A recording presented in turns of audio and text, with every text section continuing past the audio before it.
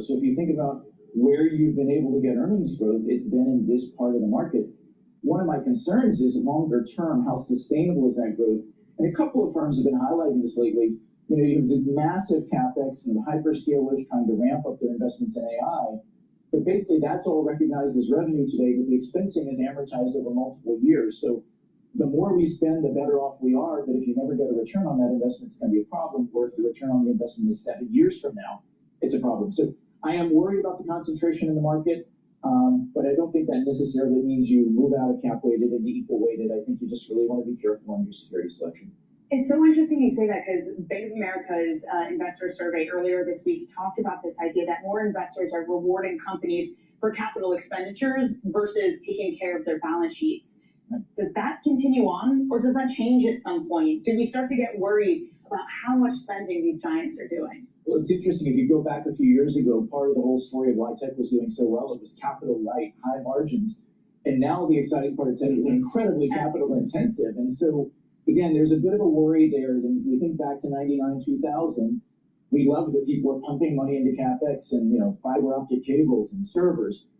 At some point, we realized that maybe that wasn't the right approach. I think about it a lot, dude. Cisco. I mean, they were paying so much, everyone was, to lay cable, and it turned out not to pay off until like 7 years later. Yeah, I mean, the hard part of all of this, though, is I don't think any of us would disagree that AI is going to be revolutionary, and you want to spend the money because you'll get returns. The question is, how long can it last? And I wish I were smart enough to make that call, but I do think it's probably wise to put a little money off the table. Well, okay, there's the argument that maybe it's like the .com and it's like laying cable, but then there's the other argument that this is railroads, that this is infrastructure, not only that the U.S. needs, but every country needs, and if you don't have it, you're going to be left behind. How do you decide between which of the two poles we're standing at? I think that's where you basically go through stock by stock and you figure out which one is most likely to have that pole position to be in the lead in this area, which one is being most careful about their capital allocation while dumping the right amount of money into it. It's a hard question to answer. Unfortunately, I can't give you that answer right now because I don't know it. What sectors do you like outside of tech? If you look at the S&P 493, and obviously there are a lot of tech companies in that, but if you look at the rest of the S&P, where do you see the most opportunity?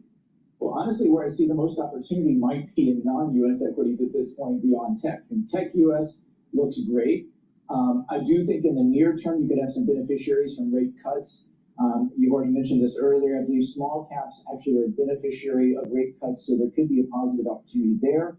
But when you really start looking outside of that kind of tech longer term story, and then more recently financial services, more of a cyclical deregulation credit cycle story being better than expected on the credit cycle. I think right now a lot of the parts of the market, the old economy parts of the market, are most negatively affected by tariffs. They're most negatively affected by immigration policy changes. And so when I think about this, I think the best opportunities for investors right now may well be outside the U.S. And I would highlight emerging markets in Japan at the top of that list. Partly because those equities, I think, have upside, but also because I think the dollar has meaningful downside. And from a total return perspective, investing unhedged outside the U.S. could be a good place to put that next dollar of capital. I know you have been talking about this, Danny, but I just want to point out quickly on the small caps. Yeah. I keep falling back on this BI piece that Michael Casper and Nathaniel Wellenhofer put out this morning, showing that small caps are the biggest beneficiary of rate cuts. If you go back across all the cutting cycles, large caps have averaged a 15% gain. Small caps have averaged a 17%. Hello, my name is DrPaulCottrell. We are doing a live stream on September 17th on Rumble, on YouTube, on my website, the-studio-reykjavik.com, simulcasting on X Spaces. So there's many modalities to watch the live stream. Thank you for joining. I greatly appreciate it. Please help support the work that I do by making sure you subscribe to all the channels. I have 4 channels on YouTube. I have Brighteon, Bitchute, and Rumble. You can follow me on X and on GETTR. You can also follow me on Patreon and Substack. All the links are in the description of this video and all my videos. Please help support the work by sharing the links, asking your social media to follow me.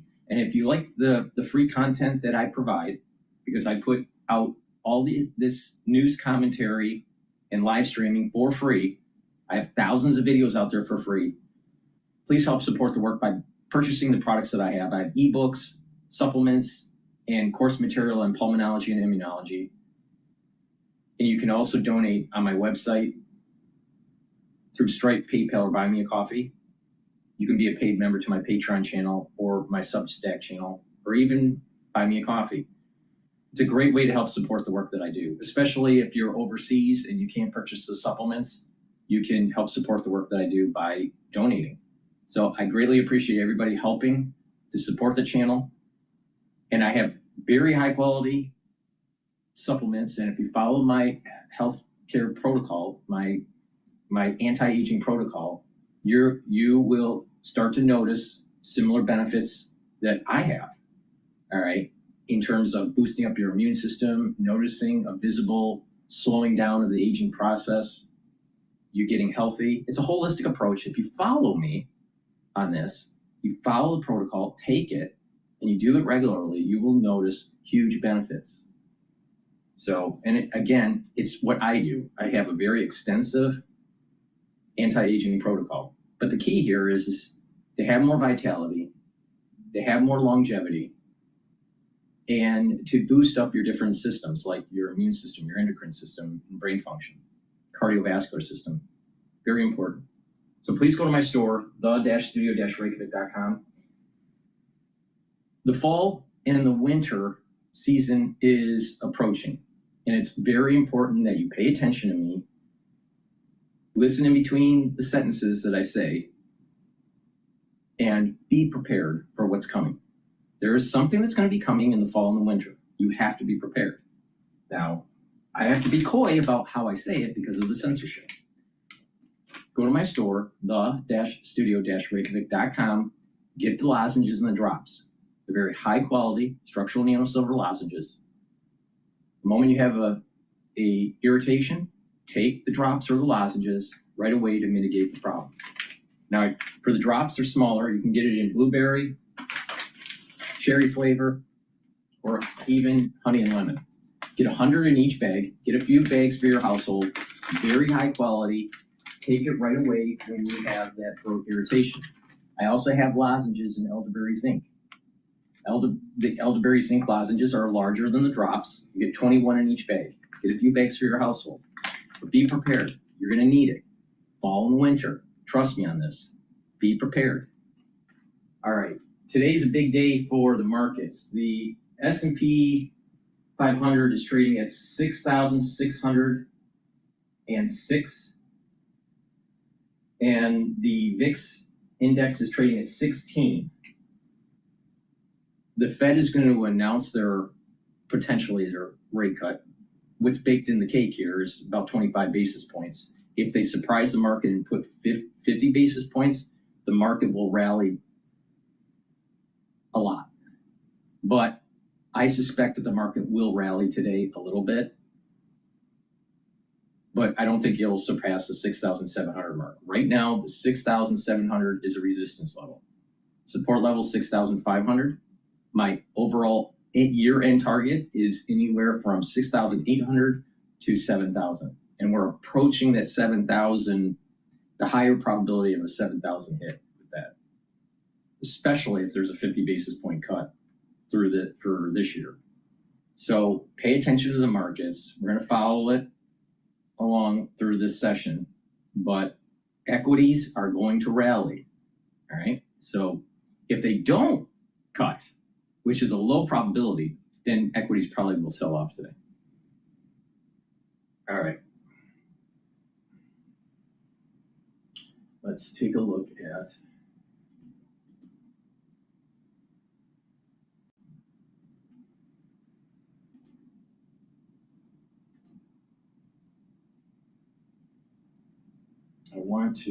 they were interviewing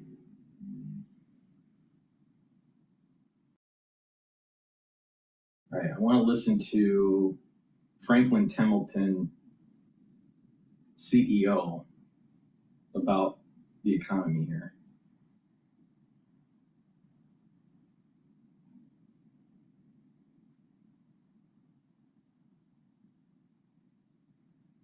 Come on, too many commercials. From an ancient motif, but through a modern lens. Chevron's clean lines and bold angles are brought to life with The market's gearing up for this decision. Maybe we'll stay with this. Do you want to talk over this? We can do that.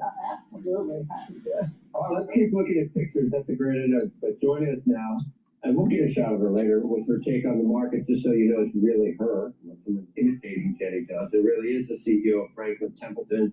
Has $1.6 trillion in assets under management. That might be bigger than the UK. No, I'm kidding. It's not. That day, right? Let's bring it back to this. Yes. Bring it back to this country. Yeah. What do you think? 25 basis points. What do you want? I think it's 25. I think, look, you had the revisions in the employment of the 900,000 jobs, but the reality is that was really backward looking, right? And so if you actually look at what's going on, you had wage growth at 4%. In some cases, it was 5%. That's kind of an indication that there's a pretty robust labor market. Retail sales are up, consumers still spending. Inflation's pretty sticky at 3%. I think it's a blurry picture. And so then I ask, and I know non-farm payrolls are down. Yes, well, why is that? Why is it that it feels like this could be a balance? Well, we went from 3 million immigrants in 2023 to 1 million, probably less. So you have less people coming into the workforce. Productivity, which for a decade had been 1 to 1.5%, is now 2 to 2.5% in the U.S. So businesses are getting more productive. You see it in corporate earnings. I mean, I think that it's a blurry picture. And if I were Powell, I'd go with the 25%. He's got October and he's got December. The FOMC's got it. And they can. You're not even looking necessarily at the potential for greater inflation. You're just saying, based on the economy, if you really look at the numbers with the understanding of changes that have taken place over the last year or two from our demographics and beyond.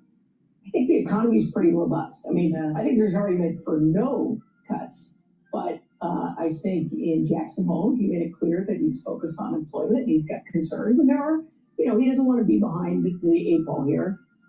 And so, I think he's kind of indicated to the market that that's where he's standing. He's looking at that. Again, I think the data still shows a pretty robust economy.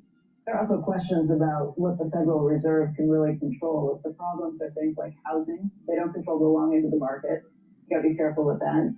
If you are talking about productivity gains because of AI, employers, okay, it's not because of AI, but if you're talking about productivity gains, you're not necessarily going to spur the employment market with Fed cuts either. That's right. So first of all, I think AI, look, all companies are trying to figure out, and it is powerful and it is fast. But we haven't seen the productivity yet, I think, in the numbers. This is really the technologies that have been the last decade, right, that are coming through and change. It takes time for it to get built into the business process. So I think that's coming, which is the AI productivity. But I think that you also have to look at the dynamics of the labor market. The fact is this reduction in immigration is pretty significant. And so companies haven't had to hire, which is also why I think people see it and say, well, I'm not going to change my job because I'm not sure kind of how this plays out. But there's no question there's been, and it's really a U.S. phenomenon. You haven't seen the same kind of productivity improvements in other economies. We don't get new highs every day, but it seems like we get them every week, which if you hit a new high a week after the last week, that's another new high. So, and I guess what I'm getting to is cutting into a stock market like this is a little odd, and it's part of a commentary on how mixed a lot of the data that we're getting is. So is the market already going up because of the easing cycle that we're in front of, or is it going up because of deregulation, because of something this administration has done right, in spite of what we heard about tariffs, in spite of what we hear about inflation and jobs slowing? Look, I think the right answer for the Fed is to ignore the market, right? That actually is not a great indicator for the Fed. So hopefully they're ignoring the market. But if you look at the underlying market, and we may have corrections up and down, but think about some of the tailwinds that you're going to have in 2026. Fiscal monetary policy, you've got tax cuts, and I like to call it tax extension, but they're kind of front-loaded, so they will be a real tailwind. And then you're likely to have some amount of interest rate cuts. Those are going to be good for the market. So I think whether we get some corrections here or there, I think the market's going to remain pretty strong. And you see it in corporate earnings. It's not like the corporate earnings aren't good. You're running a company. You're not. I don't think the strategist necessarily at all of your Franklin equity funds. But were you expecting, with the tariff backdrop and some of the other things that we see, were you expecting the market to just keep chugging along and the economy to keep? And how did that happen with the tariff uncertainty? Well, first of all, let's remember tariffs are not that big of a problem for the U.S. I think it's, imports are like 14, I may have it, but imports like 14% of GDP and exports are 11%, right? So that's actually not really our problem. You're Germany and it's 50%. It's a problem for you, right? So first of all, I never thought of tariffs as being a huge problem for the U.S. Sure, and for individual companies, that can be an issue. But the other thing that happens with tariffs is it takes a little time, but companies change their supply chains to adjust it. And it's also a one-time inflation step up, right? It's harder to change Instead of a supply chain this time around because it's everybody. It's not like you can say, I'll bounce to Vietnam. That's right. And so they did find that for sure. And again, it's probably going to level out at about 15%. But remember, from an inflationary standpoint, it's a one-time event. Right. The second derivative is not like Exactly. I saw a horrible headline.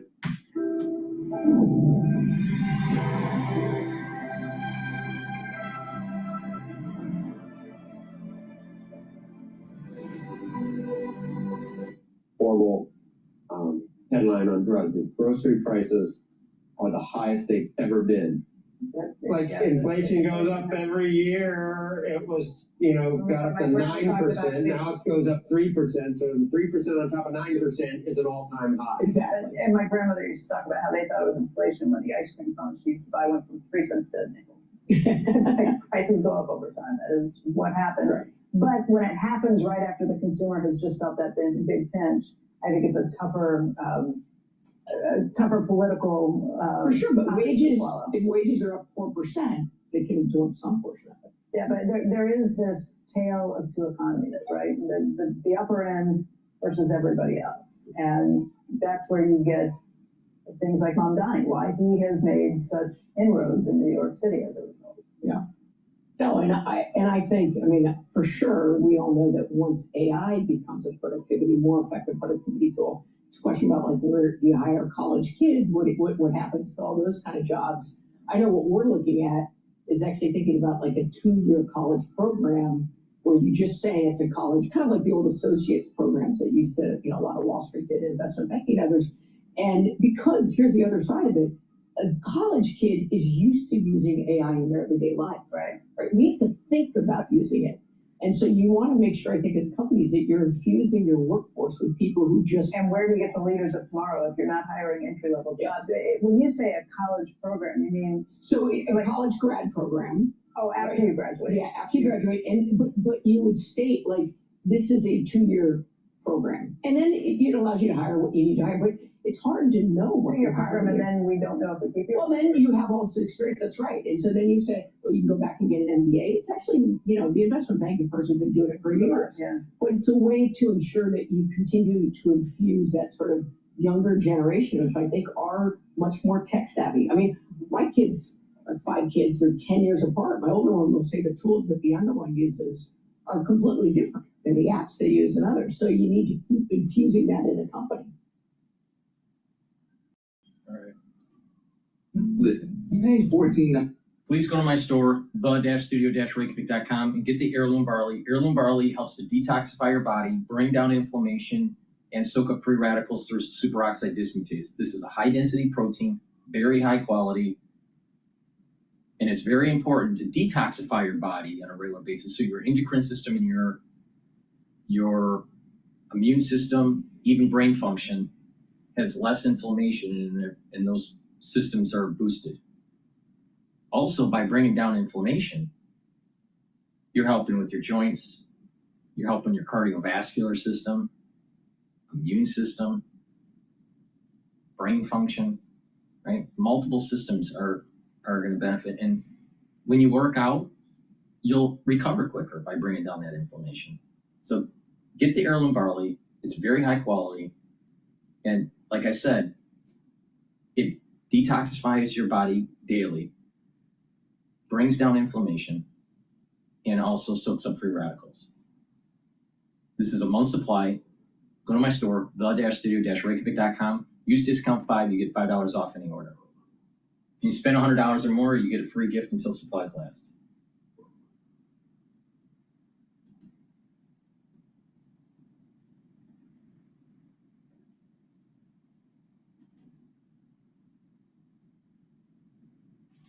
Right now, we're joined by Goldman Sachs Vice Chairman Rob Kaplan, who's also a former Dallas Fed president. And Rob, what do you think about that? Just Steve's point in particular about the Fed's mortgage portfolio, what you think should be done with it? Yeah, well, several years ago, when the Fed was buying treasuries and mortgage-backed securities, we discussed back then the Fed's footprint in the mortgage market was getting very, very large, and it was becoming a big factor. And I think some of us felt like that was probably not appropriate, and maybe the Treasury would be a better place to manage that mortgage portfolio, and the Fed portfolio should ideally be mainly treasuries. And so, I follow what Steve is saying. I think mortgage rates are a factor, but they're a piece of a bigger puzzle. There's local regulation, permitting, cost of materials, availability of labor. That's been an issue home builders tell me about in terms of building homes. There's an affordability issue. That's where the mortgage rate comes in. I think we need to look at all these things because housing is such a big part of the economy. When it's this sluggish, it creates a headwind for the economy. And so it's worth doing a full review of all these factors. In other words, pointing out that the Fed alone can't fix what's going on with housing at the moment. That's right. It is a piece of the puzzle. And as Steve said, maybe they could do something with mortgage maturities or stop the runoff. But yeah, it's only a piece of the puzzle. You got to look at all these factors. Let's talk about what you think will happen today. Are you in the pretty dominant camp of 25 basis point cut as expected from the FOMC? Yes, I am. I think they'll cut 25. And I think in the press conference, Jay Powell will have to address two issues. One, he's going to need to leave the door open to doing further cuts, but he won't make a commitment to it. But the other thing he's going to have to deal with is a summary of economic projections that he'll have to speak to. And my guess is you're going to see a pretty wide divergence in this summary of economic projections. You'll see some people who think that beyond September, the Fed shouldn't cut any further. You'll see others who think we should cut 3 times this year. And I would guess the median will be closer to 2 than 3. I think the market is pricing in closer to 3. So he'll have to speak to that. Rob, the idea of where the economy stands right now, I'm shocked on a daily basis. I think that once the Federal Reserve cuts the 25 or 50 basis points this year, that we're going to start seeing, on average, trading range for the 10-year at about 3.8% for the yield for the 10-year. We hear from people thinking that, there's no question you should begin these rate cuts. You should have done it months ago. You should be doing 50 basis points today. This economy's in trouble. This labor market's in trouble.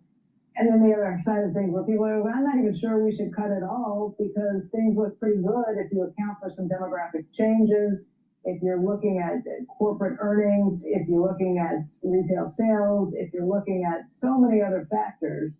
Where do you come down on it as somebody who was in that room for a long time with the FOMC meeting? And how does it play out, particularly with the amount of pressure that is coming politically at this point for the Fed to go ahead and cut by more? And I deal with these cross currents every day in business. And so on the negative side, tariffs, whatever you think about them, in the short run, they slow growth. In the longer run, if they encourage reshoring to the United States, they can help improve growth. But in the short run, everything we can see, they create a headwind for growth. Also, limiting immigration, the deportations, very low labor force growth is also a headwind. So that's creating part of the weakness you're seeing. On the other hand, if you look out over the next 2 or 3 years, and this is what the stock market is pricing in, you've got an AI data center power boom.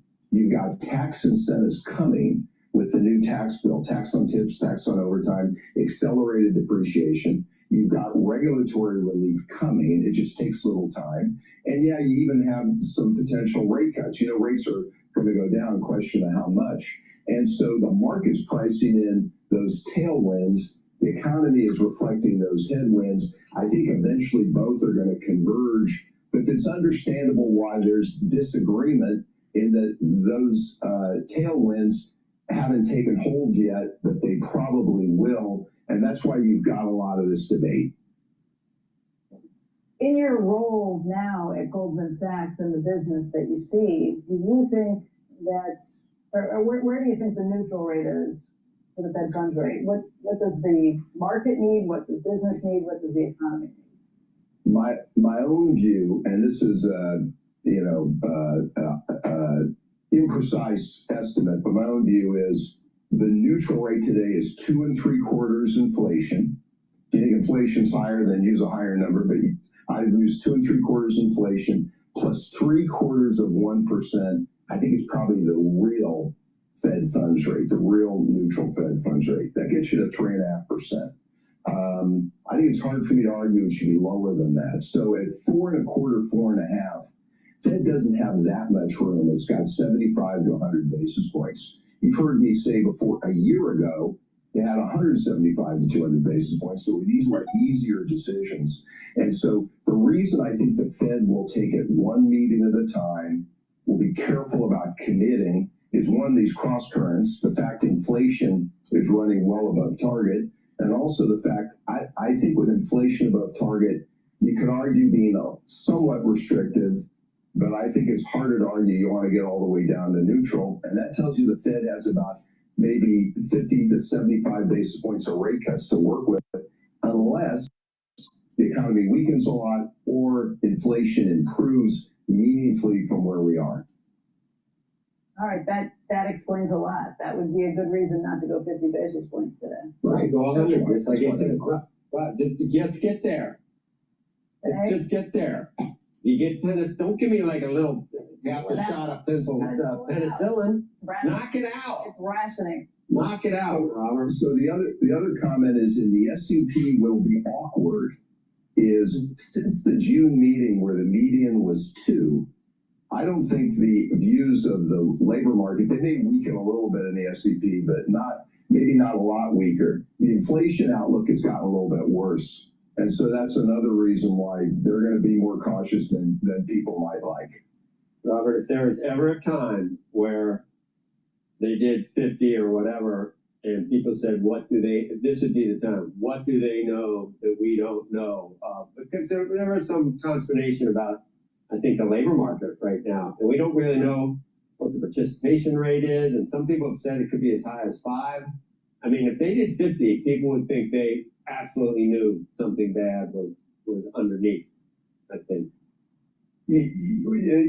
Possibly, but I think on this one, I was an advocate, as you know, of 50 a year ago. I felt they ought to get a move on, and they were just too high and ought to get moving. I don't feel that way now. And the issue on the labor market, the labor market is subject to self-help in that we could do more to ramp up legal immigration. We could clarify the status. It's a controversial subject, but we could clarify the status on 10 to 15 million workers who are law-abiding, been in the workforce for many years.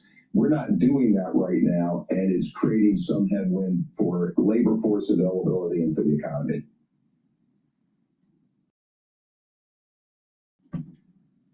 Let's go to CNN. They were interviewing Fetterman.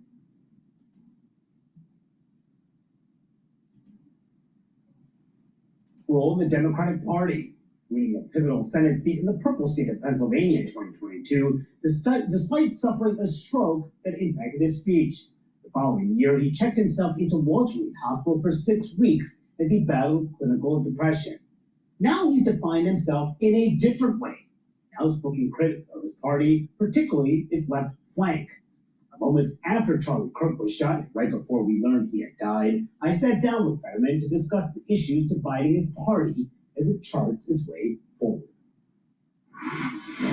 I'm never going to change my party, but clearly we've lost the argument, and right now I think it's entirely appropriate to really be honest and just figure out why exactly have we effectively lost 2 out of the last 3 cycles, and a lot of the things we've really kind of really lost our connection with American voters in ways. And I think we can't just be, well, Trump is always wrong, or that we're going to set the country on fire, or whatever. That's just not true either, of course. But when I represent a state like Pennsylvania, that keeps you honest, and you always can't forget that a lot of Americans happen to disagree with you. That does not mean that they are fascists or now they want to shred the Constitution. When you hear some Democrats saying Trump is acting like an autocrat. Yeah, no, that's the thing. If you actually compare him to an actual autocrat, that is not just that. Now, last night, for example, people were complaining. They were protesting about, that's the Hitler thing. You just don't ever compare anyone to Hitler and those kinds of extreme things. Now, look what happened to Charlie Kirk. I mean, the man was shot. Now, we have to turn the temperature down.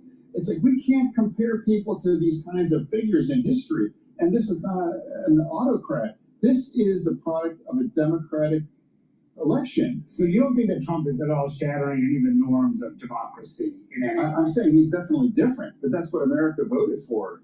Again, I don't agree with many of these things, but that does not make him an autocrat. But one of the things I hear from Democrats a lot saying, a reason why voters may not like Democrats is because they don't fight hard enough. Democrats should be fighting harder. What do you say to folks? What exactly is fighting?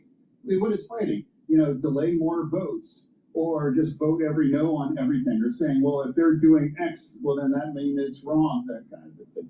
It's like, what exactly is fighting? I'll give you an example. It could be shutting the government down. Like some Democrats say, if this happens, it'll be Trump's fault.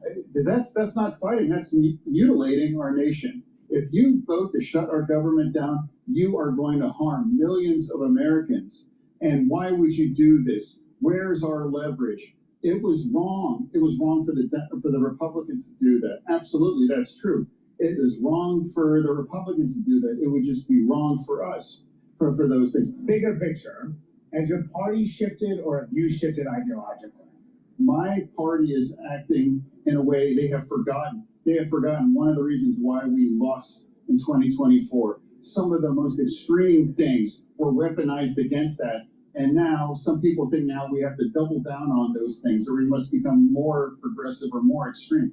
That's absolutely not true. The 7 or 8 states that are going to determine who's going to be the next president, we have to win in those states. And I understand what that takes. And a lot of these ideas that are now putting back and being reintroduced are not going to carry, Pennsylvania. Speaking of which, you talk about what's happening in New York. Zoran Mamdani, Democratic Socialist. He is the Democratic nominee. And polls do say that he is ahead by a significant margin in that race. I mean, is this where your party is headed? Is it a wake-up call to Democrats like yourself? I don't believe that. New York City is not reflective of our national political things. Certainly the states are going to determine who's going to be the next president.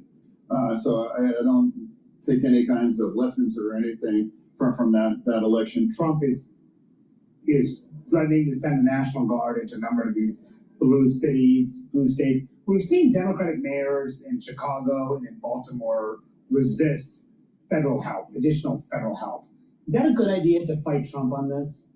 No, what I'll say is, like, I experienced that, it's like I live in Navy Yard. I would walk to work and I would see a lot of National Guard people. It honestly wasn't a big deal. They were friendly. They were standing around. And this wasn't like there were Russian army people. This was, it's our sons, our daughters, our fathers, our mothers kind of a thing. If you actually experience it on hand, on the ground, it's really not like it's not occupied city or anything. So for me, when I was a mayor, as a small town mayor, I asked for help. I asked for help to confront gun violence and crime. If I was a mayor and I had a significant kind of violence situation, I would be happy to get help. Honestly, for that. Should they ask I've for done help? it. I've done it. And you think I- they should too? Chicago, Baltimore, and the like, they should accept it. all I'm saying that it's like when 600 people are killed in Chicago once every year, roughly, I think it's entirely appropriate. Are you comfortable with the way these ICE raids have been carried out in some of these cities? Not entirely. No. I believe we should have a secure border. And I absolutely believe you should round up all of the criminals. And I do think you should deport those. But I don't think it's really helpful to raid a factory and round up all of them and deport them. I don't think it's appropriate to go to like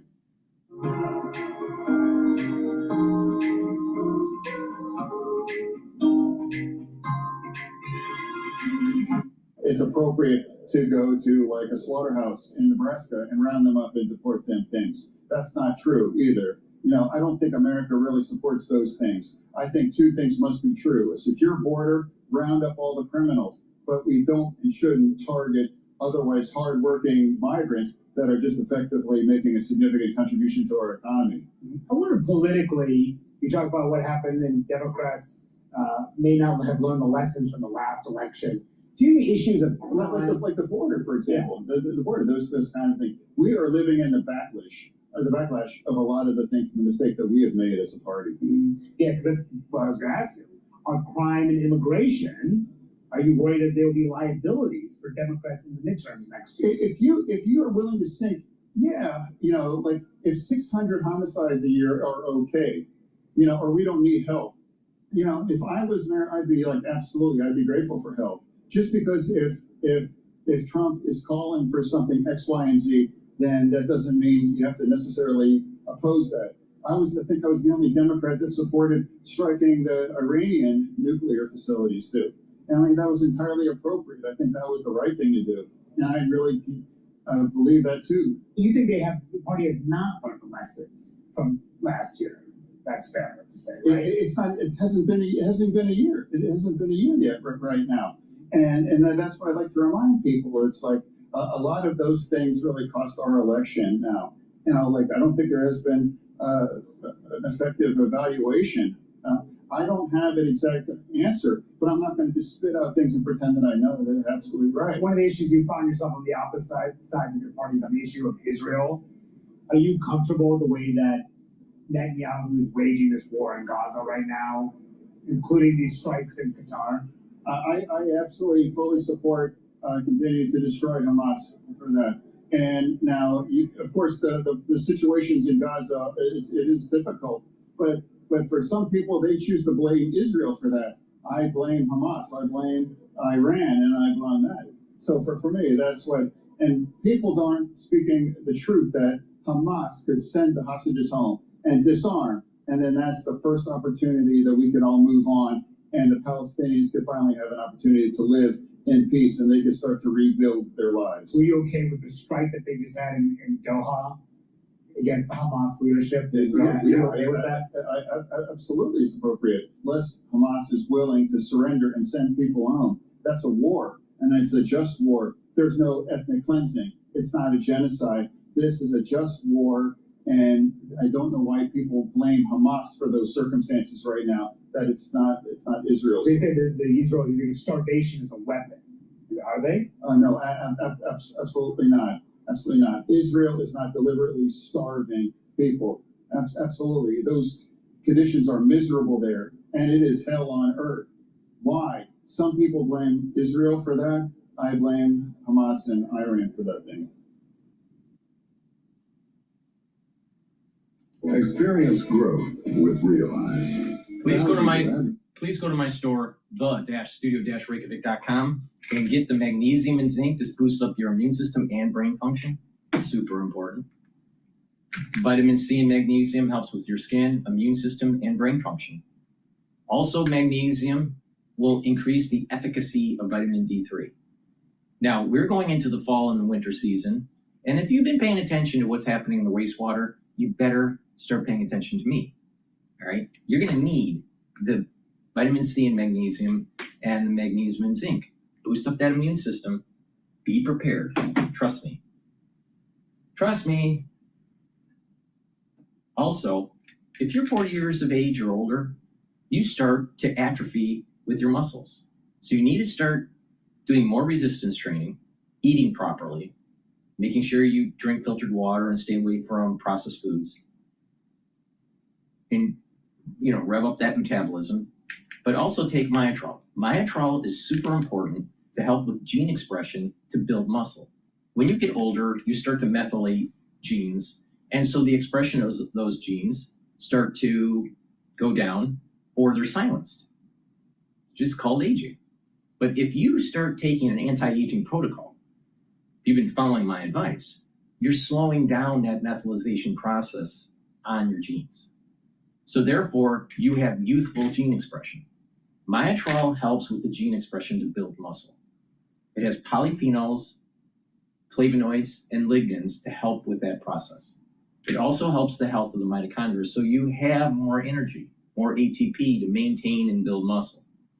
So if you're 40 years of age or older, male or female, you need to be taking Myotrol, do resistance training, and build up your musculature. But also, when you build up your musculature, and you do the proper exercises and improve your back posture and build up those back muscles, you're improving lymphatic flow and you're improving your circulatory system.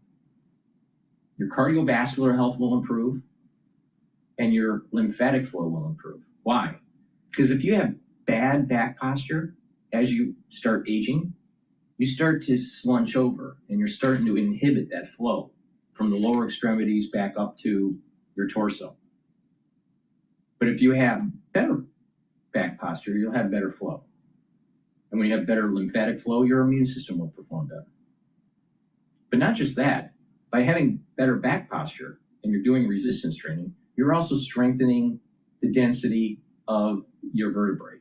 So it's really important not just to do resistance training, but also to do back muscle training. Super important. Don't overdo it, but to build back muscles are super important. Go to my store, the-studio-reykjavik.com, and get the Myotrol. Now, if you're an athlete that's younger or older, taking Myotrol will help with your sport and improve your strength and improve your performance.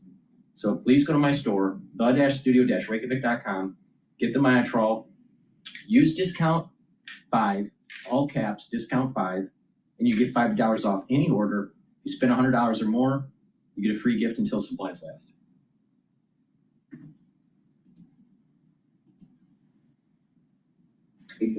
I think you can read into the message there of what both sides see as important to each other in this shared conversation. It's lost art in somewhat, sort of diplomacy, the sort of old school messaging, the private sort of talks that will happen behind closed doors. And it's always not something that I would argue the US president seems to really enjoy. I mean, look, on the plane over here, he told the reporters on the plane I heard earlier today, enjoy yourselves, folks. It's going to be a beautiful event. And that's a quote. And so conk is a word I wheel out only for these kinds of occasions. And we Brits are wheeling it out, I'm afraid to say. Dave, for Keir Starmer, the Prime Minister, what does this visit mean for him? We know that his approval ratings are quite low and he's had showing some headwinds. He's on the right ball. I mean, look, I have covered UK politics here for 6 years.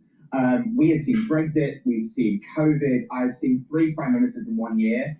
It's still news for me. I've never seen a polling collapse in the way Prime Minister Keir Starmer's has. 14 months ago, he won a landslide election, the first of Labour Party's won of this size in about 15 years. And within a year, he's polling at something like 20 percentage points, but for the UK, it's really not good. So in the past 2 weeks, he has sacked his US ambassador, Peter Mountain, on the eve of this state visit, which is a big deal. And he's done it because Bloomberg News unveiled this cache of emails showing his ties, Mandelson's ties, to Jeffrey Epstein, the late disgraced financier.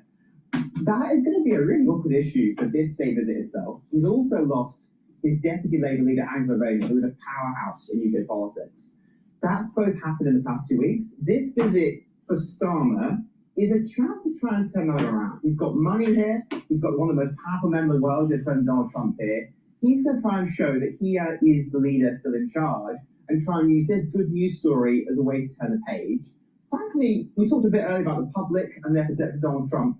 They're quite savvy, the British public. They are looking to see what he can get from the US president. Weirdly, they're very transactional, like the US president self-proclaims he is too. They want to see deals, they want to see money, they want to see geopolitics. And so tomorrow's press conference in the afternoon is going to be a big moment. I can warn you, UK journalist press, I will put good money. We'll be asking about Epstein, we'll be asking about Ukraine, and maybe even ask about Gaza too. Yeah, we think we have a similar appreciation of the British press and the level of press, so that should be quite interesting. James Wolcott, thank you so much. We appreciate that.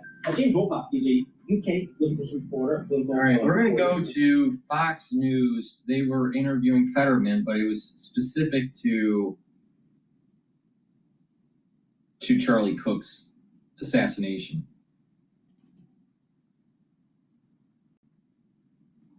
Build a website you love with Wix. For your words, create your brand.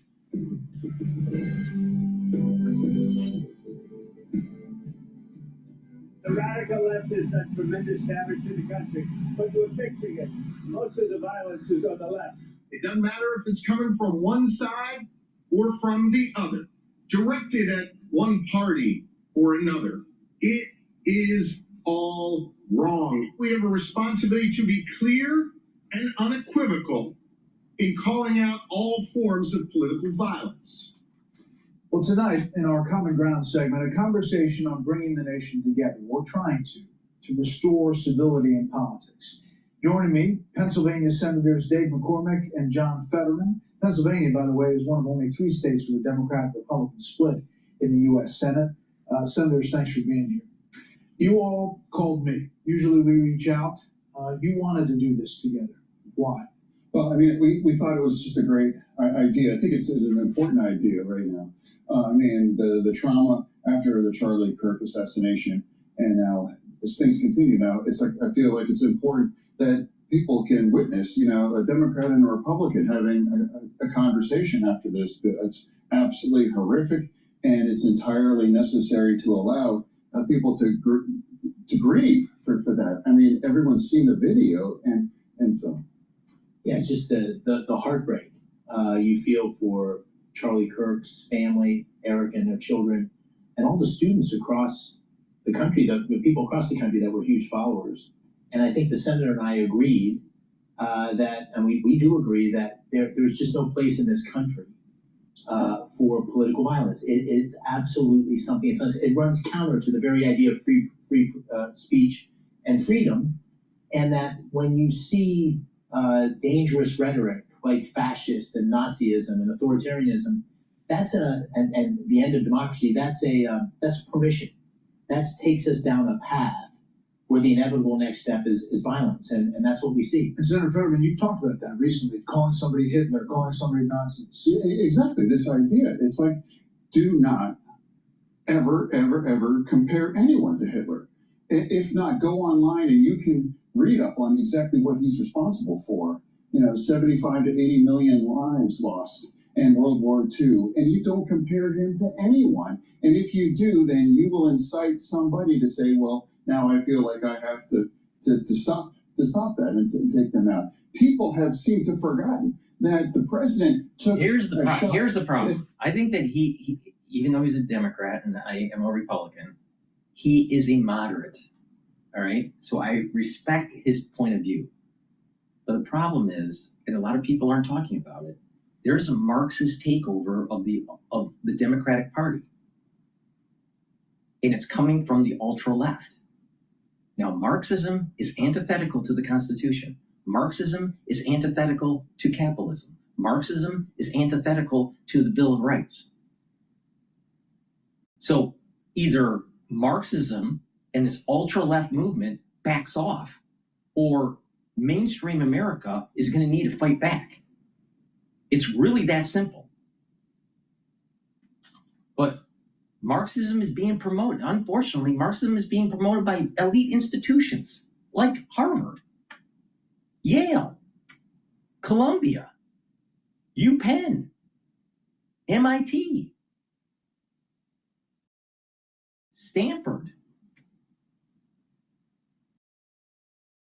So people need to pay attention. there is a push for Marxism. They spin it as a different name. They call it democratic socialism, but it's Marxism. And now you fast forward to what's happening in New York. The heartbeat of America's capitalistic system. And it's an extremely high probability, more than 80% chance, that Mandani will be mayor of New York City. Now you have to give him credit. At least he's telling you his philosophy, democratic socialism, which is Marxism. That's just another name for Marxism. When is a middle America going to fight back with this Marxist takeover by the ultra left? To the head. And can you imagine if that would have gone the way Charlie Kirk's won, and what kind of condition our nation would be in? This is such a dangerous time right now. And if Trump did not survive that assassination attempt in Butler, this nation would have gone into either one of two ways. It would have been a fork in the road. Real patriots, I'll call them patriots, or ones that support the Constitution, would either be in a state of mourning and shock and they wouldn't do anything, or middle America would actually galvanize and go to war with the ultra left. It would have been one or the other. No one knows for sure because it didn't happen. Now, there's a tendency for the masses not to react. So there's probably a 75% chance that if Trump didn't survive that assassination attempt, there's about probably a 75% chance that there would have been mourning, a lot of anger, but no reaction. Or if it was reactional, it would have been lone wolves, not collective, not a collective retribution. And there's about a 25% chance or 30% chance that you have a collective retribution on the ultra left. Now, I personally think that if that did happen, there needed to be some sort of extreme kinetic event against the ultra left. Against the ultra left. All right? But I don't think that would have happened because the masses aren't willing to do anything. Let's just look at what happened during the 2020 crisis. Did people stand up and actually protect their rights? No. A lot of keyboard warriors, but they didn't stand up and protect their rights. They let HHS run all over them. They let CDC run all over them. Corporate America let CDC and HHS do whatever they wanted. People didn't stand up. And then during the during the Biden administration, when there was a lack of Infamil for newborns, mothers didn't even protest in mass. You had some women complaining, but that was it. There wasn't mass protesting. Mothers didn't even stand up for their own kids during that period of time. So when that motherly instinct didn't even kick in, when the sheepdogs during the COVID era didn't step up and shut down programs that the government should not have been doing and pushing things on the society that was really, but the masses didn't fight against it. What's the probability that there would be massive kinetic collective reaction if that assassination attempt was successful? About a 25% chance. Because the masses are wussies. They're afraid of actually the negative externalities of actions to try to protect your constitutional rights. And the thing is these Marxists, these ultra liberals know this. They know this. They understand the psyche of populations. They know this, so that they're going to just keep on pushing the buttons because they don't think that the conservative movement will actually push back in mass. You'll have lone wolves, but you'll not see it in mass because people are always about themselves. Now let's take a look at this from a context of the Holocaust, all right, and the Warsaw Ghetto.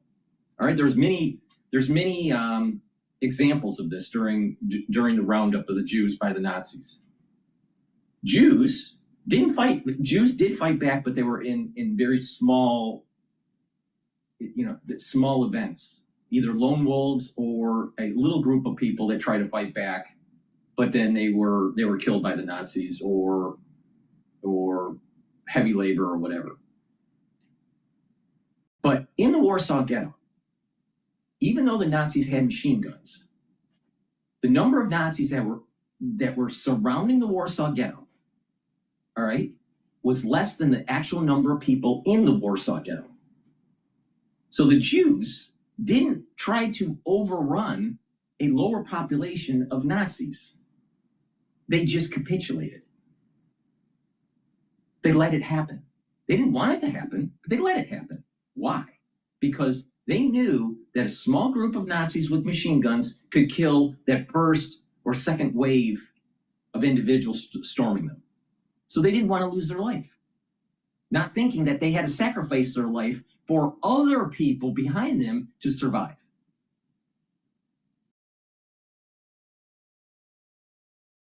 And there's the problem. Self-centeredness. The Warsaw Ghetto was because of self-centeredness. The Jews could have fought in the Warsaw Ghetto by overrunning the Nazi party. But they were afraid, that first and second wave were afraid to die. Same thing in actually the concentration camps.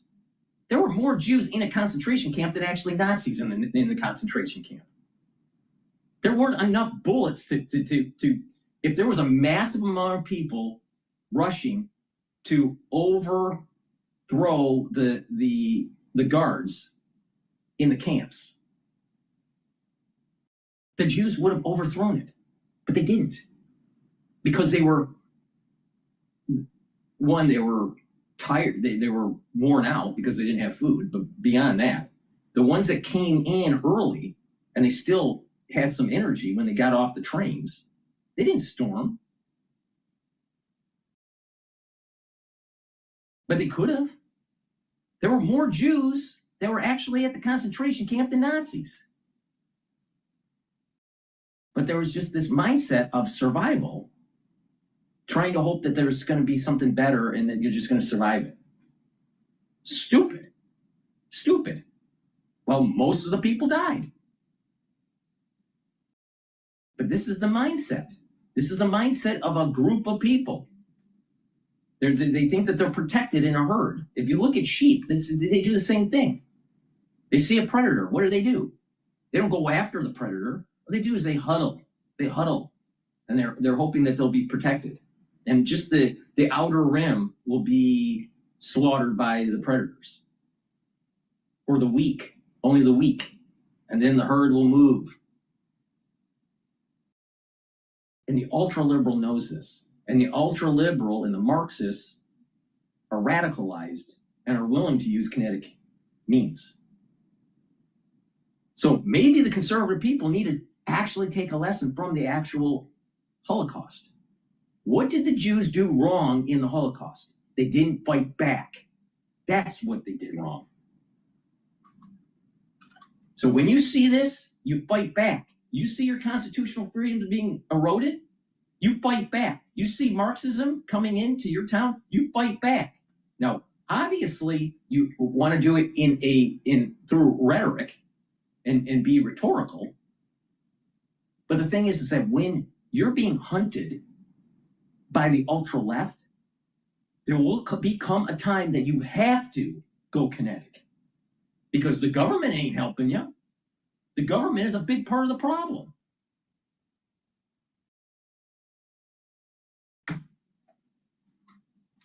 It's an opportunity to share your opinions on it. Just, again, it's appalling, and allow folks enough space to grieve. The man hasn't even buried yet. And it's like, that's why we wanted to have a conversation, that we have to find a way to work together.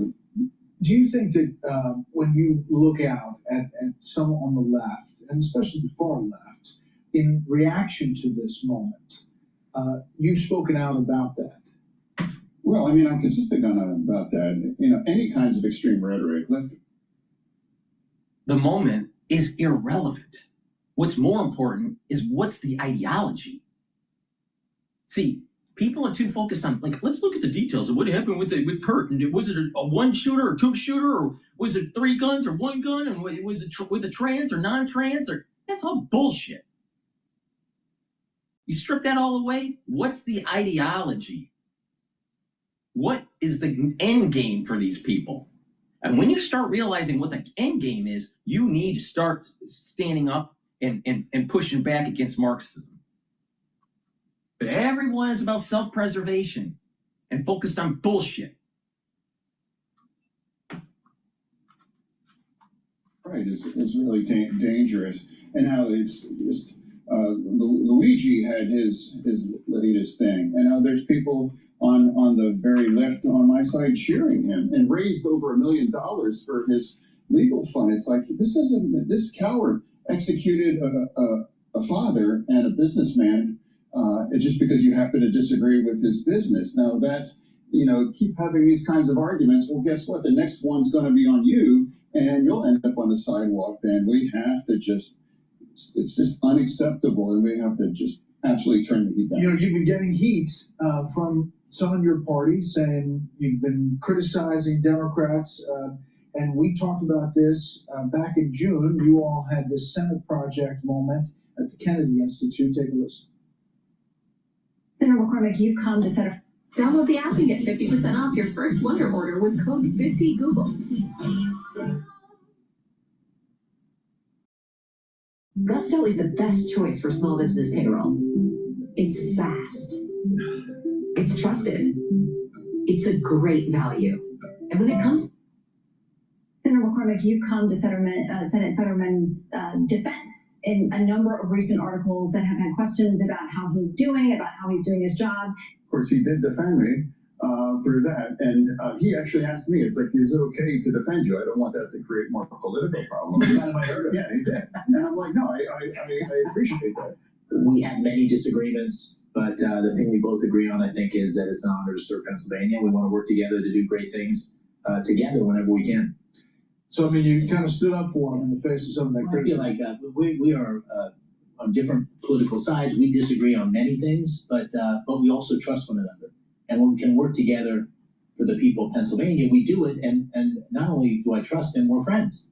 And just because we disagree on a lot of things doesn't mean we can't be friends. And this political violence, I feel it very deeply. I was a few feet away when President Trump was shot. Our governor, in Butler, our governor in Pennsylvania had his family assaulted with an arson attack.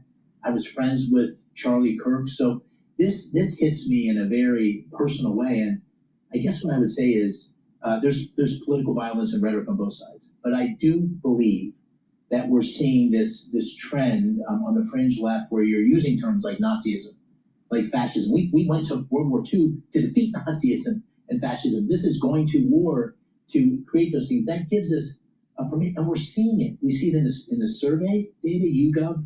I'm sure you have that data. 25% of very liberal people surveyed said that political violence is okay to promote a political objective. It's about 3% are very conservative.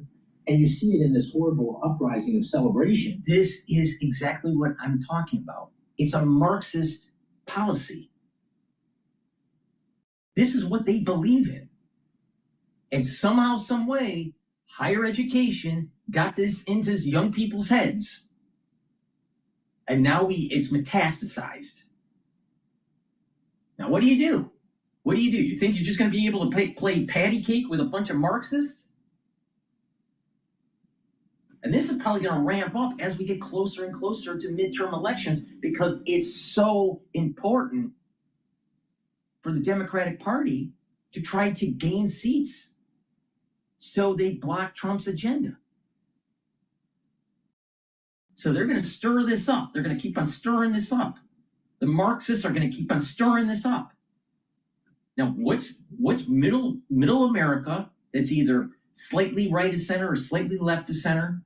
And what's the conservatives going to do? What's the main bulk of the society going to do? And I'm willing to bet that most of them will just sit at home and do nothing. Thinking it's just this cloud will just shift, just blow over and everything will be fine. Meanwhile, you have a few cancerous cells in this country that are starting to metastasize, and we call that under the rubric Marxism. What are we going to do? Just let AOC, continue her stupid agenda? You think that AOC actually protects the Constitution? I mean, almost every other word out of her mouth is eroding your First Amendment.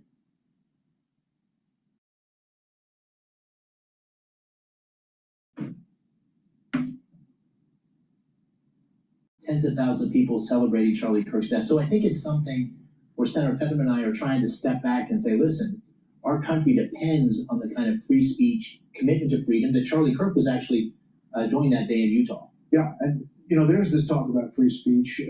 The Attorney General kind of walked back. She said, the problem is with a Marxist ideology, it's not about just speech. If you don't get what you want, you literally create a war. You create havoc in the society. You steal, you break stuff. You get Marxist people in the judicial system to allow them to give cashless bail and not to report crime properly, to be easy on crime, to be easy on the minorities, push the Marxist agenda, push for reparations. That's what's going on. And no one's paying attention. The means of their ideology is violence. Look at the BLM movement. Look at what happened. You're telling me that's just organic hate and organic frustration? No. That's just not something that just spontaneously combusts. That's tied to a Marxist agenda.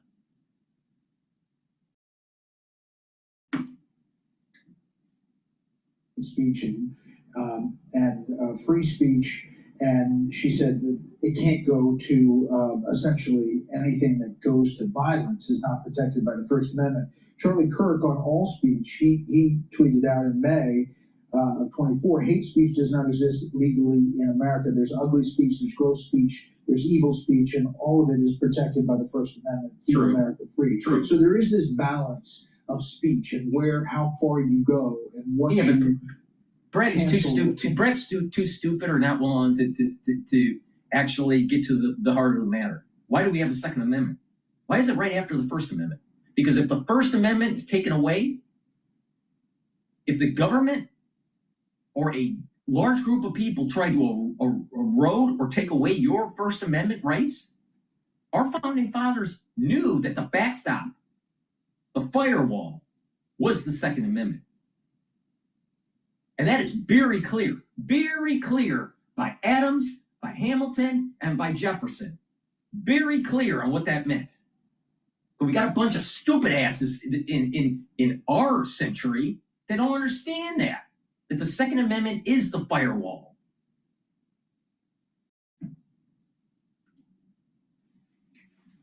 Off the table.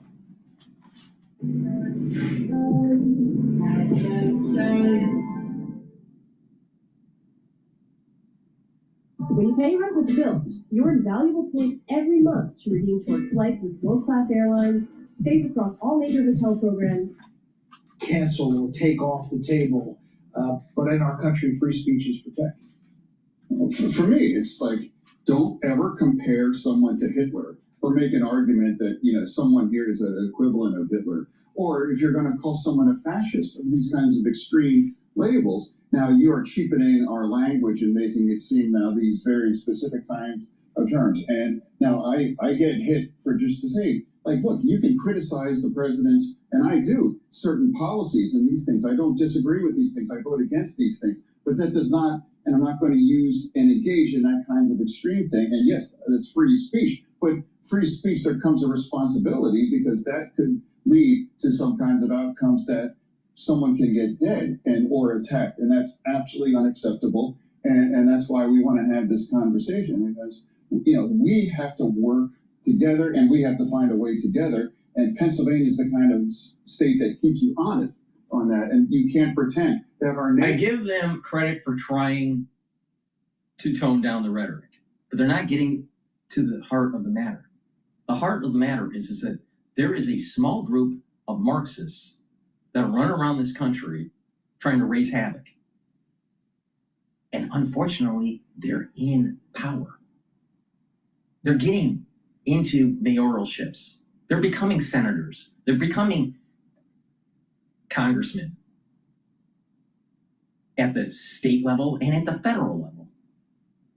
They're in the judicial branch. It's metastasized. Then we're going to do this rerun of the grand experiment, having Mondani coming into New York, pushing socialistic, communist policies and ruining the city. Meanwhile, all you have to do is just take a look at history and realize that everything that he's recommending has failed.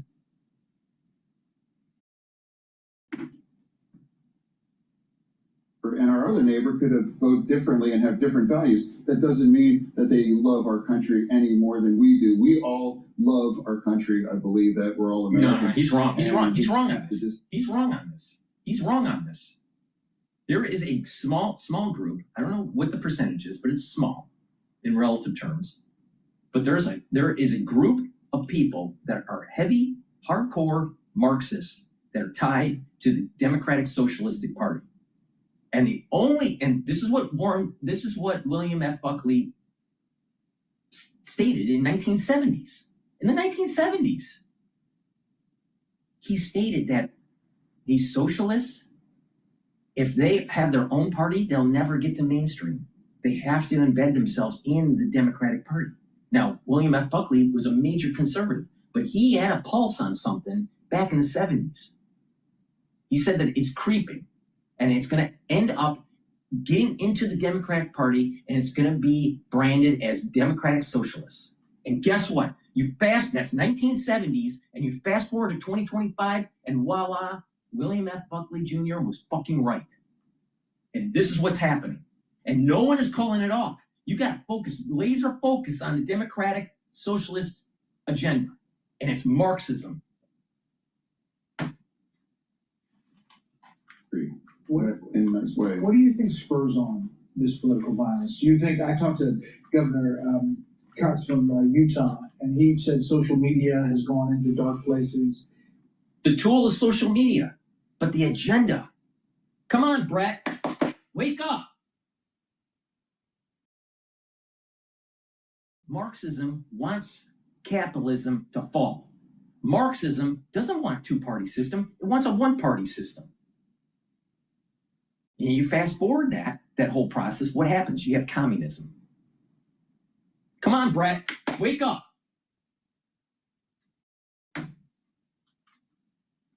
What do you think is behind this?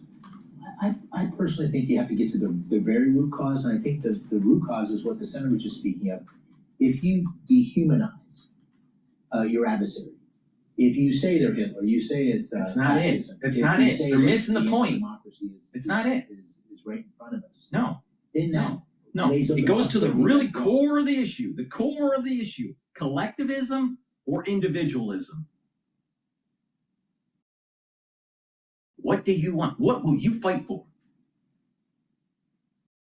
Now, if you want to have a collectivism mentality, you're marching right to a one-party system. You're marching right to communism. Something you have to confront. That's an evil that justifies violence. So I think that's the core problem. Now, I think social media has the capacity to amplify that. So it creates an echo chamber. But I think at the core is this basic fundamental thing that is core to America. It's what Charlie Kirk said, is what the senators said, which is the ability to disagree with your adversary, but not hate them, not make them the enemy, is at the core of America. And that's the core of America, right? The thing is that Marxists want to take that away from you. If you don't agree with their speech, if you don't accept their ideology, they'll go after you. Oh, a justice that perhaps wants to take a look at, killing fetuses in the womb, and maybe overturn Roe versus Wade. Oh, that's and all the crazy liberals come out. Meanwhile, we have to look at the data set and look at the facts. What's the veritas on this? What's the truth? Over 65 million fetuses gone. But we got to really worry about, little kids in Gaza with collateral damage.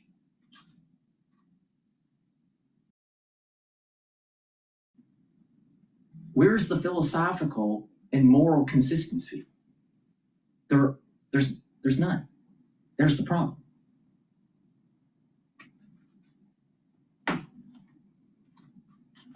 People voted for me, half didn't. We're very, very divided as a state. I get horrible things said about me on social media, so does Senator Fetterman.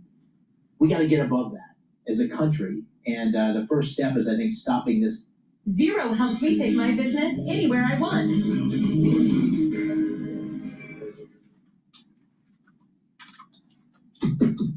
If your pet goes from weird to weirder, drooly to... And the first step is, I think, stopping this kind of hijacking the language and inciting political violence. You guys do work together on some things. You're opposed to each other on some different topics. You're getting ready for facing another fiscal cliff and a possible government shutdown. Is it going to... Yeah, well, I just put this, I spoke about this just on socials. I just dropped this idea. Like, I absolutely fully support extended the tax credits for the ACA, but I refuse absolutely to vote for anything whether that's to shut our government down. I can agree and strongly believe in something, but that it's unacceptable to hold the government, opening or closing as a hostage, and I refuse to be part of it. So that's going to be where we're at, and I've been very clear on that. It would be wrong if the Republican side would do that. It absolutely is be wrong if we would do it too, and that's our core responsibility, to have a functioning government open, and in the middle of all this chaos, that's the last thing that we need, is to shut our government down. You think it'll work? I mean, you have one vote here. Well, I agree with this. I mean, the first time I sat down with him after my campaign, we had just a private conversation. He told me that. He said, I'm never going to vote to shut the government down. I don't believe in on principle. And we'll see. I think it's inappropriate. I think it's irresponsible to hold the government hostage for some policy objective that we may have very different views on. I agree with the senator on that. And so we'll have to see. But I think it's my position and the senators that we should keep the government. If you think about the people of Pennsylvania, that's absolutely what they want. I mean, you clearly support each other. He's up at 28. Do you want to endorse him now? Well, listen, here's the thing. He and I trust one another.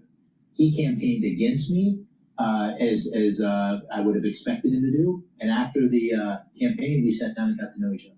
And, there's a lot of people in politics that you can't trust. He's not one of them. I trust him. I have faith in him. And we disagree on a lot of things. And that's the way it should be. And you've been here with Senator Katie Britt. You've done other common grounds. You're reaching across the aisle. Well, I think the last time we were here on your set, we were talking about stopping the scroll. I mean, this idea of how poisonous and damaging social media is, and how if that impacts an adult, as it clearly seems like it has to the assassin, but now for teenagers as well too, it's part of the ongoing thing. It's like, as Katie and I said that we're not here just for senators. We're here for his parents as to, and we have 3 young kids, and so that's another reason why we have to work together, because we all are, have families, and we've all going to be impacted by social media. And then I said that then I think it's a sewer and I think we need to address it. Mm-hmm. He's right about that. Especially after this past week. It's what I call the infestation. Appreciate it. I call what he's explaining the infestation in social media, especially on X. All right? It's just like a bunch of insects. It's just it's just all mixed together, like in the soil underneath a rock or something. It's just an infestation. All right? Most posts are garbage. Most posts are either egocentric, full of hate, trying to make fun of people. It's just stupid. Meanwhile, we have this amazing technology that we can reach anyone in the world that's connected instantaneously. So if you look at this like 300-400 years ago and you try to explain what we have today as a tool, they would think that we are like living in the world of magic, living in a world that is unfathomable. But it's just technology, all right? And I'm sure the way we're living today is going to look like the Stone Age in 100 years from now, if we survive it. But the thing is that we're using this amazing tool, and all it is garbage. Now, what does that mean about the human condition? What does that mean about the human spirit? What does that mean about actually the ethos of individuals and how they communicate in groups? We are deplorables, but it's not just Republicans. The whole human society, the whole human race, all of humankind is deplorable. There's a lack of respect for the elderly. There's a lack of respect for fellow citizens. There's a lack of respect for constitutional rights. There are individuals taking advantage of people. You live in the inner city and you see crime skyrocket. You have the intelligentsia that's trying to push for reparations. You have the intelligentsia pushing for Marxism. You have a growing issue with the haves and the have-nots. The economic divide is further fracturing.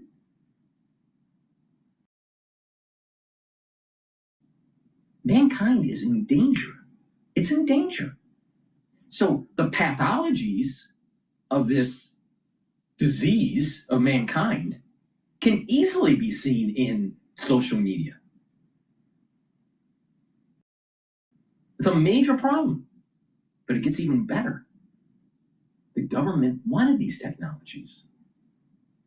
They helped support these technologies to create the division, to provide groupthink. Because if the little people are arguing with each other, the big people, the ones in power, can do things because you're not paying attention. And then add insult to injury. You have rich billionaires making tons of money because of this hate, because of the deplorableness of mankind.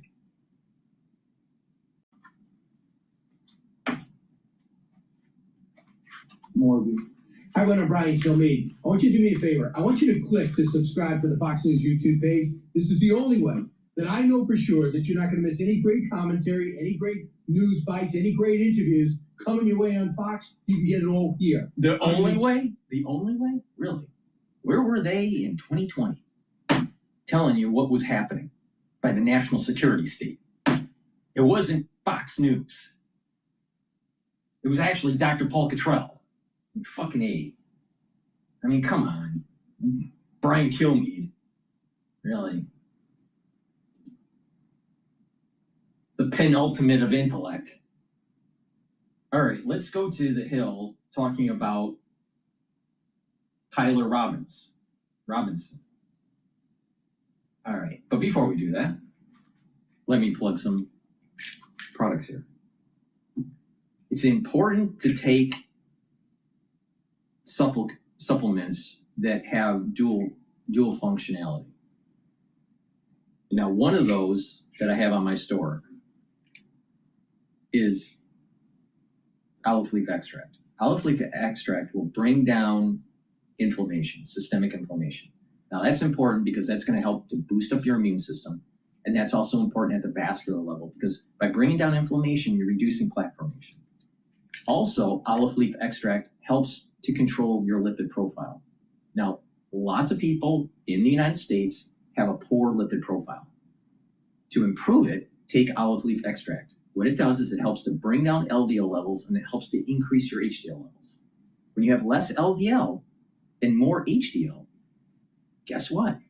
You have less plaque buildup, especially if you're reducing inflammation and soaking up free radicals.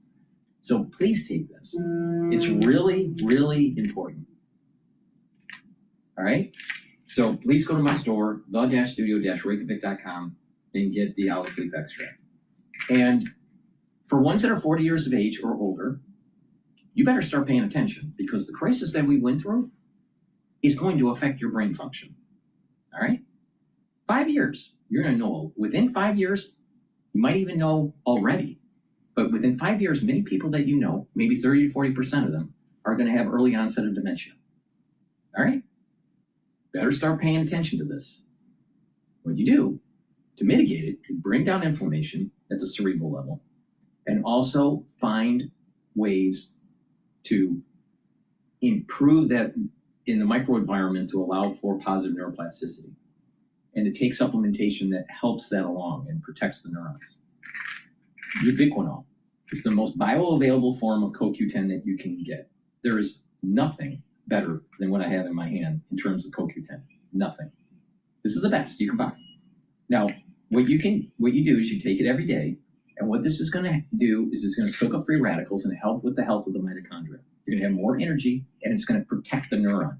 Super important. Take it if you're 40 years of age or older. NAD+, super important.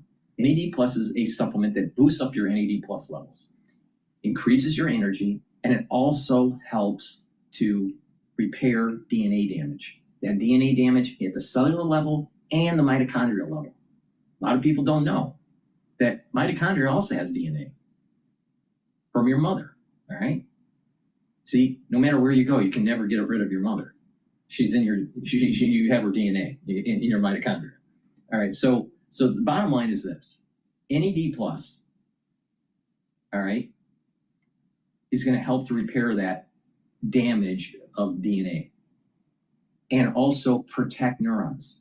So there's dual benefit of taking the NAD+ for just slowing down the aging process. But in terms of protecting those neurons, stack NAD+ with the ubiquinol to protect the neurons. And also stack it with the olive leaf extract.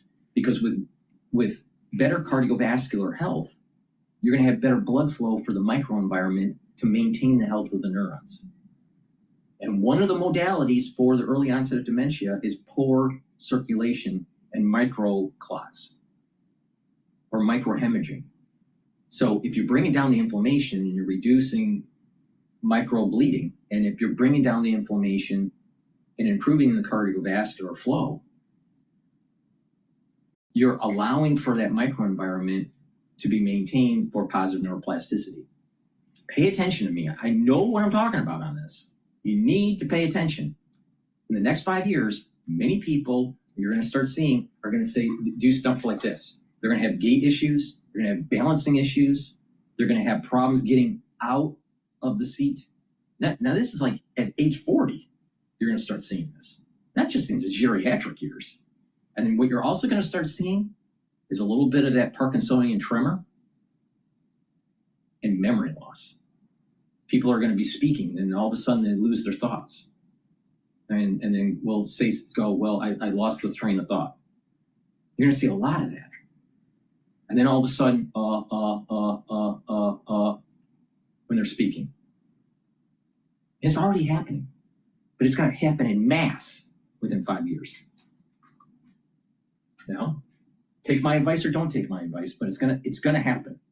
Just like I said, the big C, turbo cancers were going to happen, boom, it happened. Like I said, that there was going to be a problem with the CD4 count, the effective CD4 count after the crisis of 2020, boom, it happened. But I called AIDS-like syndrome. I also said that there was going to be autoimmune disorders. Boom, it happened. 5 years ahead of everybody. Everybody. Pay attention to me. Or don't pay attention. It's up to you. Let's get in the competitive spirit with the scavenger hunt. I worked all weekend on that. Save lives and help win your school $1 million. It's okay. It's in your nature.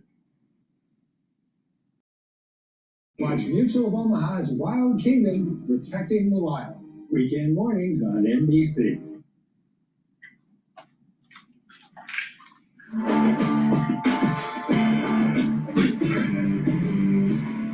I do not take this decision lightly, and it is a decision I have made independently.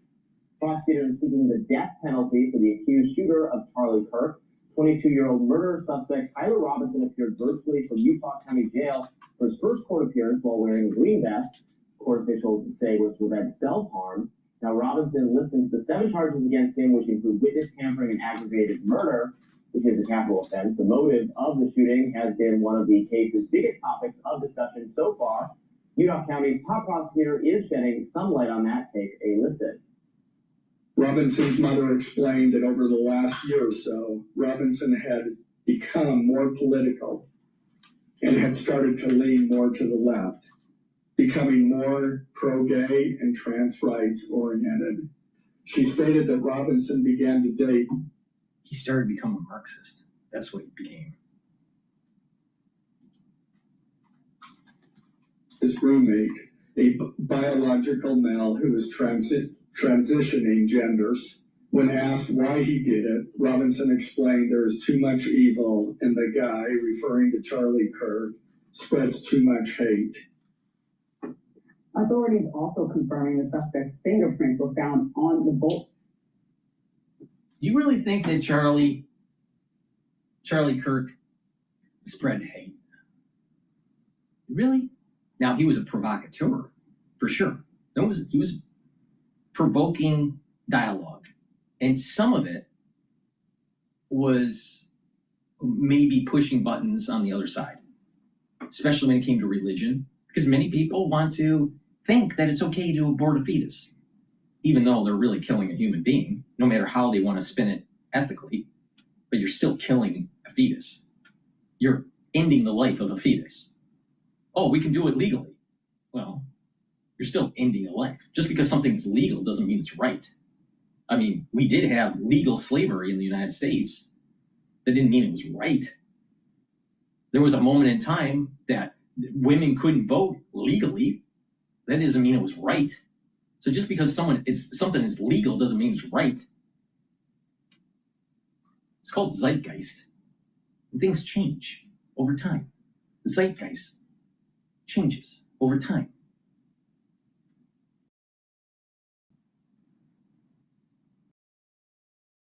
So, to get to the point here, Charlie Kirk was a provocateur. But I think deep down inside, because of his Christian values, he cared about people. But he also was a staunch antagonist against individuals that were anti-constitutionalists. And this rubs that Marxist, that they get all frustrated. They get all like, oh, wait a minute, yeah. Because they hate America. They hate America. Think about the people that were actually protesting for the Palestinians in the Harvard Yard in front of John Harvard's statue and raised a Palestinian flag on a pole that normally has an American flag on it. Now, I come from a very long lineage of family members that have served in the military, going all the way to this to the revolution, right? And I'll tell you, that is absolutely unacceptable. Unacceptable. But you have a bunch of liberals at Harvard thinking it's okay. And so that's what Charlie Kirk represents. Standing up for the flag, standing up for the country, standing up for God and religion and religious beliefs, and standing up for family. So these three pillars that are very important for a productive society, the ultra-left Marxist hates. So it's not Charlie Kirk that's the issue. It's the Marxists. The rifle believed to be the murder weapon. Now, prosecutors also releasing text messages between the suspect and his roommate, confessing that he murdered Kirk, even directing his roommate to a note left under his keyboard, Robinson fretting about getting the rifle back. In fact, he appeared to show more concern about retrieving the rifle, which once belonged to his grandfather, than about violently taking the life of Charlie Kirk. Yeah, so these text messages are very interesting, very indicative of guilt on the part of Tyler Robinson. He says, like, oh, my love, I'm sorry that you're caught up in this type thing. That's not a direct quote, exactly what they Yeah, said. but a lot of my love were in the message. Yeah, which people took notice of. He explains, he said, doing it because the hate is just out of control and this is how you deal with it. He refers to his dad. He said, like, his dad wouldn't understand because his dad's diehard MAGA. So we can fill in the blanks here a little bit at this point. It does suggest a left-wing motivation, that he killed, allegedly, Charlie Kirk for having views that are anti-trans or anti-gay, and that's the motivation. It's pretty clear at this point. It's funny that there are still some mainstream commentators denying that, including Jimmy Kimmel, who I still said, I think yesterday or the night before, say something about this, white male Republican family shooter. Okay, he doesn't share his family's views, but anyway. Right, I think it's worth pointing out because the point. Very honest with ourselves. Yeah, but the point is that Democrats didn't kill Charlie Kirk. It's just a person that killed Charlie Kirk, and that's just the bottom line. That person is not a Republican. Words don't fit. Newsflash for Jimmy Kimmel, I guess. Yeah, but words also don't fit. We talk about that, right? The people don't kill the people, and so the point is that he may even have this grievance about the way that Charlie Kirk addresses the trans community. But he himself is not of the trans community. And so a lot of the dialogue, even prior to the shooting happening around the trans community, because of the school shooting, was that we should perhaps take away the Second Amendment rights of the trans community. And so by opening up this dialogue, to me, the conversation could take a quickly wrong turn about punishing a community that's not even involved in this shooting. A man decided to defend the honor of a community. Well, he's doing it right. Yeah, but no one asked him. No one asked him to do that, right? So, like, if you go do something on behalf of the Black community, you still do not represent the Black community as much as you're my brother, Rob. You still don't. That's just the bottom line. So that's what I mean, and I want to make. Is that really true? Let's put our inner William F. Buckley. The inner, let's tap into our inner William F. Buckley, all right? William F. Buckley would basically say, is that true? I mean, think about it. What about the Black Panther movement going on in the 60s? Think they didn't represent the Black community?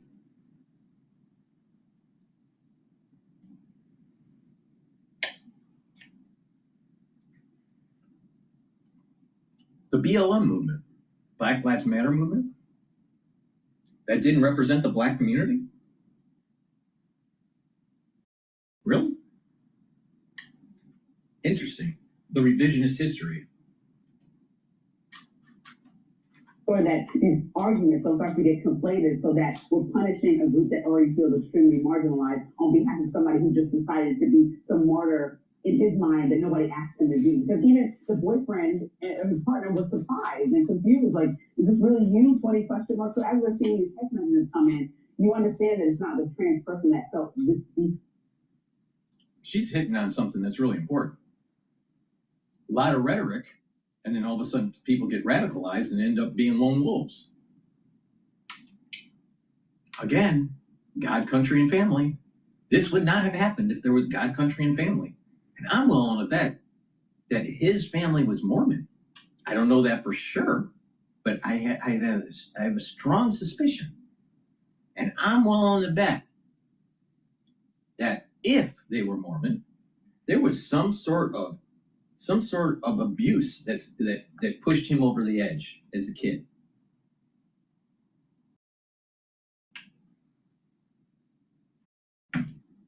I'm just saying.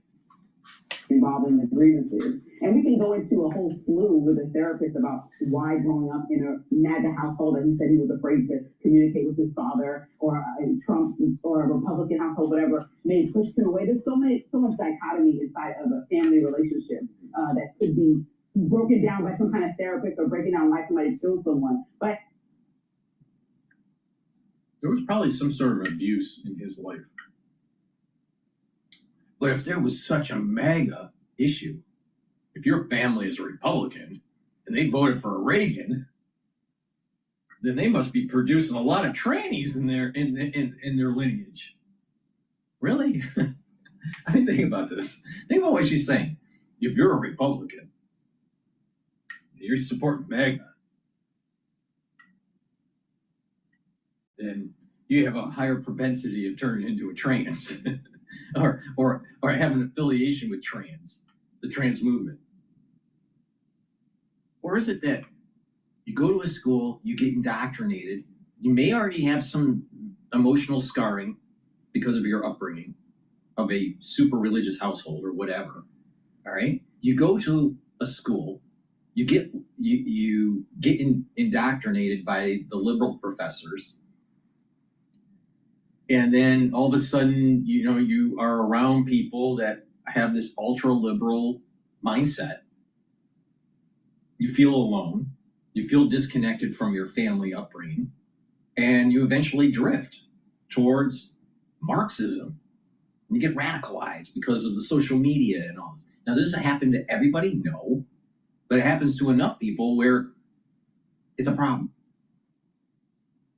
If you look at all the trillions of cells that you have in your body, in terms of just a percentage, and you look at, let's say, the growing of a tumor, right? It's not metastasized, it's still localized. The number of cells as a percentage of cancer to the normal cells is relatively low. But it's still a problem. And that's the problem that we have with Marxism in the United States. The far majority of the population isn't a Marxist. But we have enough of them where it's starting to metastasize and is affecting other organ systems of the society. But let's listen to another liberal on the Hill. Can't say that because they watched MSNBC they did this. I'm not ever going to go down that rabbit hole.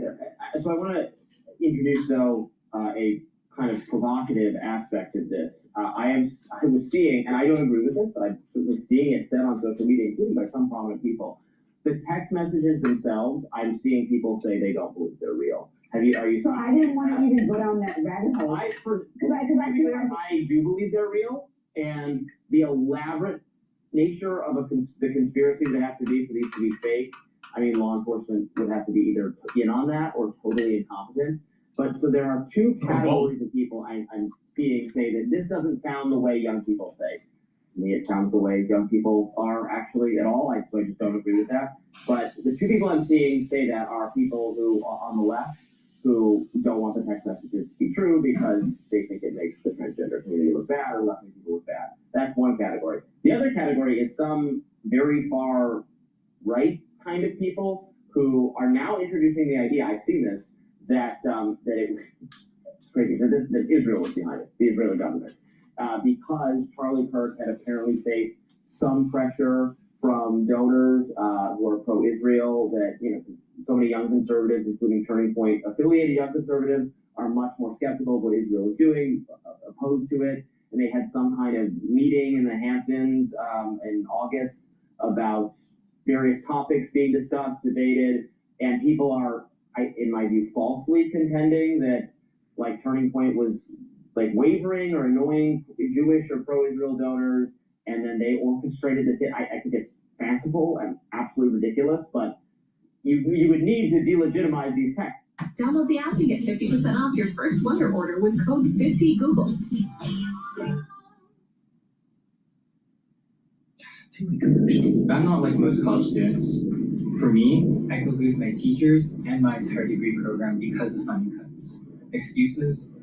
You would need to delegitimize these texts. We have a suspect in custody with a clear motivation, so you'd have to say that that's made up in order to get to the Israel did it, which, well, I think to be clear, I think is insane. Two things, like the job of the journalist is to look into this and figure out what could possibly be true. It's also the job of the American people to ask questions and to try to figure out why things, they don't look right, don't feel right in the government. Things that haven't looked right or felt right have been proven to be cover-ups or, et cetera. It's not like we're absolved of doing this ever.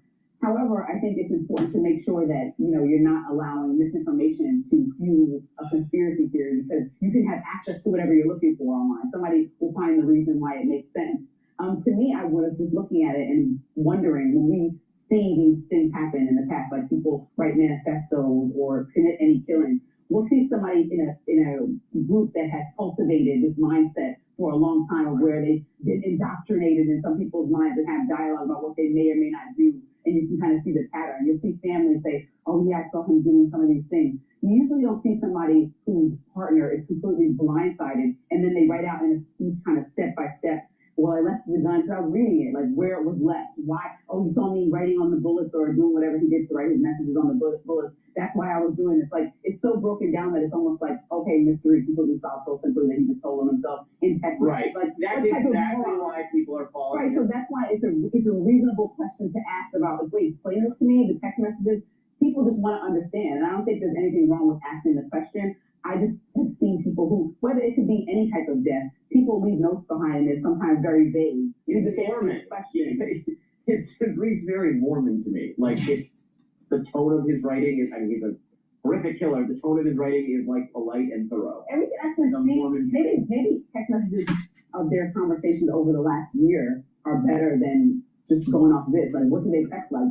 Is he very like poetic? Right. In other messages to other friends and family, and then this will hopefully quell everybody's questions and fear. It's just the thoroughness of the text is enough on its own, because something happened in his childhood that's related to his upbringing with Mormonism with his parents. There's some sort of abuse. Did it? And we have Evan with a gun. Gonna have fingerprints. Gonna have all of that. So also the idea that Israel would want to kill Charlie Kirk. What if the vacuum is filled by someone who's... Yeah, that one was an extreme claim. Speaking of Israel, they're launching their new offensive into Gaza City as the UN is releasing grim accusations against them. We'll talk about that right after the break. Good morning here.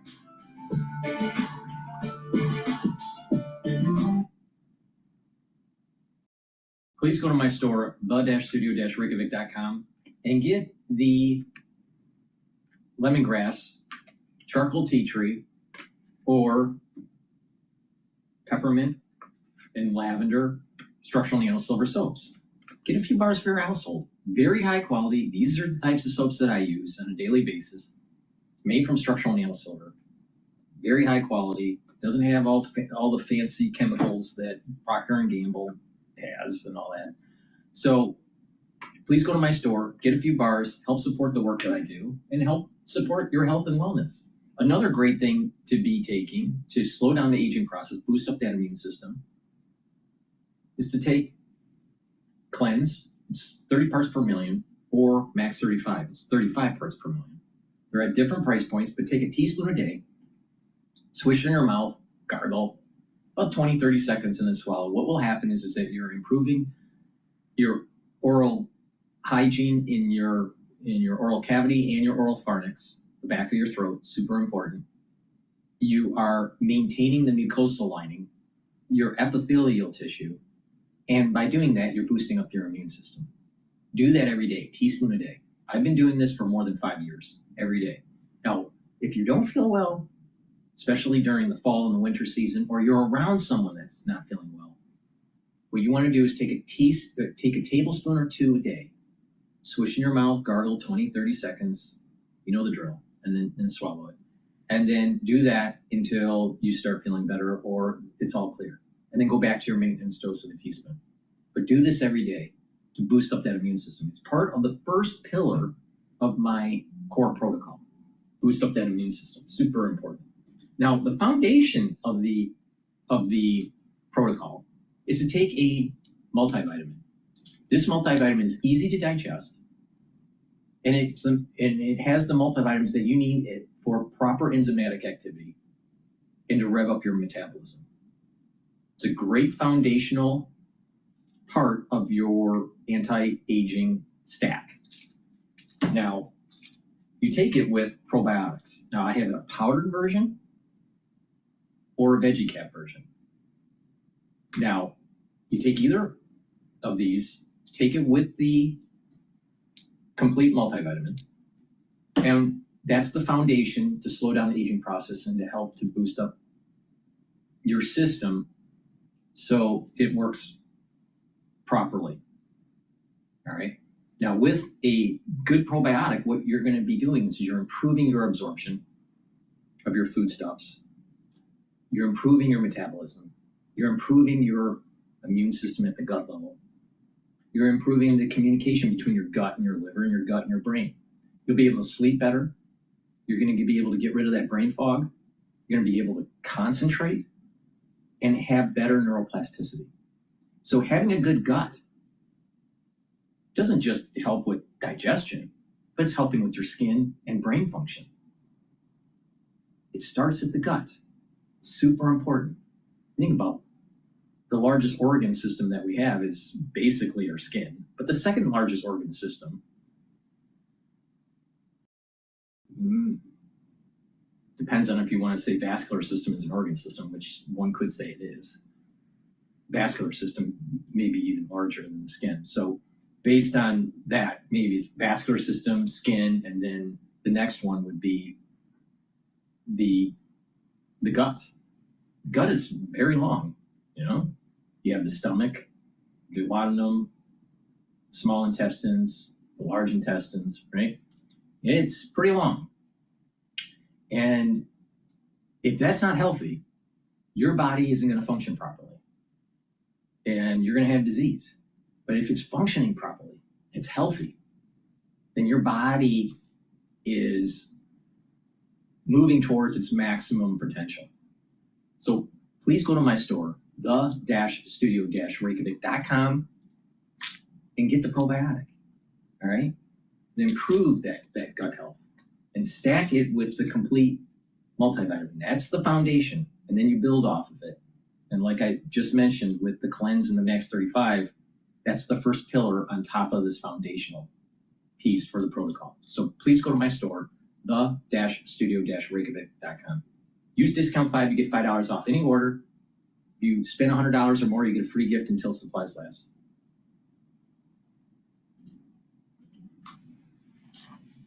Of the close relationship between Lord Peter Mandelson and Jeffrey Epstein that Bloomberg News reported about and revealed in these emails, you had the third ouster from Keir Starmer's government in 14 days. And that was, of course, the British ambassador to the United States.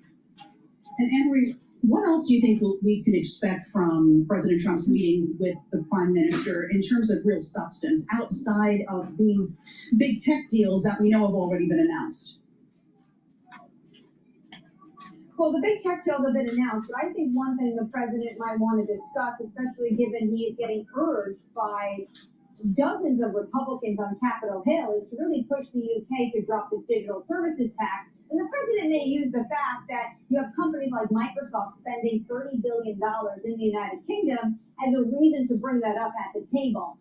Leaving the White House, the president also said potentially they could refine, those were his words, refine the trade agreement. We do know the UK wanted to discuss bringing down the steel tariff, which right now is set at 25% to zero. They also wanted an exemption on Scottish whiskey. It looks like the United Kingdom is not going to be pushing for that. But the president did say there could potentially be some refinement. So trade is certainly going to be discussed. We definitely know tech and digital service tax is likely going to be discussed. And then I think big geopolitical issues regarding what's going on in the Middle East, what's going on with the war in Ukraine. These are all issues that likely will be discussed when the two leaders meet tomorrow. And that will be at the Prime Minister's country estate in Chequers. Very good. Anne-Marie, thank you very much for your reporting. Really appreciate it. Very helpful to us. Anne-Marie Border, co-anchor of Bloomberg Surveillance Television. She is in Windsor, England, in the UK, covering President Trump's state visit to the UK. We appreciate her reporting today. It is Fed Day, of course. Give you the kind of the lineup here. 1:30 p.m. Tom Keene and the surveillance team will join you. We'll be simulcasting radio and television with the Fed Day. And then at 2 o'clock, we get the statement from the Fed. And then at 2:30, Fed Chairman Jay Powell will hold his press conference. Bloomberg's Michael McKee is in Washington, D.C. He'll attend that press conference. So we got you fully covered on the Fed here today. And whenever it's Fed Day, we really appreciate getting opportunity to speak with our next guest, Danielle DiMartino Booth. She's the CEO and Chief Strategist for QI Research here. Danielle, I know you followed this closely with your time at the Dallas Fed. What do you think the Fed should do today, given all the data we've seen over the past several weeks? What do you think they should do? Well, so I think it's more than just the 911,000 downward revision to the annual benchmark numbers that we saw through the end of March 31st of 2025. It really is the downward momentum since then that we've seen. Had the Fed had those real-time revisions in hand, then they would have seen numbers justification. I'm going to go to MSNBC here with Fast Money. Get their perspective.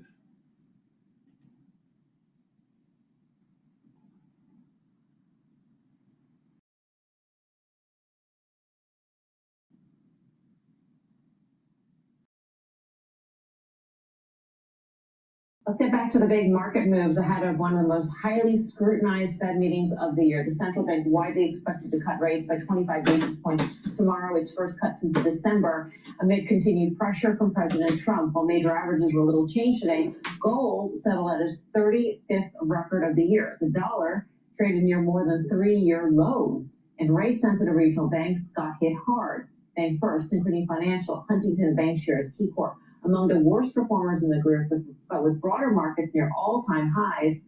What do these moves tell us? What do you think is telegraphing? Well, it's the gold market's telling something, I believe. I said that for a while. Now, that's been wrong to say that for a while because the equity market, the S&P made a new all-time high today. So clearly there's some disconnect. But the fact that gold goes up seemingly in every environment we can think of is somewhat problematic, I think, if you look at it long term. It's trying to tell a story. And the fact that the dollar has had no bounce whatsoever outside of maybe a 3 or 4 day period a couple weeks ago should also be concerning. Now, people will say a weaker dollar is supportive of equities. I agree with that to a point. You hit that diminishing marginal returns, and I think we're pretty close. The pound feels like it's going to 125. Dollar yen feels like it's going to breach 140, and I think the equity market will wake up and say, you know what, maybe it's not such a good thing. Yeah, there are big moves in the regional banks, and you think they'd be a beneficiary of a better economic environment. Yes, although I guess, if you look at how far they've run since, Liberation Day, they're up by maybe 40%, which is huge. So I don't know, some of it is maybe just giving that back. But I was surprised how hard they got hit today. Yeah, and I think one of the questions too is what's going to happen with the longer term side of the curve, because realistically, the Fed is cutting into a really strong economy. And what that can do is spur a lot of increased activity in the markets, increased activity in the economy, and can increase longer-term inflation. Like you can get this melt up. And historically speaking, when the Fed cuts in a strengthening economy, the markets are higher 12 months later, but so might be the longer end of the curve, which also can affect like mortgage rates. So you actually might see less mortgage demand, those rates go higher, and that actually could be part of the story. Yeah, that was one of the points Julian Emanuel made today on the exchange. 12 months out. 12 months out, markets are higher. Were you hosting that show? I was with totally. Yeah, that's great. I was watching Squawk Box this morning, and Treasury Secretary Bessent was asked that question by Becky Quick about, it was September of last year, the Fed cut rates, the 10-year yield went higher. What are your thoughts? He said it was different this last year. We're in a much different environment. We will see. But I share the same concerns that, people getting ahead of themselves in terms of rates continuing to go down. I still am one of the few people who think 10-year yields are going higher from here. Yeah, what do you think, Dan? Yeah, we haven't even mentioned the Lisa Cook situation. We haven't mentioned that this is literally a case that is going in front of the Supreme Court that might actually change the course of the makeup of the governors tomorrow at the meeting. I mean, that's just insane to think about. And so, listen, we got this 4% in the 10-year. We've seen yields kind of run ahead a little bit of a very telegraphed 25 basis point cut here. I'm kind of in Guy's camp here. I mean, and I'm not sure I agree with Courtney that the Fed is cutting into a strong economy. It would just kind of be at odds with what we've just seen in the labor market over the last couple months and the revisions back to June. You tell me there's strong retail sales, back to school, this and that, whatever. I'm like, well, that's what Americans do. We buy crap, And so at the end of the day, if the labor market is weakening, you're going to see other parts of the economy weakening. And then it comes back to why the Fed is cutting right now. And if they cut, do we see inflation pick back up? So at the end of the day, I think it's about as clear as mud. I think that we were going to be talking about this Lisa Cook and Moran situation tomorrow, especially if you have a Supreme Court rule that this person, this governor, cannot vote at this meeting tomorrow. I mean, it's just insane. We're within 24 hours. I saw the bug up there, the 20 hours and counting down.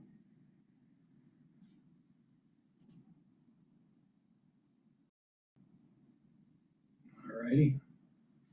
Let's listen to CNN. We're going to pivot here. I think they're talking about the Charlie Kirk issue. Zero helps me take my business anywhere I want.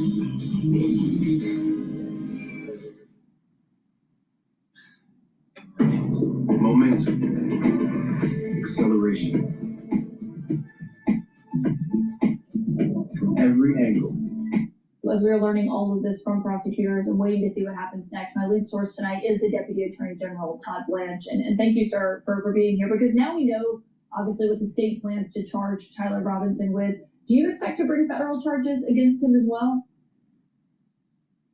We're still looking at that, Caitlin. I mean, there's a lot of evidence to go through, and there's a big difference between the state charges, which are very serious, carry the death penalty, and charges that the federal government could potentially bring. So that's not something we need to rush and make a decision on. He's in custody. The state's already brought charges against him, and we're looking at all the evidence, some of which you've already been talking about tonight, Caitlin, to determine whether federal court charges are appropriate. And if they are, yes, we will bring them.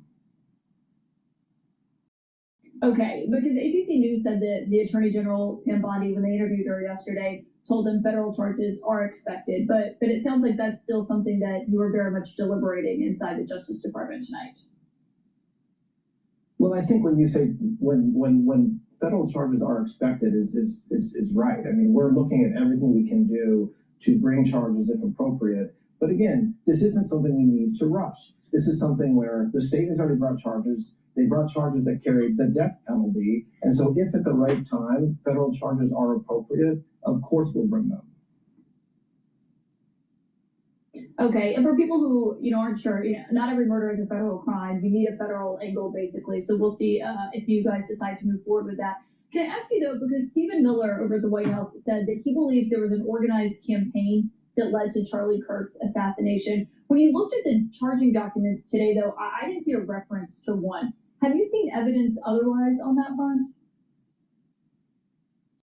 Like I said, this assassination happened less than a week ago. And so there's still a tremendous amount of evidence that we're going through, and there's a tremendous amount of documents that we're going through. What Stephen was talking about is something that we've seen all too frequently over the past several years, which is this spew of hatred and violence from certain parts of this country. And you have evidence of what this man was doing online. And so the idea that he was indoctrinated with violence and hatred that would result in what happened to Charlie is something that we're looking at.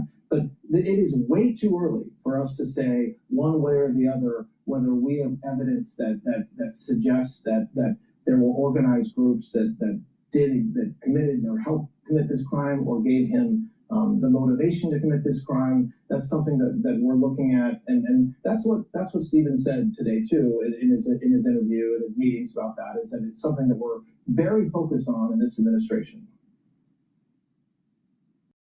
One thing the administration has also been focused on is talking about going after these left-leaning organizations. We've heard it from Stephen Miller, from the vice president, from President Trump himself. There has been some confusion over who exactly the administration is targeting. Can you say who that is?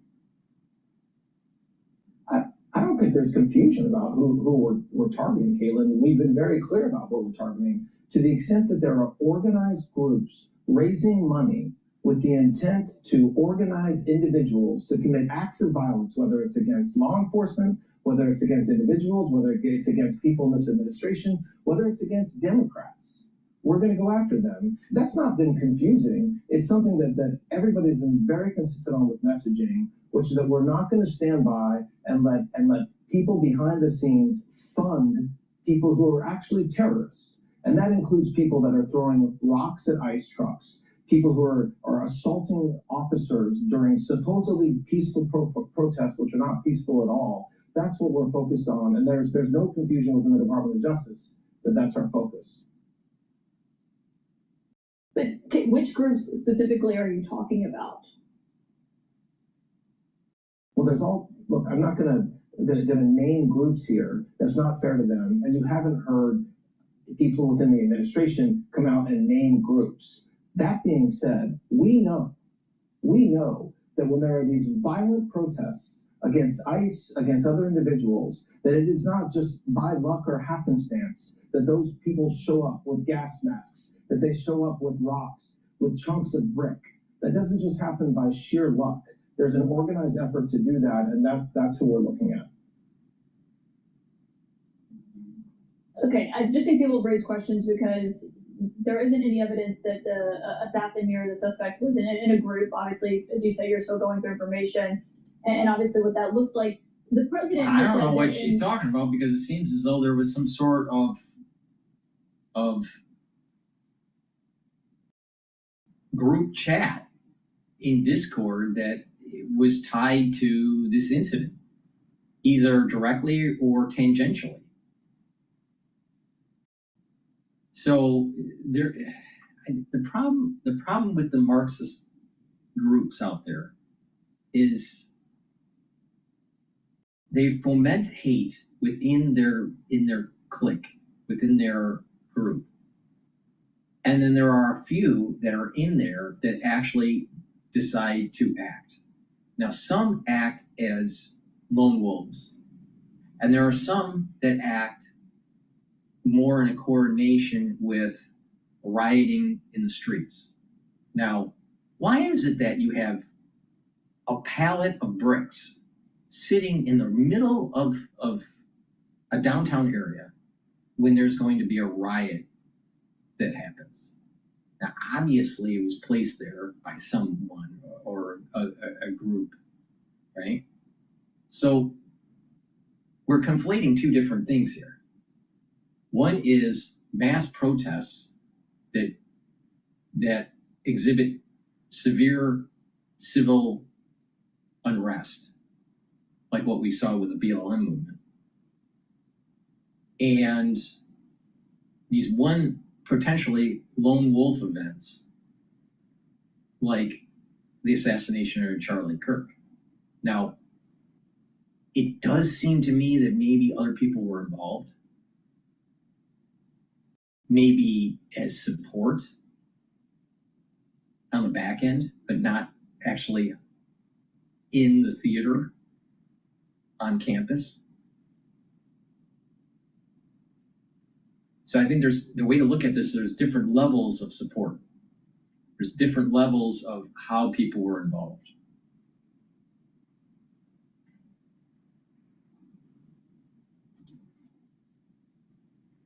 In light of this, he'd consider naming the far-left anti-fascist group Antifa as a domestic terrorist group. But does designating it as that carry any extra significance under the existing law as it is tonight? Yeah. Yeah. Well, whenever you identify an entity as a terrorist organization or a terrorist group, there's a certain amount of weight and power that carries within law enforcement, whether it's federal law enforcement or state and local law enforcement. And so, yes, of course, by the President of the United States designating an organization as a terrorist organization, as a terrorist group or a terrorist organization, that has a lot of power and it has a lot of weight. And it's something President Trump takes very seriously. As he said yesterday in the Oval Office, it's something that we're looking at. It's something that I think every American wants us to look at. And if it's right that they should be labeled as such, they will be.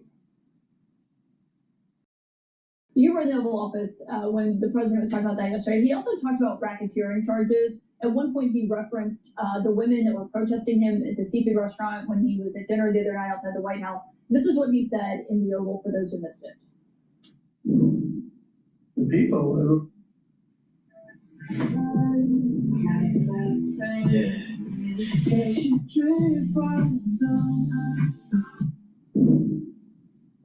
there were a lot of people in the restaurant. I went there to show how safe, and it was safe. I mean, the woman is just a mouthpiece. All she was a paid agitator, and you have a lot of them. And I've asked Pam to look into that in terms of bringing RICO cases against the criminal RICO, because they should be put in jail. As you know, RICO has been used to go after like Al-Qaeda, MS-13, the Gambino family. How would something like that protest fall under a RICO charge? That's not what we use RICO for only.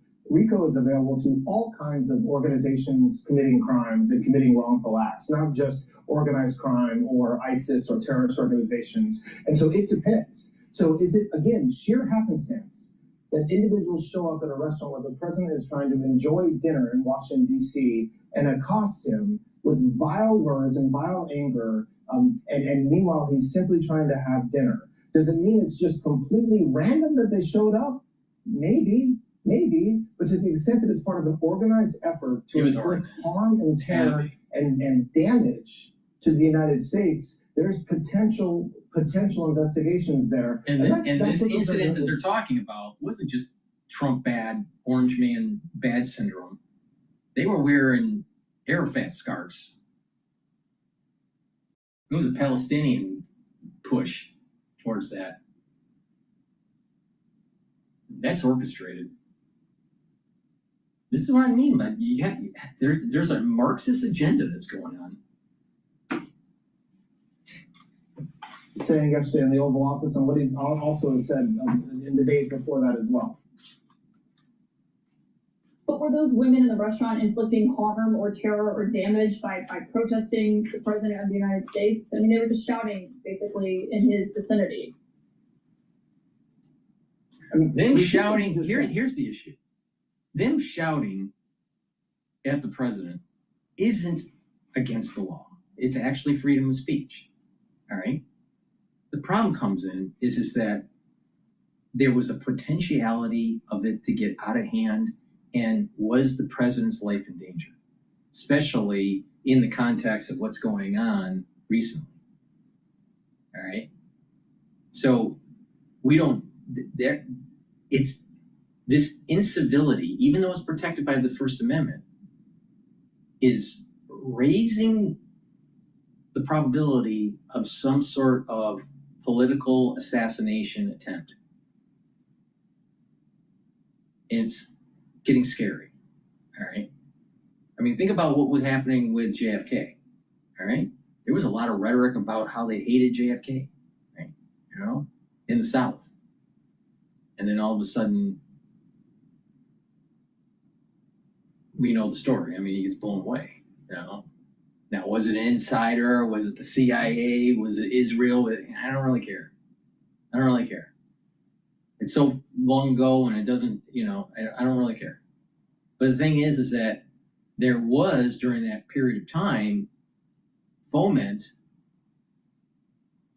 of the from the population onto JFK's policies. A lot of people didn't like him. A lot of people did like him. All right? And when your guard is down, something bad can happen. And something bad could have happened there.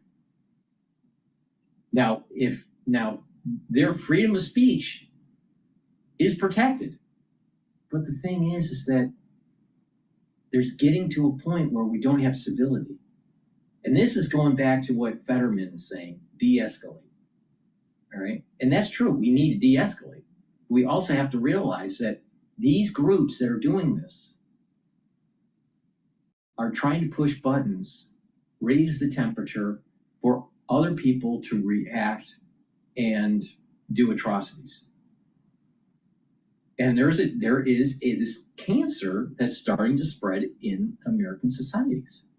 And it's Marxism, branded as democratic socialism, branded as socialism, branded as the government's here to help you. We're all one big village taking care of each other. It's one big collective. It's collectivism. No, it's Marxism. But we're losing. I think the big key point here is even though there's freedom of speech, we need to start having some ethics. We need to have some civility.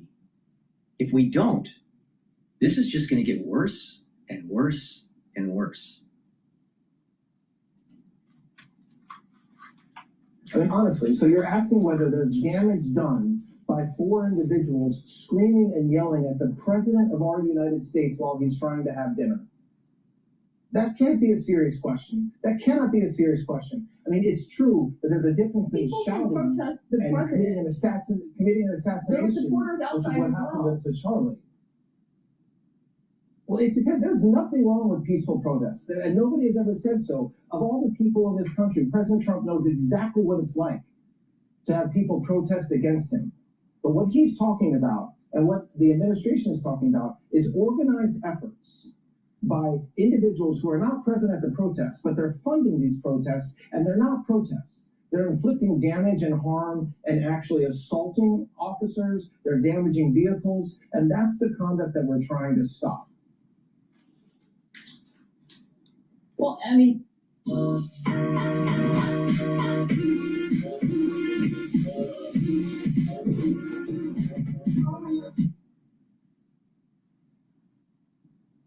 This is gonna be an awesome game, guys. Still can't believe you also bought a new Shell Brothers.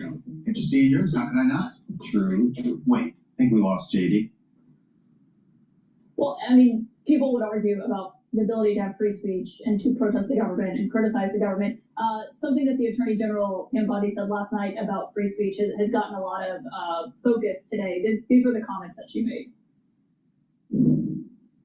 There's free speech and then there's hate speech. And there is no place, especially now, especially after what happened to Charlie in our society. We will absolutely target you, go after you if you are targeting anyone with hate speech. Does this Justice Department agree that what you would call, what some people would call hate speech, obviously is different definitions to different people, that is covered by the First Amendment? Most of it is covered by the First Amendment. No, we're not the Democrat Party. That's not what we target. And that's not in any way what the Attorney General meant, as she made crystal clear all day today. We are targeting violence. When there are individuals who are using words threatening murder, threatening violence, threatening to harm people, that's what we're targeting. And that's what's happening all too often in this country. And so, no, this isn't about the right to say whatever you want about me or about President Trump or about you. It's when you're threatening to inflict violence or harm on individuals, that's where this Department of Justice will not stand for. But you would agree that hate speech is covered by the First Amendment? Yes, of course hate speech is covered by the First Amendment, and everybody thinks that the Republican Party and this administration believes in that more than most, having been subjected to what we've been subjected to for the last several years. And Charlie spoke about that repeatedly because it's true. And so no, this is not about words that are used. It's about words that are used when they're threatening violence, murder, when they're threatening to kill people. That's what it's not as simple as just saying hate speech is protected or not protected by the First Amendment. certain types of hate speech is not protected. See, there's the nuance. I've been saying this for years. People don't focus on nuance. Everyone is so brain dead because of the 30-second TikTok videos that they don't understand that there's a little bit of a nuance to things. And that nuance is that it's not as simple as just saying, is hate speech covered by the First Amendment? It depends on what you're saying. But most, quote, hate speech is protected.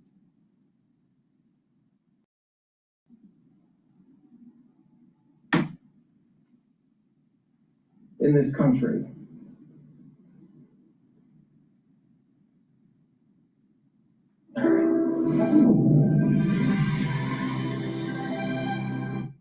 Please go to my store, the-studio-reykjavik.com, and get the zeolite.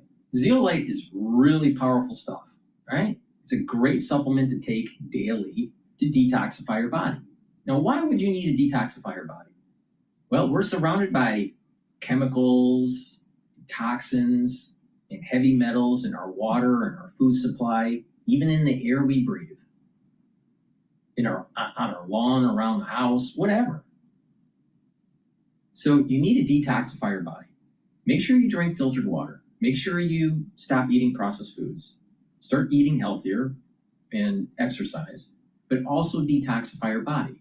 And there's many ways to detoxify your body through my store. You can get the zeolite, you can get the barleys, those help to detoxify your body. You can get the deodorants, that helps to detoxify your body. NAC helps to detoxify your liver, and your kidney. But the point here is that detoxification is really important to help with your immune system and your endocrine system, and your brain function, your vascular system.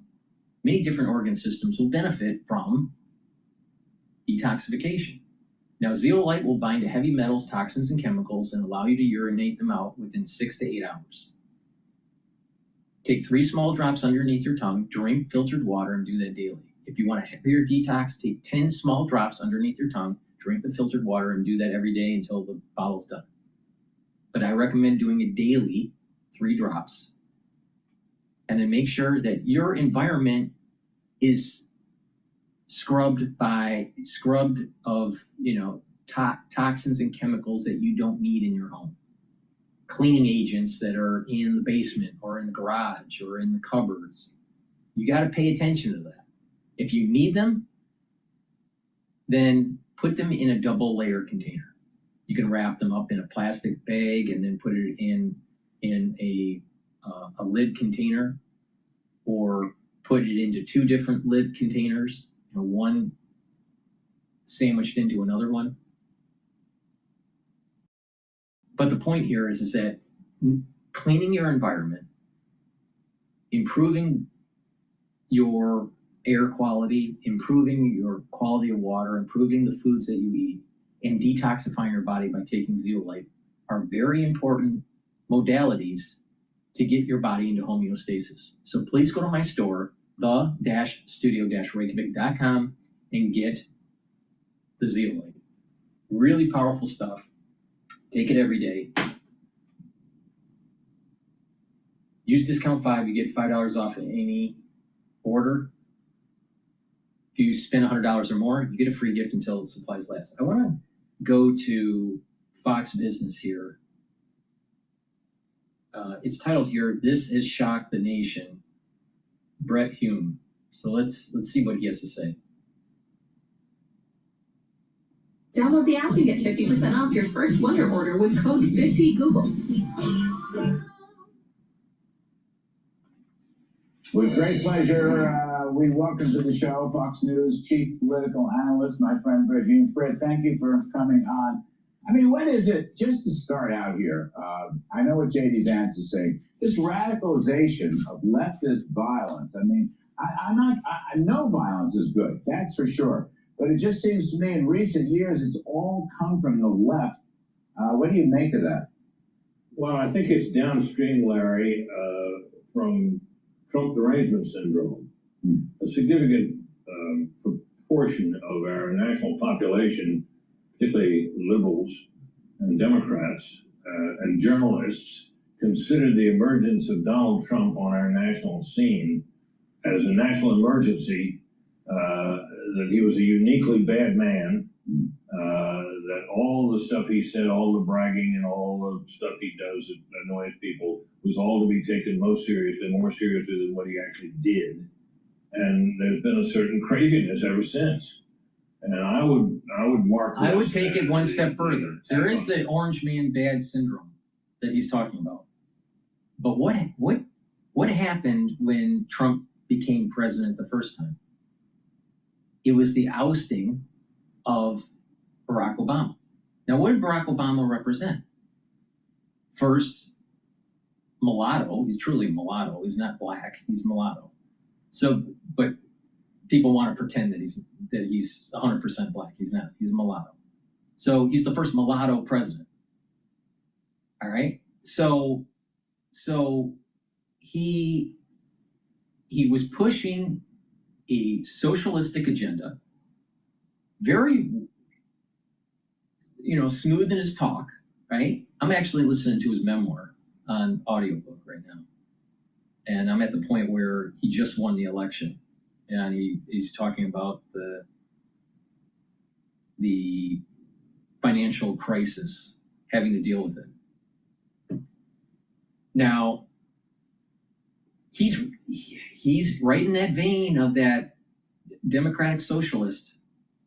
He's not a centrist like Bill Clinton was. Barack Obama is a democratic socialist.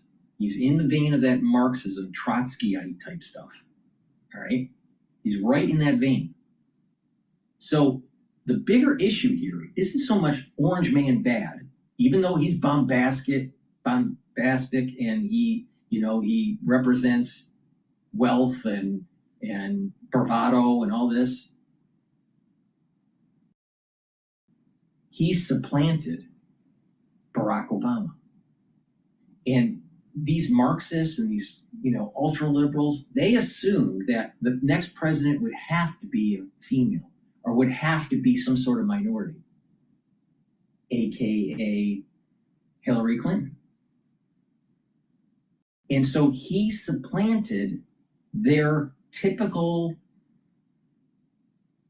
perceived trajectory of who should be president. It's not based on merit. It's not based on experience in their minds. It's not based on what the electoral college decides to present. No. In their mind, it couldn't be a white guy. It couldn't be a Republican. It has to be a Democrat that's a minority. Has to. What if the United States, the United States Electoral College didn't want that? Oh, must have been stolen by the Russians. Must have been whatever. So what does Trump really represent with these Marxists? It's not his bravado. It's that he took away their cheese. They wanted this monotonic move of minorities elevated into the presidency, even though the majority of the people, based on the Electoral College, didn't want that. And they're having a hissy fit. And so when a Marxist doesn't get what they want, they riot. And what happened during the first term for Trump? I mean, in New York, you had tons of blacks. Even though he had a decent turnout for blacks, you had in New York black kids of elementary school age or high school age riding on BMX bicycles down the street of Broadway in Lower Manhattan. I saw this for myself. I mean, I saw this with my own eyes.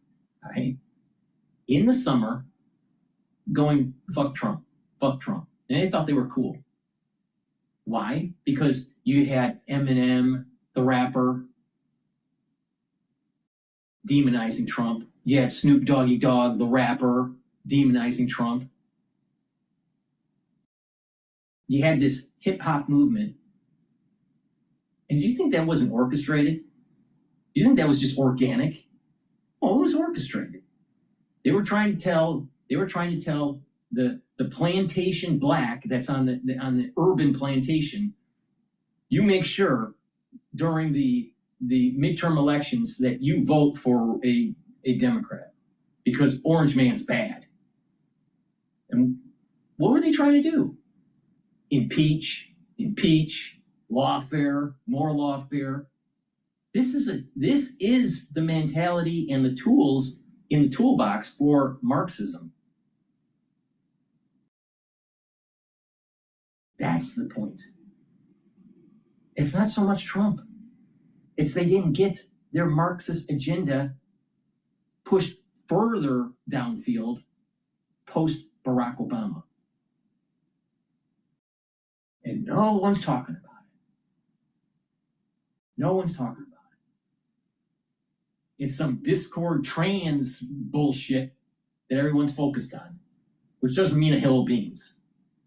What means more is understanding this battle between conservatism and this ultraliberalism that's disguising Marxism. That's more important.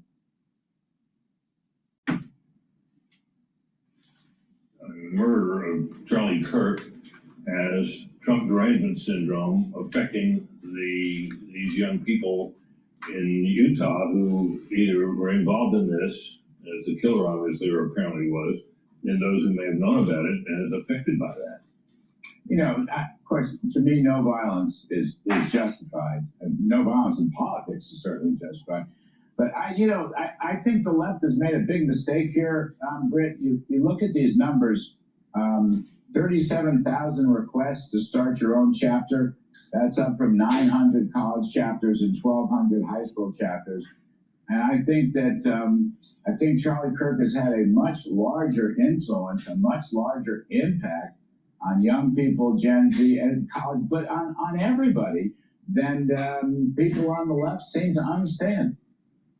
Yeah, as I've said, Larry, I think this murder will have a long tail in terms of the effect on people. I think people found it, there's been a certain level of political violence. We've seen it over a period of time. These clowns, they only look at the surface. They're not looking at the details. They're not hitting the whole pressure point. They're just looking at the fine-grained.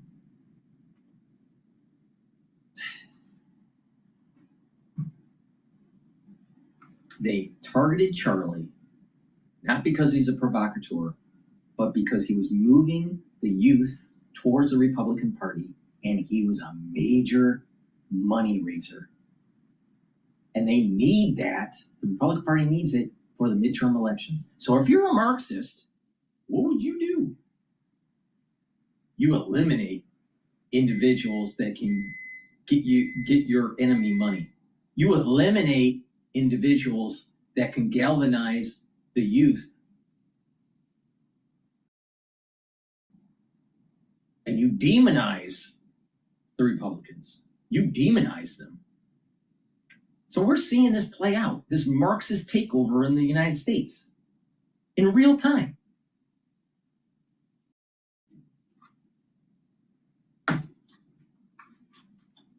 To everybody, there was something about this that had a greater impact.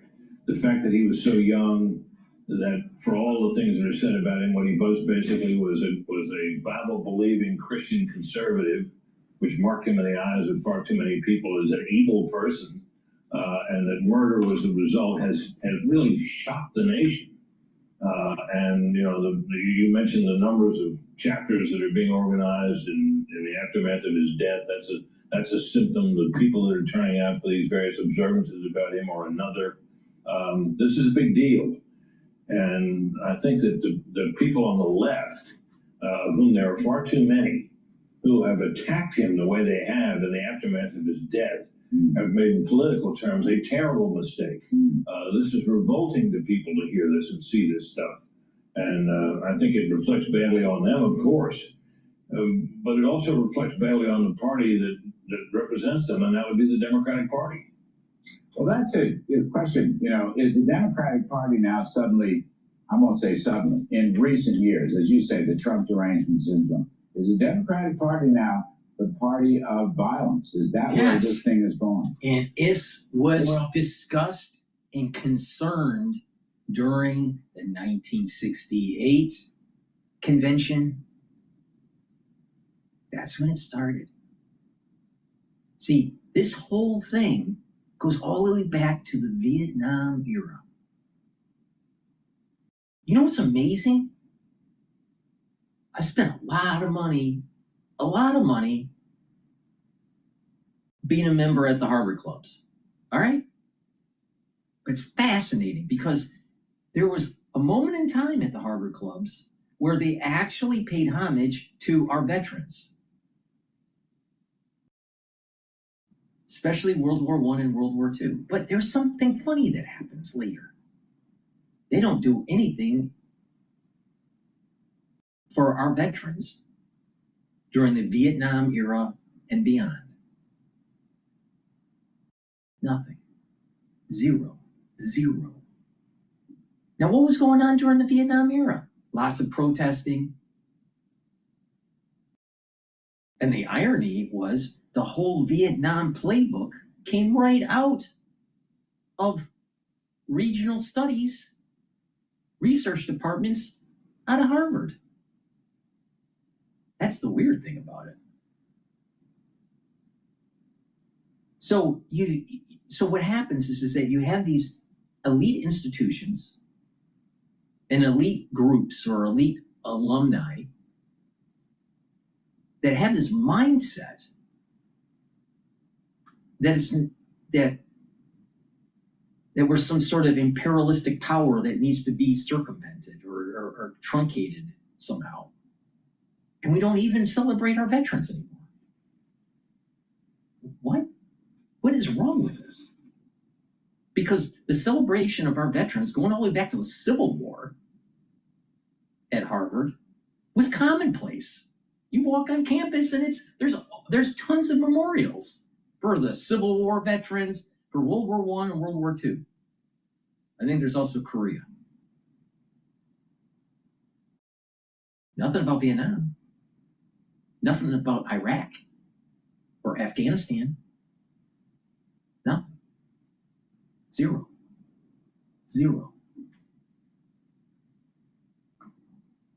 What's going on there? But they want $2 billion annually for research. But they don't want to tell you that when they do their budget, they need that money for admin. So this is not a recent phenomenon.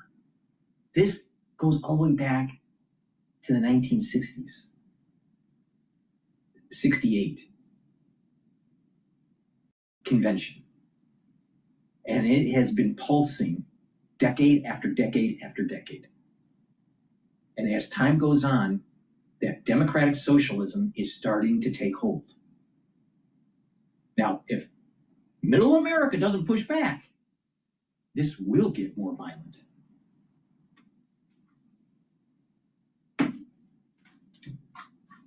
As polling suggests, it has more of a foothold, more of a toehold on popular opinion on the left and among Democrats than it does among Republicans. But look, let's be sure, Larry, violence in politics is a minority position everywhere. It's just more so among Republicans right now than it is among Democrats. And that, politically, that could be damaging to Democrats over a period of time. And it continues, and you see these, every day I read something hideously vile and unfair and false about Charlie Kirk, the characterizations of him and so forth. It's appalling, repellent. That's the thing, it just, somebody who stands for free speech, freedom, like Charlie Kirk, and actually, let me add it, free markets, okay? Free speech, freedom, free markets. Nothing about it. Fascist or free speech, freedom, free markets. Do you think those are Marxist ideals? No, they're not. Just to speed this up. They're not. So they're going to the heart. These Marxists are going to the heart of the Constitution. These, just like Miss Taiwan has said multiple times when she's been on my show, the CCP has infiltrated the United States. And there's a takedown, and they're using this kind of Marxism ideology. Now, going back to Barack Obama seems to me to be the Manchurian candidate.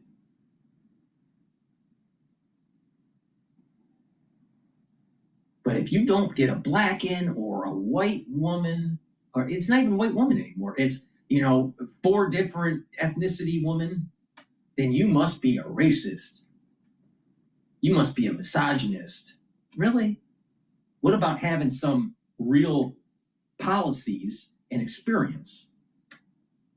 Now, the reason why I'm saying this is that's exactly what they were trying to push, that Barack Obama's platform was pushing Harris. Because it's that extension of that Marxism. It's that extension of democratic socialism. But they didn't call it democratic socialism. They just call it Democrat that's fighting for you. At least Mondani is being truthful that he's a democratic socialist. You got to give him credit for that. But everything else is dangerous because he wants to promote communism. But he's no different than Barack Obama. Now, I'm sitting back and I'm wondering,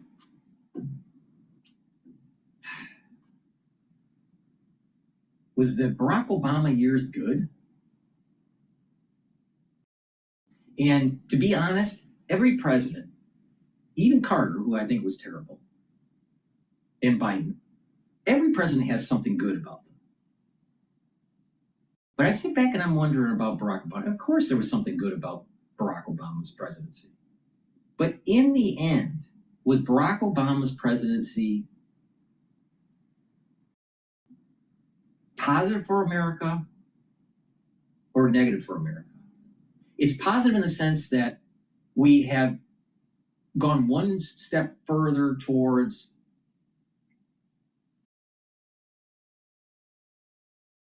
equality, no matter of race. That's what he kind of represents, which I think is a noble thing. But this takeover of the government and this push for socialistic programs that are in the vein of FDR, and FDR, if you really listen to the history, if you read the history, listen to the podcasters and the documentaries, watch it. Even FDR was a democratic socialist. Now, what was interesting back at that time, that's when the whole Trotsky, Leninism thing was starting to just, trickle in. That was that era, the 1920s, the Great Depression, the question of capitalism starting to falter. And maybe the writings of Lenin were true, and the writings of Stalin, or the writings of Marx was true. That was the zeitgeist at that moment in time.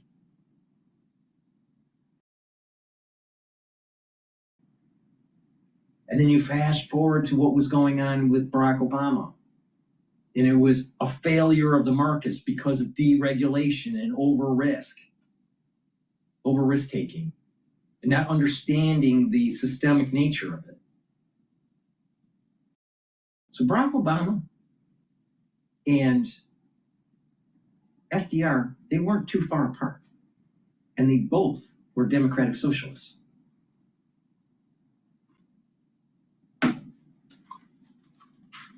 And Hitler just doesn't, I mean, I don't see how that can stick. And I think people should be called on it when they do that kind of thing. It just doesn't stick. It's just not true. It's not historically true. It's not definitionally true. It just isn't true, Rick. I agree entirely, Larry. And there are two words here that we've been hearing a lot in recent days, that I think are being heard too much in our national discourse. One of them is fascist, and they're being said often by people who really have no idea what fascism really means. You've heard it about Trump, and you heard it about Charlie Kirk, and the other one is hate. People think that those who disagree with them on issues, particularly involving gay rights and other matters of that kind, are guilty of hate. The one thing Charlie Kirk was not a hater. He was actually a very cheerful and good-natured guy who had very strong opinions. Brett's right on this. If you talk to a Marxist or a crazy ultra-liberal and you say God, country, and family, they think that's hate. What do you mean, God? They want atheism. Heaven forbid that you say anything about God. And you start talking about family and the need for proper family development for the society. And that fetuses in the womb should have rights. Oh, that's hateful. You're against women's rights. But women's rights seem to be against fetal rights. Oh, you're a hater. Really? But that's their logic. So Brett's right about this. You bring up God, country, and family to an ultra-liberal, and they literally think it's like nuclear, like it's some sort of nuclear toxin.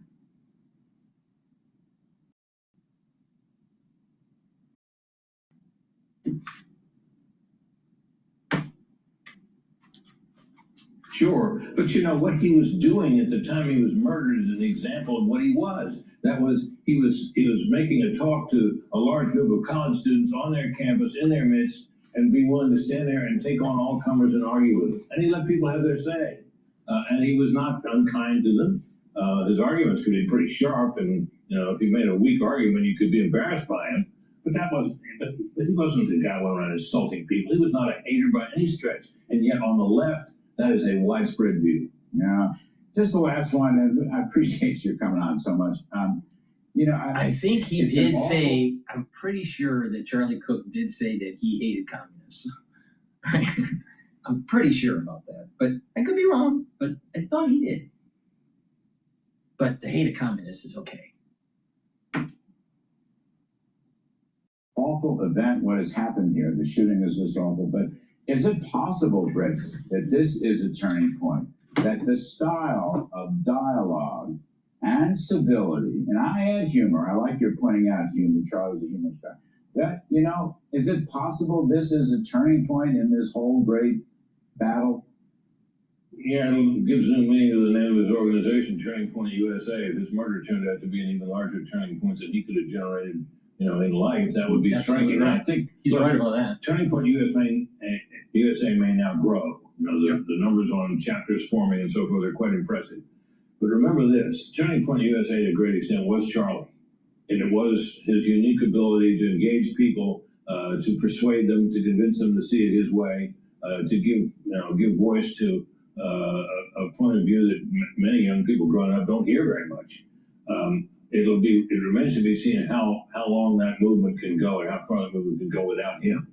One can hope that from the ranks of Turning Point USA, people may emerge who can carry on as he did. But that would be a real challenge. Yes, well, we will see. Great, I think what will happen is that there's a harmonic dissipation. There's going to be this uptick in a surge of conservatism and chapters growing in Turning Point. And then you take this thing out to 6 months. So now you're in the beginning of next year, and it's going to start to wane, and it'll be just a harmonic dissipation, and it'll get quieter and quieter as we move towards the general election. So over time, this is going to fade. for sure. I think it's going to fade, but in the short term, it's going to grow. The question is will it grow enough as it's starting to dissipate to be able to maintain youth moving towards the Republican Party? I think it will. There's probably a good probability that it will. But post the midterm election, I think it's going to wane and people are going to forget about it. Unless there's someone that steps up to the plate and takes the shoes of Charlie Kirk. And I'm not really sure that if anyone with enough street cred would be able to do it. I mean, Milo is close, but he may be a little bit too old for it. See, Charlie Kirk was at that perfect age.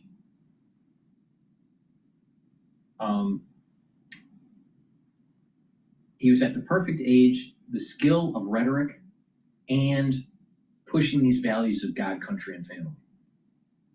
And I'm not really sure that there is really a conservative of that age group to be able to really step up to the plate. He's somewhat of a one of a kind. But in the short term, it will grow.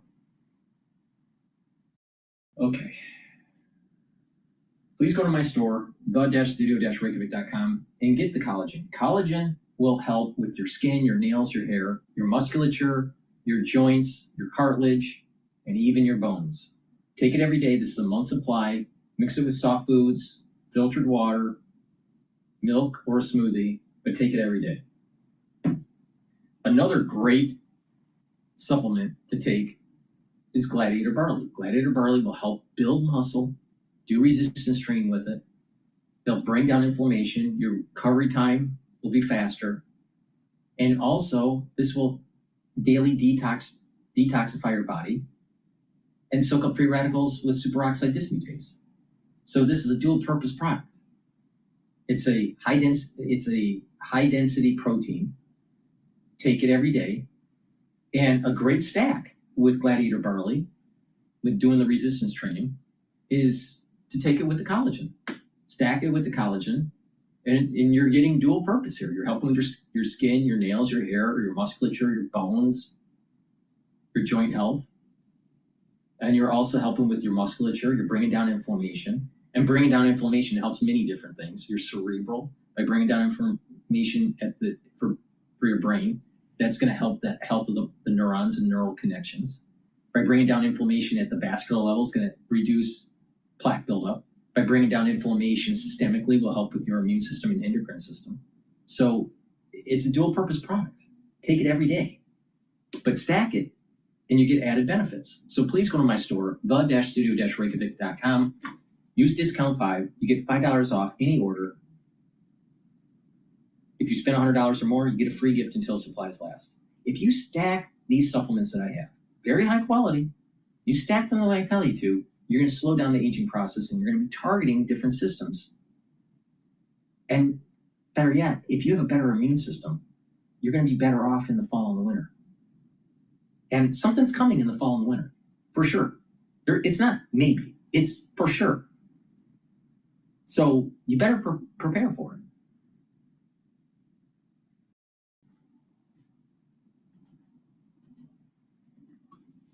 For like the day before. Right. But I mean, lawmakers don't have time for a shutdown on either side of the aisle, do they? Well, certainly Republicans don't. I mean, I think Republicans really want to enact Donald Trump's agenda, and having the government shut down is just a huge short-term distraction for that, which is why they've effectively already conceded this fight by saying we will do a clean CR. Traditionally, conservatives hate clean CRs, especially CRs that continue the funding at Biden levels of funding. And we're basically continuing Biden's fiscal policies with the CR. They've conceded that. They're like, we'll do this for another 6 weeks. The Democrats are feeling so much pressure from their base that they have to make Donald Trump fight. They have to make Donald Trump lose, suffer. And so they're coming up with these things that they want to include in the CR that Republicans are never going to agree to. Ironically, they're related to Obamacare. Yeah. I worked in the Senate when we were in the minority, and Obama was president, and we shut down the government over Obamacare stuff. And I remember very vividly Wasn't I talking about that this thing goes all the way back to Obama and his version of democratic socialism? And this thing goes all the way back to 1968 in this more militant Democrat. Along with them on this, and they'll eventually concede. The only way that doesn't happen is if the moderates in the Senate, of which there's a handful of Democrats, don't realize that this is a political loser and agree to break with Schumer and keep the government open, which I think is a real possibility. Secretary Kennedy demanded.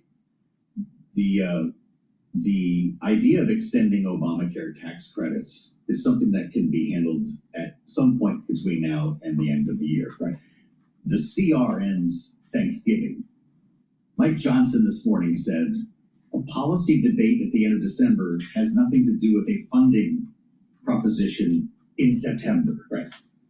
That type of messaging might make some sense to people, but would that suggest that there is a concerted debate over Obamacare? Oh, I think there absolutely is. I think that there are a lot of Republicans in the House and the Senate who are concerned about ending these subsidies going into. Because you know how that polls. Of course. It's brutal. Whenever you take something away from somebody, that's going to be unpopular. And so I think that there are a lot of Republicans in both the House and the Senate. While they don't like these tax incentives, they're not really looking for these tax credits. They're not looking to cut them going into a midterm cycle. So I think there is interest in extending them. They just really don't want to do it as part of a standalone CR. They want it to be done in the context of funding the overall government. Got it. So I do think that this is going to be on the table this fall. Look, whatever happens the next couple of weeks here with the government, with whether or not we shut down the government, there is going to be a big funding fight before the end of the year. And you're going to have healthcare drawn into it.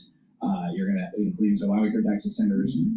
There's going to be a lot on the plate. And so I think this is not the fight, right? This is the fight before the fight. So you're not scheduling the ski vacation for Christmas, it sounds like. Yeah, well, I mean, we could very well be here on Christmas Eve. Yeah, it sounds like it. Which would not be unprecedented. You've done it before, no doubt. Exactly. Interesting conversation with Senator Fetterman, of course, a Democrat from Pennsylvania, was on with Brett Baer on Fox News talking about all that. Let's listen to what he said. I absolutely fully support extending the tax credits for the ACA, but I refuse absolutely to vote for anything whether that's to shut our government down. You know, I can agree and strongly believe in something, but that it's unacceptable to hold the government, opening or closing as a hostage, and I refuse to be part of it. So that's going to be where we're at, and I've been very clear on that. Is John Fetterman actually on the leading edge? Or will he end up being for Democrats?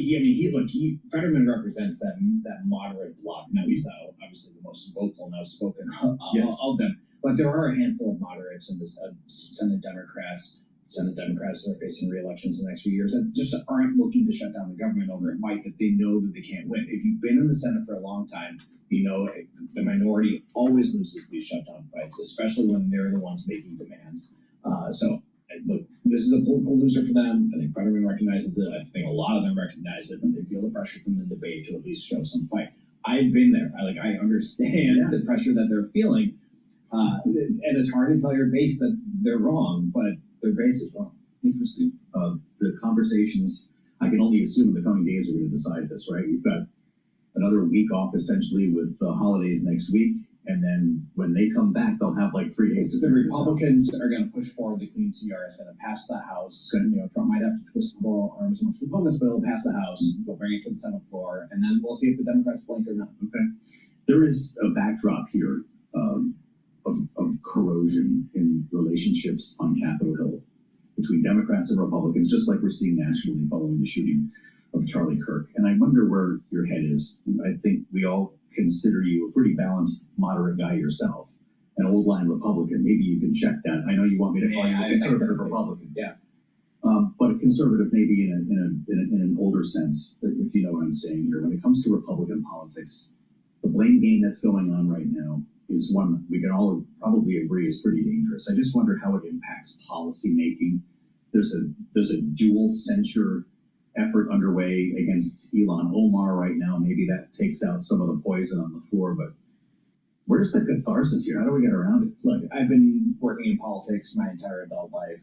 Worked on lots of presidential campaigns, Bush White House, Senate, lots of presidential campaigns.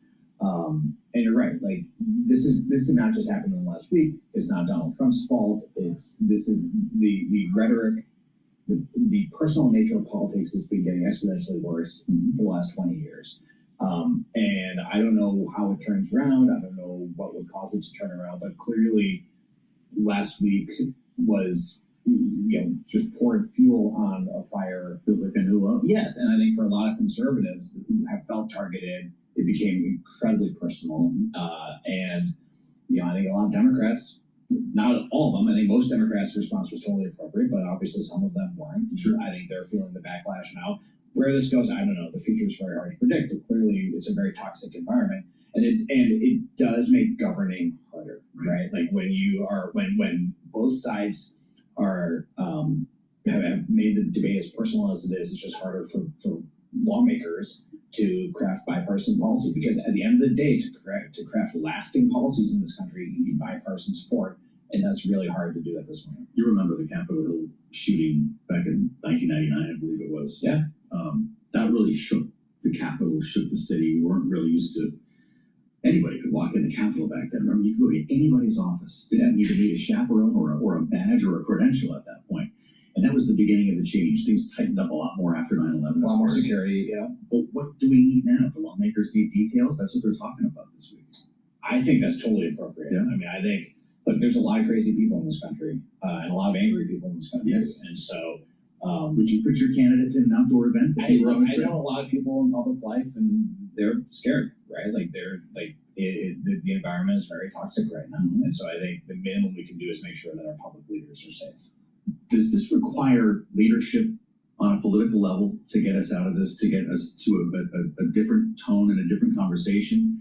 Or is it something, I guess, more bleak than that? That in 2 or 3 weeks, everybody moves on, the news cycle churns, and we're not talking about it anymore? Well, it's a chicken and an egg argument, right? Like, I think leaders reflect public opinion. And so, like, Donald Trump was elected because that's who Republicans want as their leader. Sure. And you look at the sorts of Democrats that are being nominated right now in state and local elections, that's where the Democratic Party is headed as well. This is like we're getting the leaders that we voted for. And so I think it's a bit of, so obviously I think, national leadership can help set the tone for environments, but at the end of the day, that national leadership is reflecting the broader public. In the meantime, we're at the beginning of what looks like a spiral of 5-year gerrymandering here. Is the redrawing of congressional maps and the positioning we're seeing Democrats and Republicans only going to make the partisanship more extreme? I think it's going to be interesting to see how this plays out. I mean, ironically, what we're doing is making a lot of these districts way more competitive. You're taking very safe Democratic districts and turning them more purple, and the way you do that is by taking very safe Republican districts and turning them more purple. Both parties here are gambling that the political environment is going to be very good for them. Yeah, how true. But if it's not, this could backlash on one of the parties. So if at the end of the day we get a lot more purple districts, that's not necessarily a bad thing. So we're back to dummy mandering or something like that in the meantime. We'll see. This is why people hire Alex Conant. Great to have you back. Thank you. Firehouse Strategies, live with us in Washington, D.C. Please go to my store, the-studio-reykjavik.com, and get the Clarity Factor. Clarity Factor will help to get rid of that brain fog and help to support your memory. Drink it with filtered water, do some exercising, get better blood flow, and what's going to happen is you're going to be able to concentrate on tasks at work or at home or at school, and you're going to be able, over time, to build better neuroplastic networks for your neurons. You'll be able to think faster and improve your memory and your concentration. Take it every day as part of your neurostack. And another very important supplement that I have, if you're age 40 or older, take vitamin B complex. Vitamin B complex will help your mitochondria, help with your cellular metabolism, and help to protect your neurons. Super important. And you can stack it with the Clarity Factor. So please go to my store, the-studio-reykjavik.com. Link is in the description of this video and all my videos. Use discount 5, you get $5 off any order. And if you spend $100 or more, you get a free gift until supplies last. Please go to my store, the-studio-reykjavik.com, and get the great supplements that I offer and follow my health protocol. Slow down the aging process and boost up that immune system. Super important for the fall and the winter. Be prepared. All right.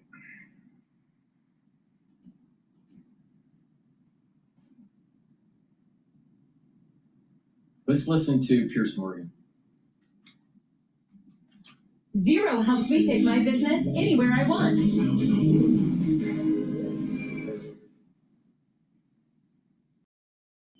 All right, team, listen up. There's a national blood shortage.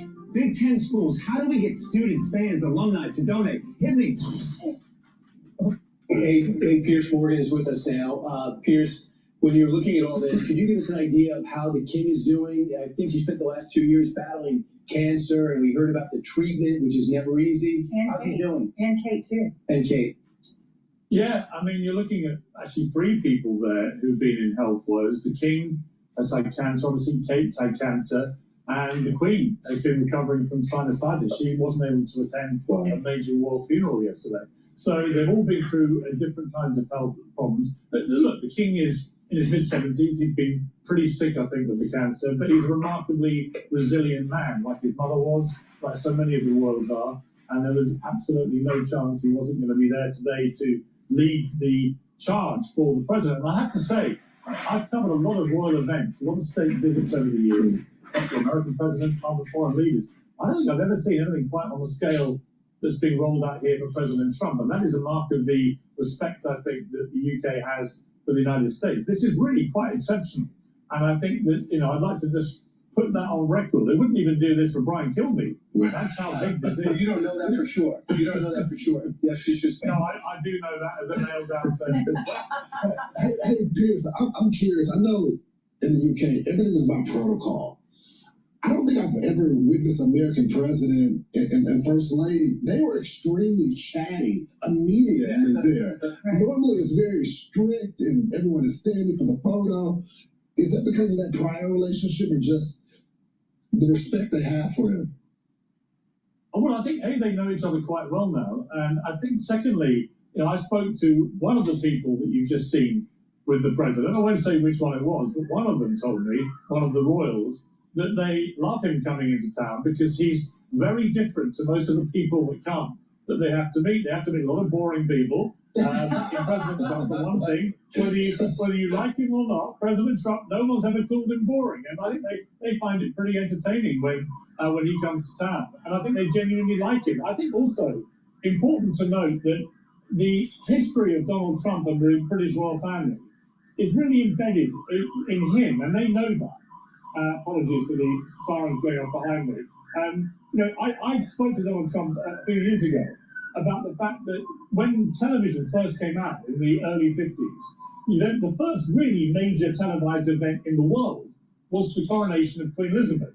And Donald Trump's mother, obviously Scottish, she sat him down. He was about 6 years old, and they were in New York, I think, and they watched it together on this small television.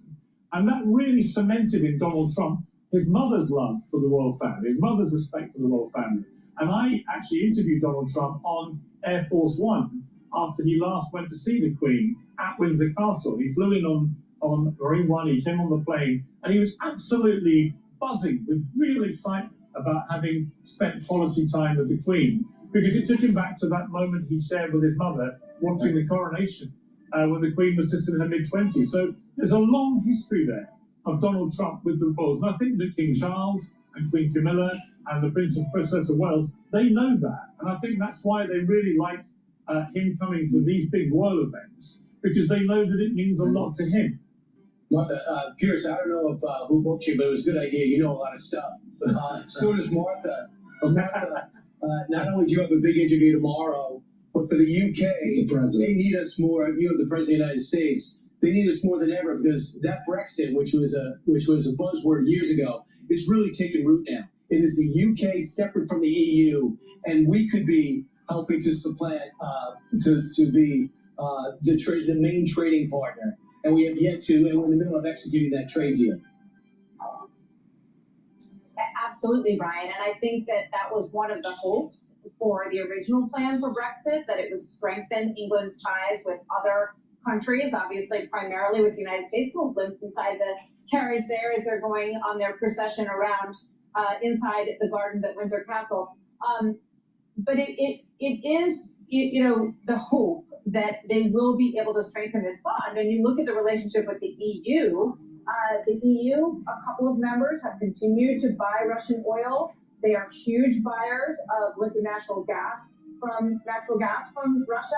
So this is a huge issue because you think about the global dynamic in the world. You've got that meeting that we just saw a couple of weeks ago with Modi of India, Vladimir Putin of Russia, and President Xi of China. Remember, President Trump will speak with Xi on Friday. That's a very big conversation. Huge. So look at the global dynamic, and you've got the lining up of the United States and the UK in this huge moment that the whole world will be watching. All of these things are very significant in terms of these relationships and how it shakes out in the global picture. Pierce, question for you.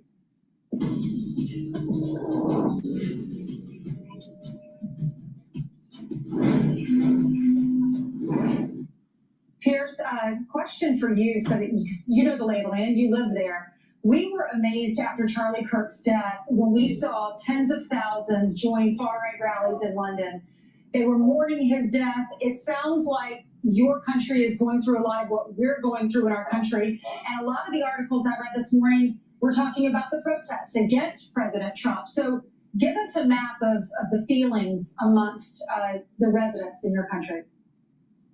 Yeah, well, first of all, I would say I've been really struck just driving through central London today and by the scenes in Windsor about the lack of protests against President Trump. Very, very different to his first day visit, and very indicative that I think that whether people like Donald Trump personally or not, very interesting piece in The Economist magazine, very respected economic magazine this week, saying that Trumpism, in other words, what Donald Trump stands for, his policies, his sort of gut feeling for how things should be, is getting more and more popular in the United Kingdom. And what you saw in the big march on Saturday, yes, some of the people marching were far right, and some of them, frankly, were thugs who got into fights with police. But they were a small minority.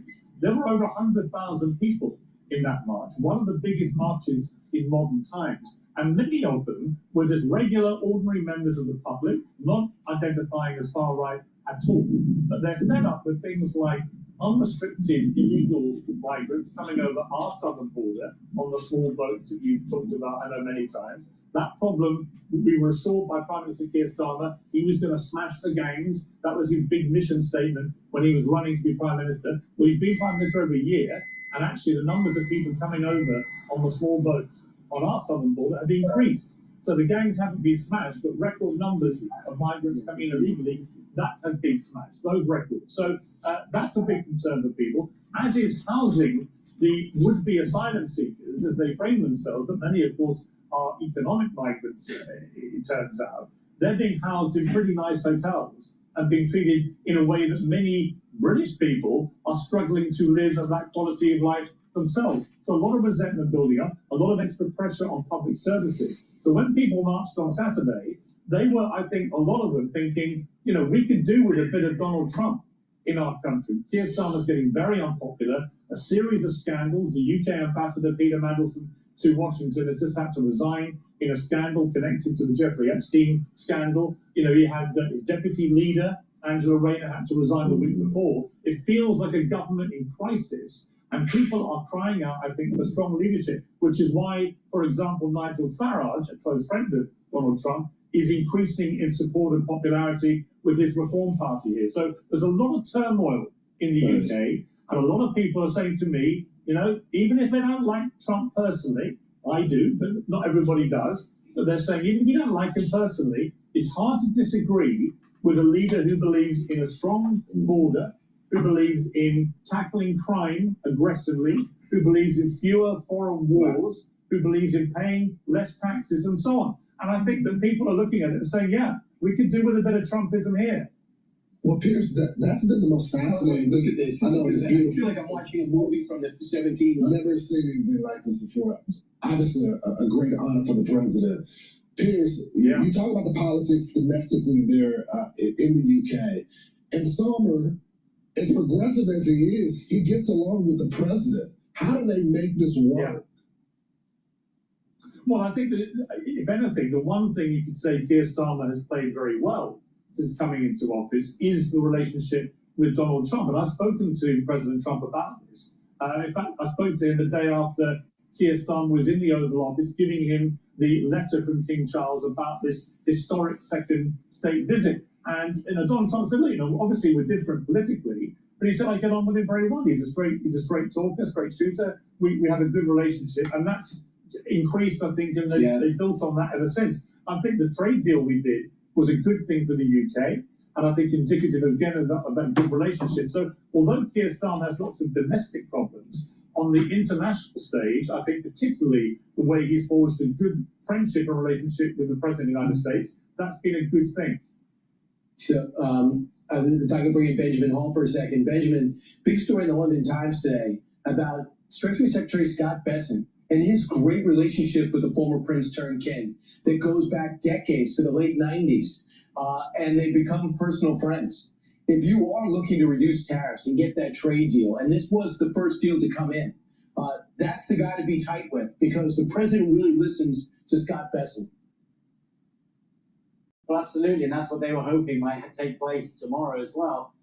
Take steel, for example, where around the world the tariffs are at 50%, but the UK has that down to 25%.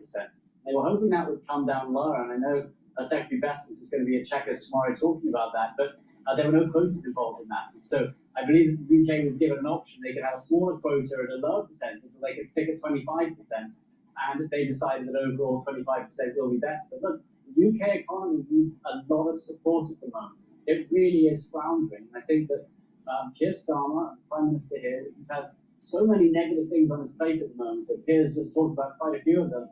He is hoping that our relationship with the US will bring some good news over the next couple of days. And look, many people are looking ahead as well. One of the key parts to talk about tomorrow is countering China. It's like countering China in the AI race. It's about providing all the infrastructure for that. So that's one place where the two countries are working very, very close. They're hand in hand. And I think that's where we will see the big announcements tomorrow, is on countering China, making sure the AI future is secure. I think Ridley but Scott, certainly the UK needs its help.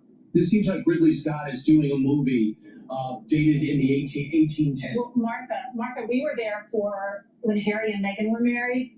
And is this the long driveway that is in front of Windsor Castle? I know usually people enter through the back entrance, which we saw oftentimes during that week when we were there. But when they got married, they went around the entire town of Windsor. Everyone was lining the streets, and they came back up this long driveway. Yeah, the long.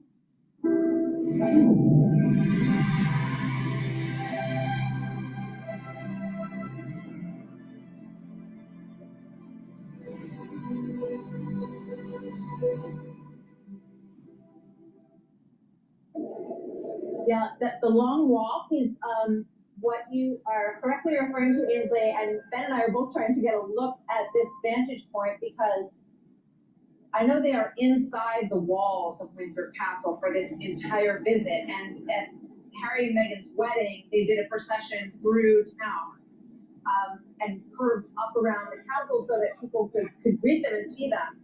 But I think security measures are a major part of why you're not seeing anything outside of the walls and around town right now.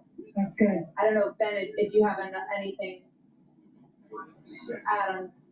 I mean, to Martha's point real quickly, there's not a Secret Service agent in sight. The vehicle is the carriage. This is unheard of for an American president. And honestly, there's no other country where this would be allowed. This just shows you the protection of the president, and this is why the camera angles are off a little bit right now. They don't want you to know exactly where he is. It's the castle that kept out barbarians 200 years ago. I mean, just a sight to see. Yeah, it's a good point. You know, these are very tight camera shots, and they do make it a little difficult to tell where they are at any given moment within the park. But you see them entering the castle walls as they move through that archway right now, and then they will enter the green in the center here. And this is where they'll be greeted by, and Ben made this point earlier, 3 of the different guard groups, including the Royal Guard, the Grenadier Guard, the Scots Guard, and the Coldstream Guards. I'm looking at Ben to make sure that I have that correct. He's nodding. So This is, I just want to emphasize again how unprecedented this is, and that the entire purpose of this and the preparation that's gone on for the last 6 to 8 weeks on the part of every single person who you see as part of this is to roll out the red carpet in the biggest way possible for Donald Trump. I'm Steve Ducey. I'm Brian Kilmeade. And I'm Eva Earhart. And click here to subscribe to the Fox News YouTube page to catch our hottest interviews and most compelling analysis.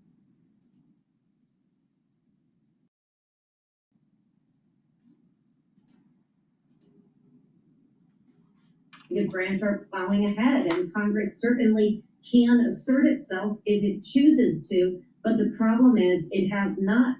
And on the issue of this meeting, it is critically important. Dr. Menares said today she was open to changing the schedule for childhood vaccines if there was data and science behind it. Her problem was that the health secretary asked her to preemptively agree that she would take the recommendations before they came out, before the meeting was held, regardless of the science. And of course, that would be, something that no scientist could do and no public officials should do.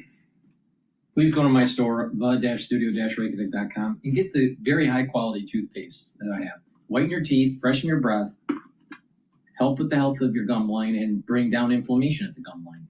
Very high quality toothpaste. You're going to need this for the fall and the winter, trust me. All right? Structural nano silver, no fluoride, very high quality. Get a few tubes of this toothpaste for your household. Be prepared. Also, what's really important is to detoxify your body and use deodorant.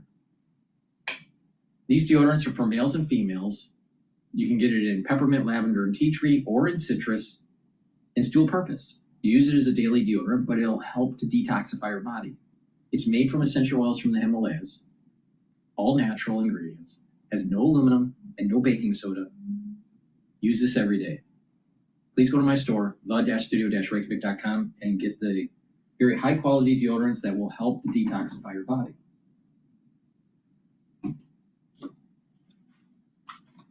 It's a little bit baffling to a lot of people around Donald Trump and his supporters and folks in his administration.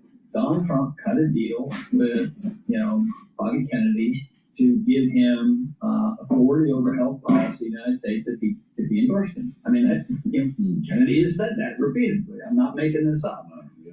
And so that's what he's getting. And Donald Trump got the advantage of having the Maha movement sign on 100%, helped him win the election, and now it's Kennedy's job to rule, even if he undermines some of the great accomplishments of Donald Trump's first term. I would say in Cassidy's case, yeah, whatever.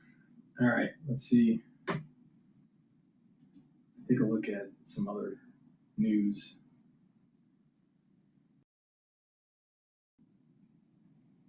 Let's listen into Sky News here.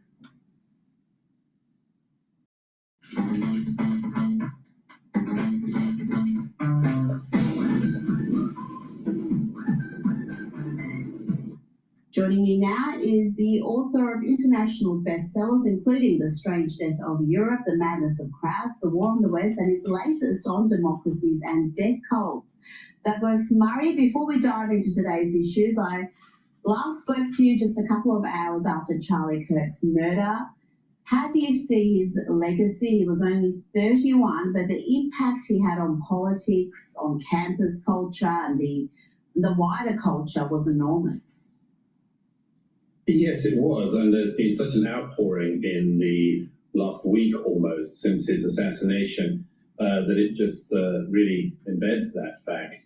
The President, Donald Trump, Vice President J.D. Vance, and many others have been incredibly involved in the aftermath, in the case of all of these people, consoling Charlie Kirk's widow, family, and much more, and awarding him posthumously the Presidential Medal of Freedom. And then, perhaps as importantly, there have also, of course, been, I wouldn't say demonstrations, more gatherings around the world, across America. In London, there's far afield as South Korea of people paying tribute to Charlie Kirk. And that's been an incredible thing to see, actually, a huge outpouring. Charlie Kirk said that when he was asked how he wanted to be remembered, which is a rather scary thing in hindsight, to think that somebody just out of his 20s was very often asked. Yeah. He wanted to be remembered for his faith, for his Christian faith. And it's really telling, I think, and a fine tribute to him that the people who have been gathering in tribute to him have not done so in the sort of way that certain sections of society do, by causing businesses to have to board up their shop windows and so on. No, very far from it. They're gathering in prayer and in vigil, and that's really been an incredibly moving thing to see. Now, Douglas, President Donald Trump has arrived in the UK to meet with King Charles. He'll be spending the night at Windsor before meeting Keir Starmer at the Prime Minister's residence. This is a historic visit, the first time a US president has had 2 state visits to the UK while in office. Douglas, there's going to be plenty of pomp and pageantry. There'll be further trade talk. What else do you expect to see from this visit? Will President Trump bring up those huge anti-mass immigration protests we've just seen in London? It's possible that he will. President Trump's been asked about this visit and has stressed that it's really about the king in the royal family, and that's clearly his own passion in accepting this visit, is his passion for the country of his mother's birth, and for the United Kingdom, and especially for the monarchy. He has met Keir Starmer, of course, a number of times since coming back into office. It's an uneasy relationship in lots of ways, and you can see that. Keir Starmer's politics really couldn't be further away from those of President Trump. But on the other hand, the UK needs good trade relations with the US. President Trump and the Trump administration has been pretty generous so far in that, in those negotiations. And I would expect it to go smoothly. And I would imagine, given recent events in America, maybe, just maybe, the domestic anti-Trump left in the UK might keep their usual sort of rude protests down. You'll remember that last time President Trump went to the UK, people like the Mayor of London, Sadiq Khan, tried to make it all about themselves, allowed protesters to, I mean, it was within the law, but I mean, sort of insult the guests of the United Kingdom.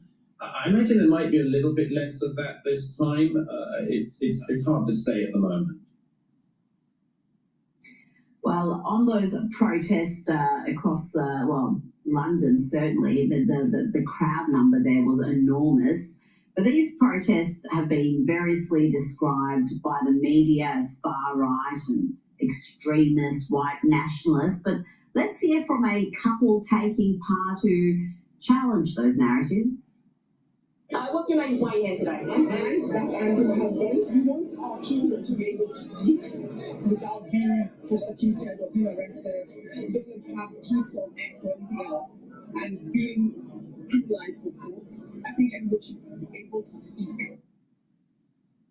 And Douglas, let me play you the experience of this next woman, a black woman in a hijab, who attended the march expecting to be abused. I'm going to the September 13th protest and seeing how many times I get called. Go back to Africa. Oh no. Oh no. But let's see what actually happened and what she had to say after. I went to the Tommy Robinson protest on September 13th and it was fine. I also went alone as well. I met my friend like 2 hours later in central London, but I was by myself and I went straight to the belly of the beast and I saw nothing but peaceful people, respectful people. I was even interviewing them. I asked them in my last TikTok. They're actually good people, and I knew that I shouldn't have been afraid. I was never ever going to be afraid because I grew up with English people. I grew up with white people, and they've been nothing but polite, respectful. That's their culture, you know, politeness, Britishness, you know. The issue is a lot of minority cultures for them have become the predominant culture in areas in the UK like London, Liverpool, Manchester, Luton, to the point that these towns and cities become unrecognisable. Douglas, she gets a bit of the 95% plus of the media. Yeah, I mean, good for her in one way. I mean, it's sort of absurd that in the country she lives in, she thinks there's a kind of belly of the beast, which is a protest like this. Good for her for acknowledging that she was wrong and was misjudging her countrymen and women. It's an astonishing thing to see this, Rita, because Tommy Robinson's Unite the Kingdom protest gathered a very large number of people in the centre of London, at least 100,000, probably significantly more than that. It's always hard to say with these protests. I just always say they're larger and the police always say they're smaller. But it was a very much more peaceful event than any of the media wanted to admit it might be, or indeed in the end was. There were some arrests, but infinitely fewer than, let's say, that great celebration of multicultural, diverse London, the Notting Hill Carnival, where there are always dozens of arrests and you know, stabbings and sexual assaults and so on. The Tommy Robinson Unite the Kingdom event went off peacefully. It went off positively. I watched a relay of what happened from the stage. It wasn't anything like a white supremacist, white nationalist thing. There was a black gospel choir. There were some Maoris doing one of the chants and things, and it was all very good natured. Some of the speakers talked about the things that clearly are worrying my fellow Brits. I mean, things like, yes, mass illegal migration, the fact that people who describe themselves as white British are finding themselves to be a minority in every major English city. That's a big one. I mean, that's not like an imaginary fear. That's just something that has actually happened without their asking for it. In fact, asking for it not to happen for generations now. There was a significant expression of concern about the rape gangs in the north of England and indeed across all of England, and much more. But it was very peaceable. And one of the things that's striking about it all, Rita, is not just the misrepresentation, but the fact that it'd be actually very hard to imagine Keir Starmer, for instance, being able to raise any kind of mobilized, group of people for a positive celebration of Britishness in this way. There were bishops of the Church of England who all came out to condemn the event, but one thing notable about it was the prevalence of Christianity in it. There was a bishop from a sect who opened with a prayer, and there were calls for Christian revival at the event, all of which was very interesting. But isn't it fascinating that at this time when there's really a need in Britain for a positive vision of the country, for pride in the country and much more, that so much of the almost all of the political class, almost all the media and everyone else doesn't want to be within a million miles of these people, and indeed doesn't even speak to these people. And good for that girl you just showed for realizing that actually if they did speak to most of these people, they would realize they're not some sort of, trolls you can't approach, you're a dangerous white supremacist, nationalist, Nazi, KKK, etc., etc. They're decent people who want their country to revive itself and not to fall into this appalling despond that it's currently in.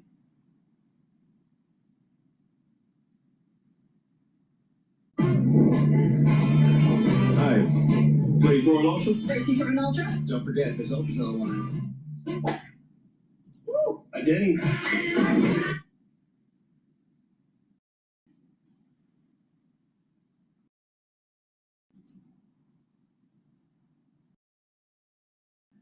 Please go to my store, the-studio-reykjavik.com, and get the omega-3. Omega-3 will bring down systemic inflammation, help to prevent your red blood cells from over-sticking, and it will help to improve your lipid profile. Omega-3 supplement will help with your cardiovascular health. Super important. Please go to my store, the-studio-reykjavik.com, get the omega-3. Also, like I said, omega-3 prevents overclotting, and that may be really important for you, especially in the fall and the winter. So please go to my store, the-studio-reykjavik.com, and get the omega-3. Also, resveratrol. This helps with youthful gene expression, helps to get rid of cells that are in senescence, helps to boost up the health of the mitochondria. It soaks up free radicals.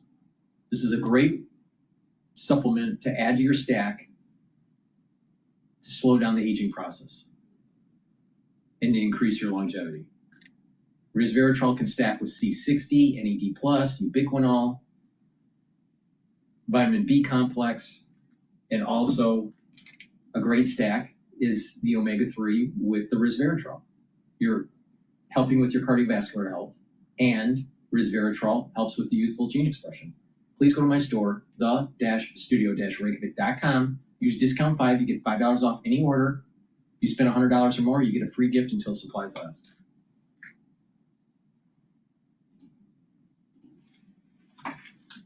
For Keir Starmer, could have been a worse time for this state visit to happen, even though 7 months ago, a lot of onlookers were saying, look, this was a very clever diplomatic move for the UK government to pull out, because what happened after that? The United Kingdom would jump to the top of the queue when it comes to the trade relationship. I was in the Oval Office in May when the president was on speakerphone with the prime minister announcing the trade agreement, which they then signed on the sidelines of the G7. But it's a completely different political environment right now for the prime minister, and really not the most opportune moment for him to have this state visit with the president of the United States.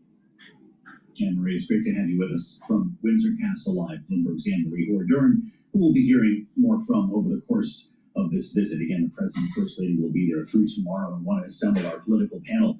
For more on this and the other stories we're tracking today in Washington, Bloomberg Politics contributors Rick Davis and Jeannie Shanzano are with us. Jeannie is our Democratic analyst and democracy visiting fellow at Harvard Kennedy School's Ash Center. Rick, our Republican strategist and partner at Stone Court Capital. Rick, would you have the president hold the news conference? You saw those images of Jeffrey Epstein projected on the massive tower at Windsor Castle last evening. It's a conversation the administration would prefer not to have. Can you trust the British press, never mind the Americans, to keep that quiet? Yeah, I think that the Prime Minister is just as concerned about having to answer questions as Anne-Marie pointed out. He's just lost his U.S. ambassador, Peter Mandelson, to some of the scandal. But yeah, I mean, obviously that's what they're going to try to avoid. Donald Trump's pretty good about wandering around in an answer to keep it from becoming a dominant theme. And his traveling press will be also looking for opportunities to curry favor with the president. And so it's not likely to be a major topic. And there are interesting things, whether it's what's the standing currently of negotiations for ending the war in Ukraine, to what's happening in Gaza, to immigration. They just had a massive rally opposed to immigration in downtown London. The visuals were amazing. I would expect that to be right down the center for Donald Trump to want to take a swing at. So yeah, there's going to be an interesting opportunity to hear exactly how these two politicians, under siege a little bit in both their countries, are reacting to the world event. Well, Jeannie, weigh in here. I mean, we know Rick just mentioned those immigration protests as well. There were some questions around free speech and the enforcement of free speech around that as well. Something J.D. Vance has previously brought up in London. From your perspective, what might we hear when it comes to a relationship, a transatlantic alliance that could potentially be constrained this week?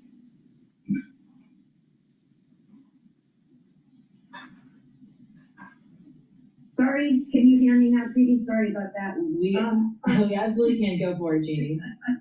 So for all the pageantry and the beautiful pictures that we're seeing, and you were just talking, and Rick was just talking about this Robinson-led protest, which was I believe the largest far-right demonstration in UK history. And who was there to speak, at least via virtually, was Elon Musk. And what did he say? He said, whether you choose violence or not, violence is coming for you. And of course, the Prime Minister condemned those remarks. But that is quite a stark reminder of this split screen that the people of Great Britain are seeing, and of course, Americans are seeing. While the president is enjoying all this pageantry, there is this split screen of the Kirk assassination, issues surrounding hate speech and free speech, what's happening to public health in this country. And even the president this morning out on social media ranting against the far left.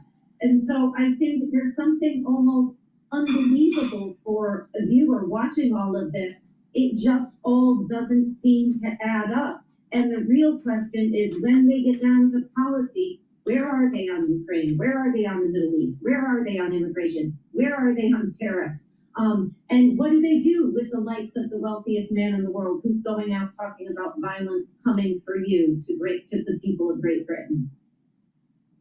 Rick, the idea that we've got executives along for the ride again tells you what about the president? Is this just the go forward when it comes to international travel?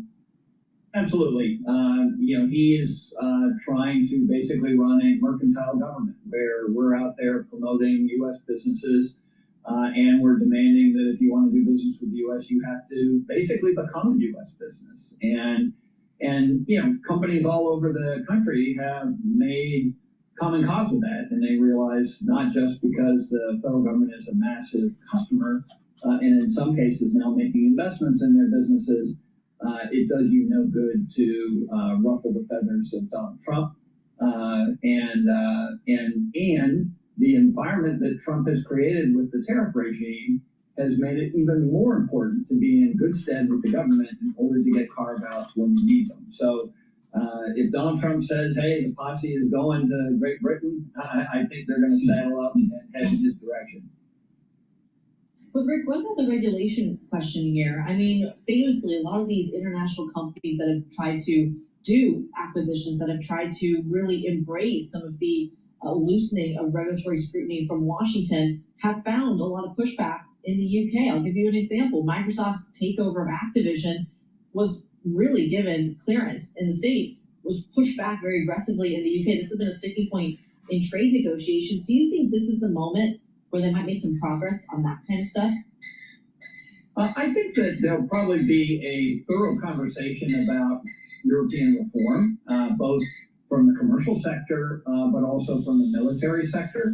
What are you doing to put more pressure on the Russians? You saw Donald Trump in advance of this trip start talking about how the Europeans need to match what he's willing to do and stop buying Russian oil. I have no doubt that conversations will take place, even if it's at the Scott Bessent level, around liberalization of rules governing mergers and acquisitions. As you point out, banking. Europe has a very protected banking sector. We know from people like Jamie Dimon in the past at JP Morgan that they'd love to have a better presence in Europe. So, yeah, I think there's going to be a fulsome, certainly staff level conversation about some of these reforms. And I think Europe has learned that they need to engage with the Trump administration and find common cause in some of these things, because otherwise, you're just going to be held over the barrel when it comes to future negotiations. Jeannie, President Trump and the First Lady are overseas while some pretty high drama, political drama, I should say, unfolds here in the nation's capital, all waiting for him when he gets back, not the least of which is a potential government shutdown. A week from now, we've got the Jeffrey Epstein affair that seems to have followed him to Britain, and any number of other stories that he's going to have to deal with, including just a day or two after he gets back, the funeral for Charlie Kirk in Arizona. He's going to sit down today with Fox News for an interview. Apparently a couple of hours from now, we'll hear some of his remarks. And I don't know if all of these stories are going to factor into it, but what do you make of the timing? Well, we watch him take a ride in a carriage with the king and so the troops watch the flyovers and spend the day at Windsor Castle. What's the sort of storyline, if you will, that's going to be waiting for him when he gets back home? You know, I think the big story is how much this is just a cognitive dissonance for anybody watching this, and what the president can do to address some of these issues. He has gone abroad. We've seen this in the modern presidency. Presidents go abroad and oftentimes, like he is, enjoy this type of pageantry. But the reality is, for Donald Trump, he has so many challenges at home, from the budget to political violence to healthcare. I mean, the list goes on. And then you look abroad, almost everything he promised to do has not been done as you look abroad, including, importantly for the Europeans, what's going on in Ukraine. So these are all issues that are waiting for him. And I would hope that the anchors or the reporters who are talking to him from Fox ask him about all of these. But the last time he sat down with them, much of his rhetoric was particularly inflamed, finding an enemy on the left that he could point to and blame for what is happening. And that is not going to do much to address any of these situations. And indeed, it makes the challenge of political violence worse. Well, we'll see if he's going to be watching what comes out of the Federal Reserve today. Maybe we'll get some truths from the UK. J.D. Shanzano and Rick Davis, thank you so much, Bloomberg Politics contributors on our panel today. On our Fed Day, in fact, just about 10 minutes from now, a little more than that, we're going to start our special Fed coverage live from New York alongside Preeti Gupta. I'm Joe Matthew in Washington. We'll have more from our panel tomorrow here on Balance of Power. In the meantime, we turn our attention to the matter at hand, the Federal Reserve. It's all next on Bloomberg.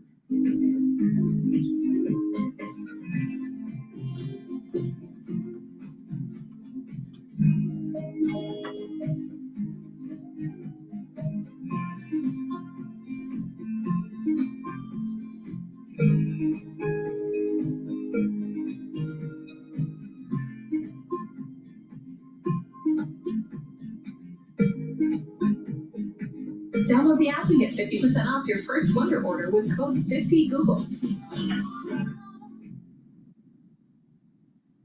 At Replit, we believe everyone should be able to create software without limits and without knowing how to code.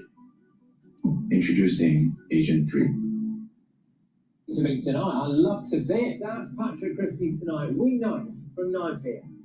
Only on GB News, the People's Channel, Britain's news channel.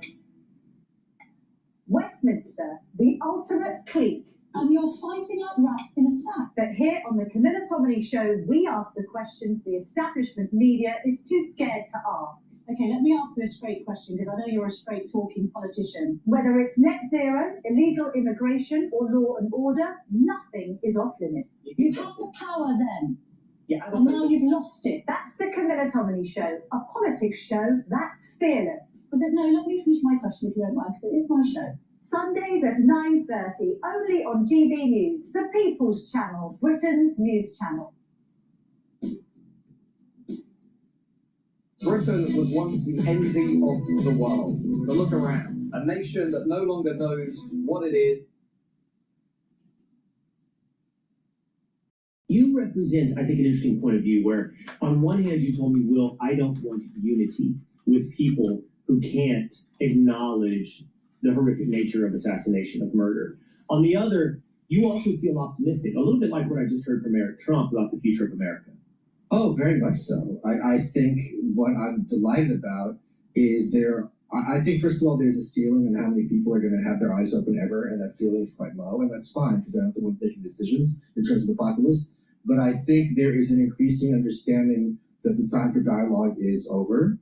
I don't think President Trump, even in the first term when he ran in 2015, 2016, he said, I'm a deal maker, I'm going to sit down with Pelosi and cut these deals. He's not saying that anymore. He understands the reality of the situation. So I think, one of my points I say is the best argument against gun control is gun proliferation. These people aren't arguing in good faith. There's no point in sitting down and having a discussion, because they're never going to say, oh, well, I lost that argument. You get to have your way. It's never a thing. Everything is always legitimate that they're opposed to the point of advocating for violence for those who would pass laws or do things that they're duly elected to do. So I think this understanding that Ayn Rand had this great quote where she said, I'm not looking for honest disagreement, I'm looking for honest agreement. And I think there comes a time, and I think that time is long past, where this kind of bill bridging is of no utility because these people aren't negotiating good faith. You had this great line yesterday off camera with me where you said, I think everybody pines for the 1980s. They pine for this moment when Ronald Reagan and Tip O'Neill would argue vigorously and then afterwards go hit the golf course. And now the fear is that the analogous Tip O'Neill would hit you over the head with his club. That's right, yeah. And it's scary, but I think people need to understand what they're up against. And I think something else we discussed is I think COVID was exposed a lot of the nature of who people are, those who love freedom, are up against. When you saw people advocating for kids being taken away from parents who didn't get their kids vaccinated, when you saw the Canadian truckers, I don't know if people realize this, when they had that convoy in Canada, the cops were saying, we might take their children away from them. It's not safe for them over there. And the media cheered them on. So and the whole thing with, giving kids sterilizing drugs and things of this nature, when you realize, and also normalizing predation upon children and just regarding it as just another lifestyle choice, when you realize what you're dealing with, these are things that you and I, never listening to this, would have thought as unthinkable maybe 10, 11 years ago, and now it's in first grade. So I think there is an understanding of we've gone way too far, and talking isn't going to get us back. I think you're a great student of history, Michael. My question is not what we're dealing with on two levels. One, the basic struggle of human nature. Sure. And then on the deeper level, that struggle within human nature is the struggle of good and evil. Mm-hmm. So what I'm getting at is, we're not actually in an aberration moment in history. We are actually regressing to the norm. There have been moments in American history where we were very capable of transcending that tribal, inherently violent, zero-sum game fight for power. That's the story of man. Yeah, that's right. Until fairly recently. That's right. Well, I think people need to remember that one of my favorite founding fathers, and I'm sure yours, Patrick Henry, in 1765, before America existed, stood in the Virginia House of Burgesses, pointed at King George and said, I would remind King George that Caesar had his Brutus, King Charles had his Cromwell, and everyone starts yelling treason, treason. And he'd do well to pop from their example. Like, this be treason, make the most of it. So he was arguing for King George to meet the guillotine in 1765. So there's been a long history of dissent, but it was always regarded toward political figures when there's no other option, like the last resort. It was never this idea of Charlie Kirk, someone who's a political pundit. This is something that is... This is what I'm talking about. They'll get to a point where if the conservatives are attacked by the Marxists or the ultra-liberals, whatever term you want to use, and there's more violence and more coordinated disruption and stealing and burning down the towns and all this stuff, if this continues to happen, and a continuation of the erosion of our civil liberties, the conservatives are going to have to fight back and have to go kinetic against the Marxists. It's going to happen. I mean, that's just the arc of history.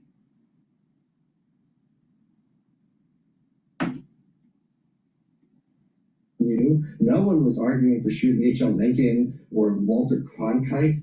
And the cheering, I think the key to cheering, as we discussed a little bit yesterday, isn't just that they're cheering, it's not that people have these thoughts, that they're broadcasting them on TikTok, on social media, expecting and correctly expecting accolades for it instead of condemnation. Let's be, you are a honest, self-aware truth teller. Let's be as charitable and as self-aware as possible. The gut instinct answer, it may be where we end up, but if a corollary of Charlie Kirk was assassinated on the left, it would have been, they would burn down the town. That's what they would do. They'd go across I hate all these damn commercials.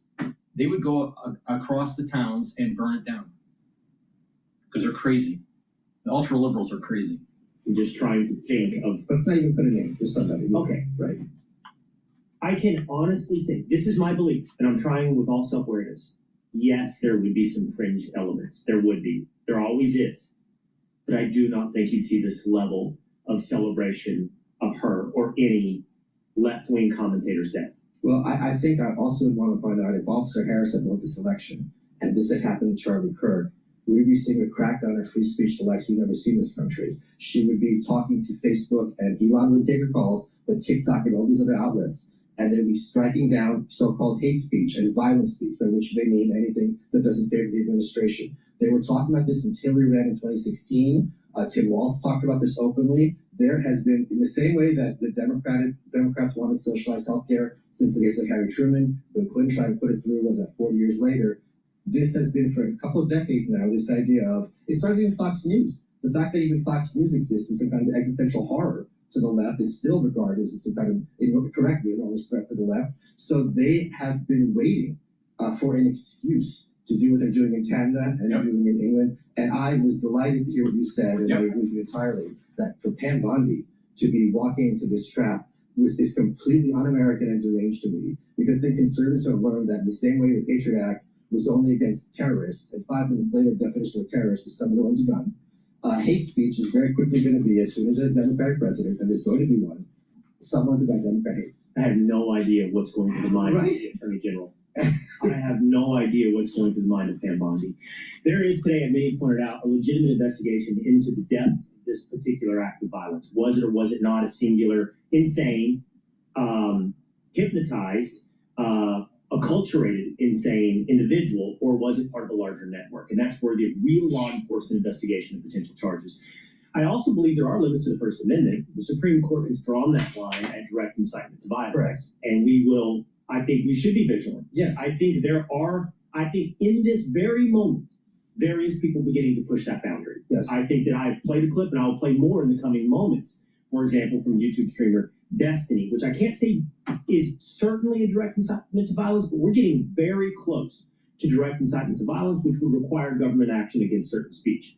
But hate speech is entirely un-American. It doesn't exist. It's like this concept of gun violence, whereas in all these countries with gun laws, they're just stabbing each other and children are assaulted by migrants. It's completely insane. It's completely un-American. And there's no precedent for it. Like, there's precedent for obscenity laws. There's precedent for the sedition laws, which are obviously insane. But hate speech is an entirely university concept.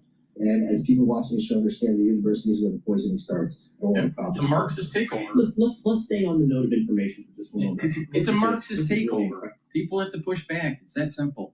Please go to my store, the-studio-reykjavik.com. Get the gel. You can get it in the quick dispenser or the tube form. Make sure you have some at work and at home. You never know when you need it. It's dual purpose. You can put it on a cut, an abrasion, or a minor burn and help to heal it. You can use it as an aftershave. You can use it as a daily skincare. And if you're not feeling well or someone around you is not feeling well, put it on your hands, around your mouth, around your nose, around your eyes, around your ears, lightly coat your nostrils. It stays active for 5.5 hours. You're going to need this in the fall and the winter, trust me. Please go to my store, the-studio-reykjavik.com. Be prepared, because something's coming in the fall and the winter. Michael, so this is polling that asks people, as far as you know, is the person who shot Charlie Kirk, and then the polling asks people to respond. Is Charlie Kirk a Democrat? 21% said yes. A Republican, 24% said yes. Not sure. Zero helps me take my business anywhere I want.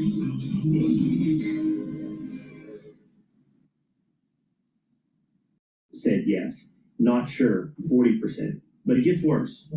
Let me show you exactly how this breaks down. As far as you know, is the person who shot Charlie Kirk among Democrats, Independents, and Republicans.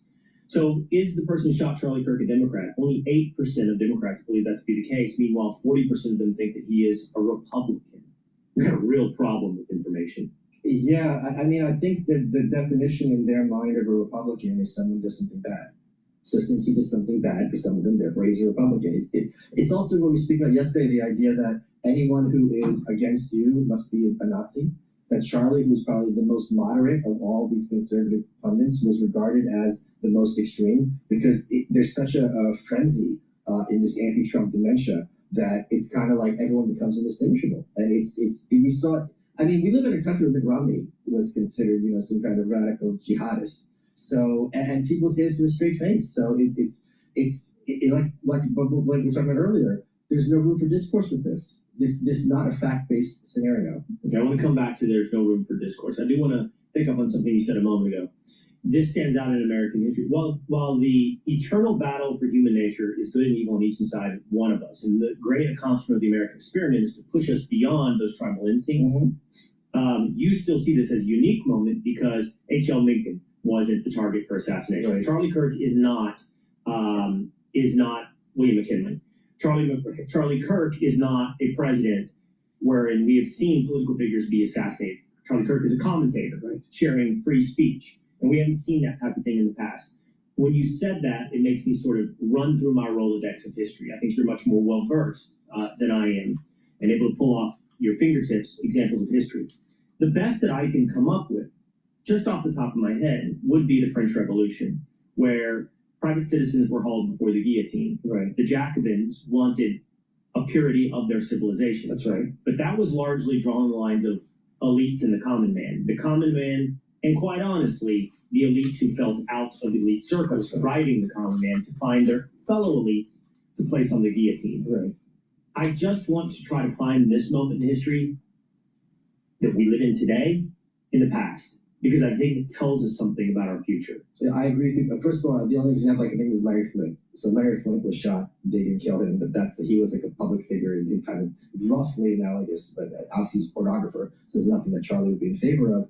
I think what's different is because of social media, everyone, for better or worse, has a platform to make their voice heard. So back in the day, if you were a fan of William McKinley, getting assassinated in Buffalo, you would have thought, okay, no one, I can't say this out loud. I don't have a mechanism. There's no newspapers can print my article, and I'm going to feel alone. But now, thanks to social media, if I'm that person who has that rabid view, very quickly I'm part of a network where it's like, no, you're the same one. Everyone else is crazy, and there's no counterpoint to that. So it becomes this kind of self-fulfilling prophecy. And I think social media, for better or worse, and in this case clearly worse, is an enormous mechanism for radicalizing people in every direction.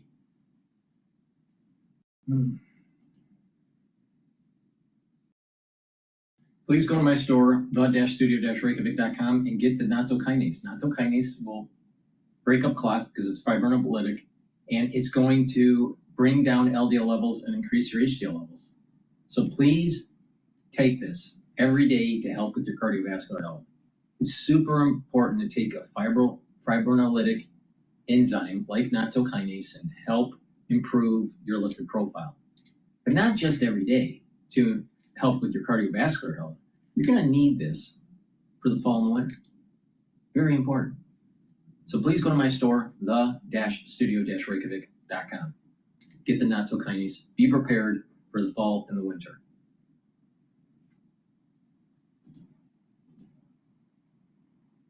We wait for the press conference with JP Morgan's Bob Michael, Diane Swamp of KPMG, and Deutsche Bank's Matthew Lazzetti. And finally, breaking it all down, Chair Powell's news conference has already happened, and we will be speaking with former New York Fed President Bill Dudley and BlackRock's Jeff Rosenberg. That is a stacked lineup right there for the next few hours. Joining us around the table, Greg Peters of Ph.D. Fixed Income. Greg, good afternoon. It's good to see you. Good to be here. Can this Fed meet this market? Doubtful. There's a lot of drama around this current meeting. It seems to me it's almost like a B-rated drama with interesting subplots. So I think 25 is obviously assured. There is a remote chance of 50, but it's all about kind of the inside. What does the SEP look like? How do we parse out kind of the new participants? How political is it? How much gamesmanship is going on? So that's the interesting twist of it. But the end result, I think, is uneventful, honestly. So the B-rated drama. I want to get into this. Mean Girls, is that essentially what you're going to be looking for? I was thinking more like Sunday night movie at midnight. Okay, hold on a second. Yeah. But this is important. How do you view the B-rated movie aspect of this, given that some of the personalities and projections might actually become the mainstream, the sort of core of the Fed's opinions come 2026? Yeah, no, that's quite right? So I think we'll learn more over time, and so we'll see how, quite frankly, politicized the Fed is internally, and we'll see that through the SEP and the forecast. Increasingly, you'll see it through the speeches. But I guess the point today is you might see it through the dissent side, right? And so it feels like most people believe there's 3 dissents that ease more, but there's also a possibility of dissents on the other side. So that could actually really show some bedlam kind of within. I personally don't think it's a bad thing. I think just having consensus all the time isn't constructive. But how this is manifesting this time might be a little different because it's playing a different game, maybe a little more political than normal. And I was watching the Kansas City Fed chief, the president, I should say, to see what he does. I want to go where Lisa was. I was kidding her about the mandates, but we've got an inflation study, a job study. 7 years ago, pre-pandemic, Stephen Roach at Morgan Stanley wrote a blistering critique of the Fed on asset bubbles. It's your fault. Because you at PG with price bonds to perfection, price up, yield down. Does he have to address today the bond market asset bubble and the equity market asset bubble? We're seeing China stocks to the moon and the rest. I don't think that's part of the calculus, honestly. I think the clear focus is on inflation and labor. The asset bubble is not, I think, part of the thinking at this current point. You go back to Greenspan, and it took years for that irrational exuberance to play out. So I think there was a lesson there, but I do think the mandate is more tilted towards growth than inflation. And what that means for 2026, what I don't think enough people are talking about is what does 2026 look like? So if you have an environment where you have a fiscal thrust coming through, which is expected, you have a more accommodative central bank, you have kind of a pull forward of AI productivity, what does that do to inflation?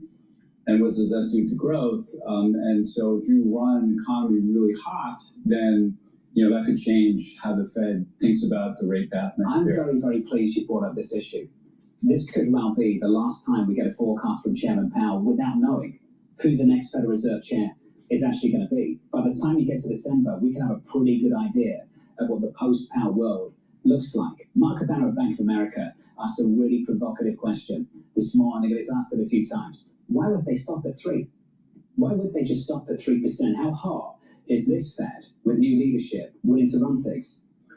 Well, you have to count on, hope for the credibility factor, right? And so I think there's two different minds here. So there's a mind of getting into the role, but then I think ultimately your reputation is bond, so to speak, right? So I don't think anyone wants to taint their own reputation or really taint the reputation of the Fed itself. So I do think they'll be contained by that, but it is an open question. We don't know. So there is a bias to be more easy, I think, but where neutral is or where being accommodative is always an open question, and I think we'll test that thesis in 2026 for sure. This is a compelling point, the idea that the discipline will be imposed by the bond market, and ultimately the bond vigilantes will come back, particularly at the long end, and will impose a sense of restraint on the Fed and on the administration.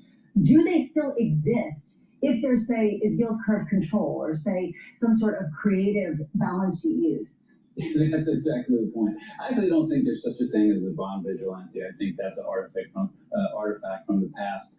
But I think from a bond investing standpoint, it is really difficult to lean in continuously into the steepener view because of that risk, right? That risk of changing the issuance in the back end, doing buybacks, some form of financial repression. And so it's a very, treacherous place to be given that. And that is why the U.S. has kind of outperformed other global markets because of that. They've done a better job on the debt management front, number one, and then number two, investors have a keen eye on changing that dynamic to keep back-end yields down. The inflation-adjusted rate is a residual. Sometimes it's hard to guess. We had the 10-year real yield come down. I'm going to call it at the bottom of the range. You're the pro on this. What is the significance of with the chit-chat today? We get a real yield that really breaks down. I mean, real yield is an interesting measure, right? One measure, high real yield means like that's a very good growth environment. That's one that you should do well in from a risk standpoint. Post GFC, it was inverted and perverted in a way where negative and low meant it was good for risk taking. So I think we're in a much more kind of normalized zone, which is to say, having real yields, kind of a 1% type of zip code is where we're supposed to be. I think that's a truer measure of economic activity than the previous kind of regime. We've got about 60 seconds left in this segment at least, and we can continue this conversation. How are you thinking about the relationship between the debate at the front end of the curve and the story further out along the curve? Are the two things connected? Right now, if they drop yields at the front end, what happens to the long end? Well, they're connected and they're not all at the same time. So the front end of the curve is a much cleaner place to invest, right? Because it is clearly driven by central bank policy. So the closer you get to that central bank policy reaction function, the cleaner it is. As you go out the curve, yes, it's driven by central bank policy action, of course, but it's driven by so many other factors that are beyond your control, right? It has to do with inflation, of course, growth expectations, and this pesky term called risk premium. Brilliant, John. Does Dr. Myron know that? I think Governor Myron does. I've got some respect for Governor Myron. Going into this meeting, he doesn't strike me as the kind of guy who takes big swings in the meeting. Will he take big swings when it comes to the dissent? I think that's a very, very different question today. I don't think he's going to go in and be rude to people and tell them they're all doing a horrendous job. But he could well be a little bit more aggressive with that dissent if we do indeed get one. In other words, 100 basis point rate cut, is that what he thought it was deserved? Is that what we're going to come out and speak to later today? That I think is I'm not sure how much credible a number closer to 100 would be. Does that rule him out for any kind of Fed contender? Greg Peters is going to stick with us. Greg, it's good to have you with us. Up next on the program, Kathy Jones and Sebastian Rajappa.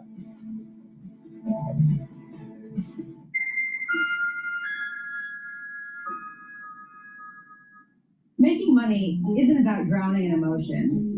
It's about understanding what's actually happening. Markets are the best way to glean signal from noise, and that is what we try to do every morning. This is Bloomberg Surveillance. In case you missed it on Daybreak Europe, what does it mean if you're an entry-level coder? How much trouble do you think you're in? Everyone in the age of AI really have to relearn which tool to use well. And if you are technical, you know how coding works, you're actually more productive with Lovable. Anyone can learn to be productive talking to the AI, but there's an advantage for technical people. So this Daybreak Europe live every weekday. Okay, ready? David, what initially sparked your interest in this topic of longevity? 15 years ago, I turned 60, and I began to wonder how much longer I'm likely to live and what I could do to extend my life. On longevity, I talked with the leading experts in science and medicine to educate people about how they might be able to change their conduct so that they can live a happier and healthier life. I'm David Rubenstein. Join me on a 4-part journey as I explore the great quest for longevity. Only on Bloomberg. It's the countdown to the market open as we bring you the first trades across Europe. We'll debate the most important stories and what will drive the big investment decisions throughout the morning. I'm Gut Johnson. I'm Kriti Gupta. And I'm Anna Edwards. Join us every weekday morning for the opening trade, live at 7 a.m. here in London. Only on Bloomberg. Context changes everything.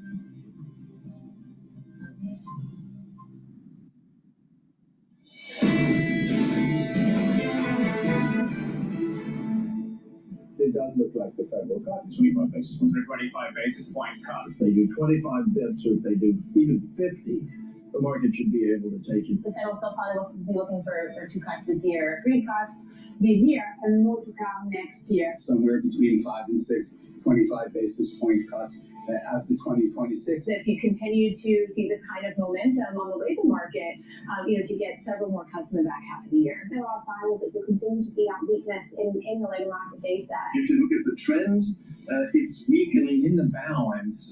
The Federal Reserve will look at the labor market for now, but they have to keep one eye on inflation. Chair Powell better sound relatively dovish. He's going to provide very limited guidance. The decision 15 minutes away. The consensus view, a move of 25 basis points. 2 outliers. SocGen, Standard Chartered, looking for 50 in about 15 minutes' time. The scores into it look like this on the S&P 500, not far off all-time highs. We're down a tenth of 1% this afternoon. In the bond market, 2s, 10s, and 30s shaping up as follows. Your bond yield curve looks like this. Yields higher by 4 basis points to the front end, 354. We have rallied a lot at both the front and the long end over the past 6 weeks. Yeah, and we've seen even a rally in credit. Just to give you a sense of just how much 10-year yields have rallied. They are down from 4.37% as of July 30th, the last Fed meeting. They are now at 4.03%. Just giving you a sense of that. Well, a couple of days ago, we bought $3.99 in the 10-year, and this morning we made a dash toward just for a couple of Sanka. But the answer is yield space is moving. Greg Peters is exhausted. Go further out, go to 30s. Only a few weeks back, we're at about 5. Yeah. Come all the way back down towards 4.5%. And the way the curve has evolved through August into September, August we had a bull steepener, big rally at the front end. September, it's been completely the opposite. We've had a bull flattener, led by the long end. And the reason for it has been different depending on the person you've spoken to. Some people say it's because of the threat of yield curve control or some sort of machinations in the balance sheet. Other people saying, look, if you have all these people in cash, you cut rates, well, they want to lock in that yield, so they're going to go out the curve. That's a new argument, and we're hearing it more. Joining us now to discuss, Kathy Jones of Charles Schwab, Greg Peters of Pigeon Fixed Income, still with us. Kathy, let's start with expectations. What are you expecting in about 13 minutes' time? Yeah, we're looking for 25, which is the consensus. I guess there's an off chance it'll be 50, but given that inflation is still pretty high, I think it's going to be difficult to have a really aggressive rate cut at this stage of the game, even though the labor market's showing signs of deterioration. An unemployment rate in the low 4s is still not that far from what's considered full employment. And then you've got inflation at 3-ish and edging higher. It's very difficult to make the case for 50 in this environment unless you have a really negative view of where the labor market's going. Given that backdrop, Kathy, why do you think there's been such a rally in the long end of the yield curve since the last Fed meeting? Well, we've had the rally because the expectation, we've had weak economic data and we have a greater expectation for rate cuts. And so, the market has a lot of rate cuts built into it out to 2027.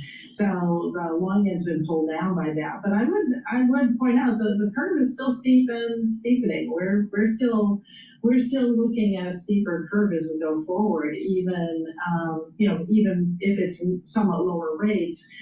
I don't know that the long end can kind of get out of its way if we still have inflation pushing higher, and the dynamics behind inflation are still not great. Kathy, what's your action plan to put cash to work? I understand we're before the meeting. Let's go after the meeting, but let's take it out to end of next year as well. What's the Kathy Jones action plan given Fed chaos? Well, we're hoping people aren't too heavily in cash at this stage of the game because we've been encouraging them to be intermediate term on the curve and up in credit quality. And I think that is still our plan. We'll see how Fed policy evolves, we'll see how the economy evolves, but we're really looking for a fair amount of volatility going forward. There's a lot of things on the horizon policy-wise that can shake up the market. So we don't want to go super long, but we don't want to sit in cash because I think the bias is still to cut rates. Greg Peters, let's get to you on some of this. Why is so many people so comfortable just sitting and waiting in the belly of the curve? Because they're positive carry, right? Positive carry and roll. It's the bond investor's dream. And so you look at just the level of yields, the steepness of the curve. It's it's a very good environment for just being in bonds, and I would say that's a global story, just not a U.S. story. So I don't think the bond quote unquote bull market goes away. I think it's a very robust environment for bonds. One point I want to just make though, just on volatility. Sure. What's really important to watch is the trend in volatility. Typically, what you see as the Fed enters the easing cycle, volatility broadly comes down and pulls volatility down. So if you actually see vol actually move higher in this rate easing cycle, that could be a sign that there's concerns around, Fed independence, risk around the economy, all these other types of things. So it's something to watch for. It sounds like an arcane part of the market, but it's a really important one to get a view into. Greg, how crowded is the long bond right now? The shorts were pretty crowded, and they got stopped out, and that was probably a significant part of it.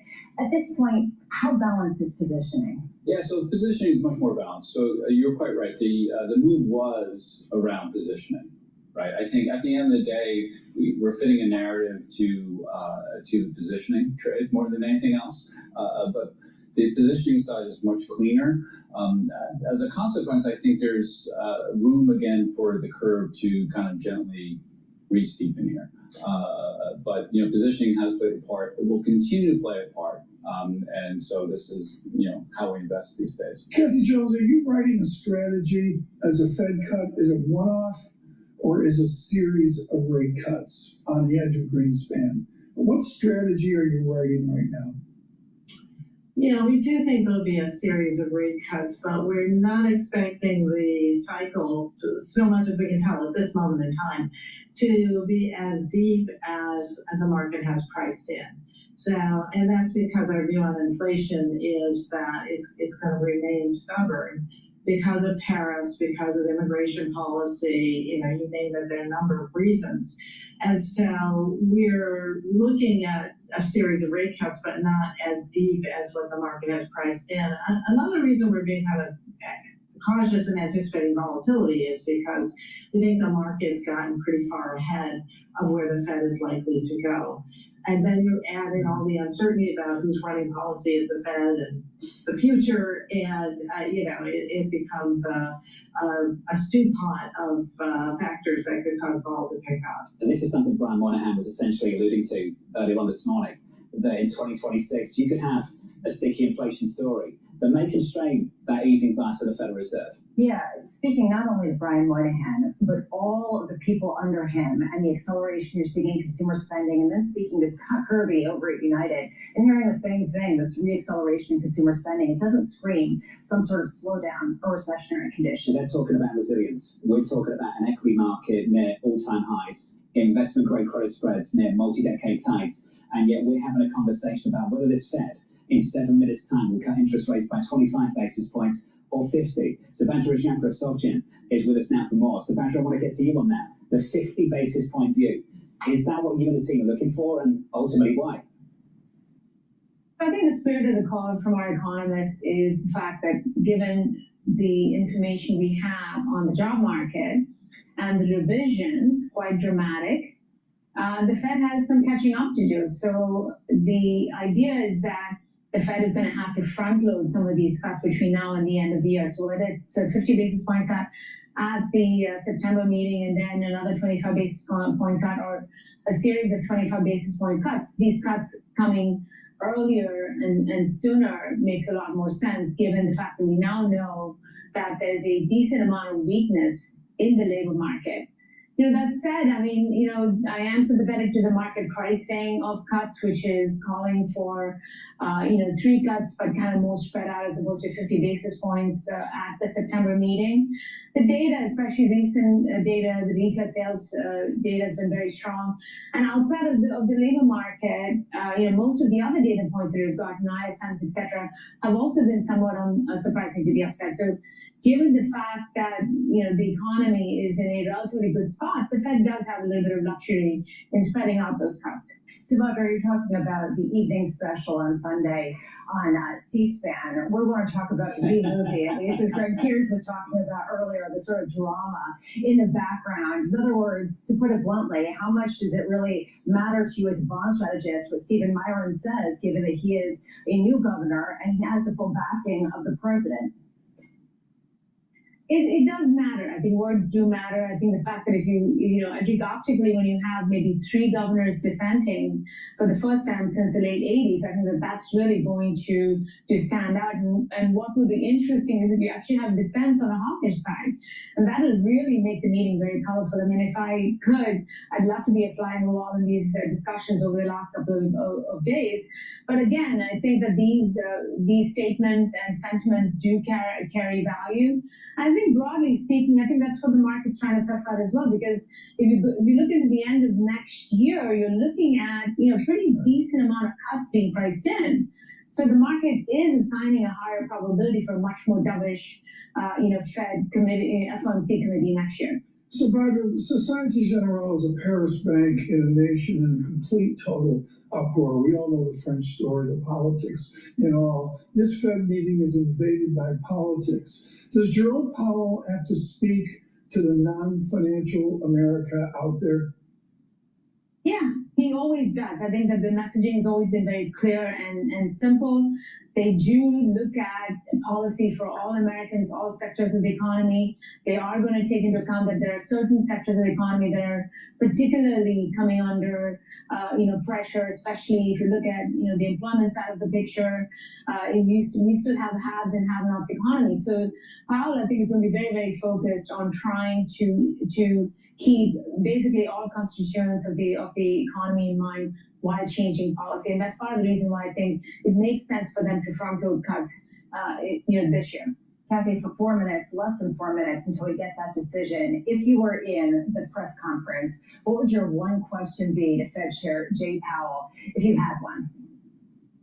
Well, I'm going to assume that whoever went before me asked about squaring up the dual mandate with the rate cut. And I would go on to ask a bit more about the concept of maturity matching on the balance sheet. This is something Governor Waller has talked about, and I think Stephen Myron might embrace as well. And I think that has some implications longer term for how the Fed proceeds and how the market develops. So I would definitely ask that question if I had the chance. Balance sheet management, Bramo, keeps coming up, doesn't it? Yield curve control, right? All of these things, these questions keep coming up. Yield curve control under another name. I mean, if people start tuning out and they hear, tweaking the balance sheet and maturity matching, that is another way of backdoor yield curve control that a lot of people are trying to understand. Kathy Jones and Charles Schwab, Samantha Shapra of SocGen, to the both of you, thank you. That decision is about 2 minutes and 30 seconds away. We talked about this three-part act. We got a statement, the forecast, the news conference. Let's just sit on the forecast. The Federal Reserve has to project and forecast not payrolls, but unemployment. And going into this, I wonder if we're going to be surprised more by how much the SEP changes or by how much the SEP actually remains the same. How much can these forecasts around things like unemployment, for inflation, actually change? And that's what's interesting about the moment. Typically, when the Fed is projecting more interest rate cuts, you'd expect a big downgrade to growth. You'd also expect an upgrade to unemployment. We might not get that in 2 minutes' time. Especially given the fact that we're at a pretty neutral pace. Just taking a look at where we were, the projection was for 4.5% at the end of this year in terms of an unemployment rate and a 3.1% core PCE. It wasn't expected to shift that much on either front over the following couple of years. John, I think what you bring up is a really, really important point. What confidence do we have in our guesses to June of next year, December? Liz Ann Saunders had the map of the day. It was household insurance across America. Let me tell you, half of America is flat on their back with fixed costs surging. This is the question, I think, for the committee today and for the news conference too for Chairman Powell. And there was a key difference between how he addressed this question in July and how he's thinking about it over at Jackson Hole in August. What is anchoring your view on the labour market right now? Is it the unemployment rate? Is it measures of slack? Or is it payrolls growth? Because the Chairman Powell of July was very different to the Chairman Powell of August. Who said that it was really important back in July to look at the unemployment rate and then the payrolls headline figure. The problem is, right now, people really dispute the idea that we have the same kind of labor market that requires 150, 200,000 jobs created per month, and that this is more of a 50,000 a month kind of break-even rate that we should be looking at. Do you get lulled into a bigger conversation, a bigger decision than you otherwise would have made? And that's something that this Federal Reserve has to confront today and for the next several months. That decision is 20 seconds away. The question is not if they'll cut interest rates. The question is by how much, 25 or 50, and how much can you project in the guidance, the forecast? Equities going into it just about unchanged in the S&P 500. In the bond market, 2s, 10s, 30s look like this. Your 2-year bond yield up by 3 basis points with your Fed decision. Here is Mike McKee. The answer to your question, John, is a 0.25 percentage point cut as expected, but Fed officials also see 2 more cuts this year in October and December, according to the new dot plot. There was one dissent And that is from Stephen Myron, the Trump representative on the board, who wanted no cuts this time, who wanted rather 2 cuts this time, 50 basis points. Next year, the committee sees only 1 cut so far, but the dispersion is very wide. And the very bottom dot for next year is at 2.75%, suggesting once again that is Stephen Myron. The committee sees that the risks to that they are attentive to the risks of both sides of their mandate, but they say the risks to the downside for unemployment have increased, and that's the reason that they are cutting rates today. They also adjust the forward guidance in the statement to drop the word extent and just say in considering additional changes to the target range in the future, they will consider all kinds of options. There is no real change to their economic forecast, but we don't know exactly why that is, whether it's because Myron contributed different numbers than others, or Anna Paulson, the new Philadelphia Fed president, contributed different numbers than others. But the growth rate is marked up for this year to 1.6% from 1.4%, and the unemployment rate is unchanged at 4.5%. PCE inflation at 3% is unchanged from their July forecast, and core PCE inflation unchanged at 3.1%. There's no change overall to the balance sheet. And once again, there was one dissent, Stephen Myron, the new member of the board from the Trump administration. The rest of the board, including Nikki Bogle and Chris Waller, satisfied with moving the rate down to the range of 4 to 4.25%. Mike McKee, thank you, sir. Stay close. We'll take some time to internalise what we've just heard from the Federal Reserve. A lot of information. Equities off the back of it, still just about positive by 1/10 of 1%. In the bond market, yields just a little bit lower at the front end of the curve, down by 2 basis points on 2s to 348. In foreign exchange, some euro strength, some dollar weakness. We approach 119 on euro dollar, which is its own story, which we'll get to later, 118.84. I want to do a couple of things. Let's take the forecast and just focus on 2025 and 2026. And I just want to focus on where the projections were in June and where they are now. And just go through this piece by piece. For GDP, compared to June, that's an upgrade for this year and for next year. For the median dot, we've gone from 3.9 in June down to 3.6 for now. So we're looking for another 2 cuts. For next year, we've come down from 3.6 to 3.4. And PCE has remained pretty stable, I've got to say, for this year. For next year, they're looking at around 2.6%, up from 2.4. So just get into this a little bit more. What an odd decision we've got here, Bramo. That this Federal Reserve, and you don't usually see this, has cut interest rates by 25 basis points, has increased by just 1 interest rate cut relative to where we were in June for this year.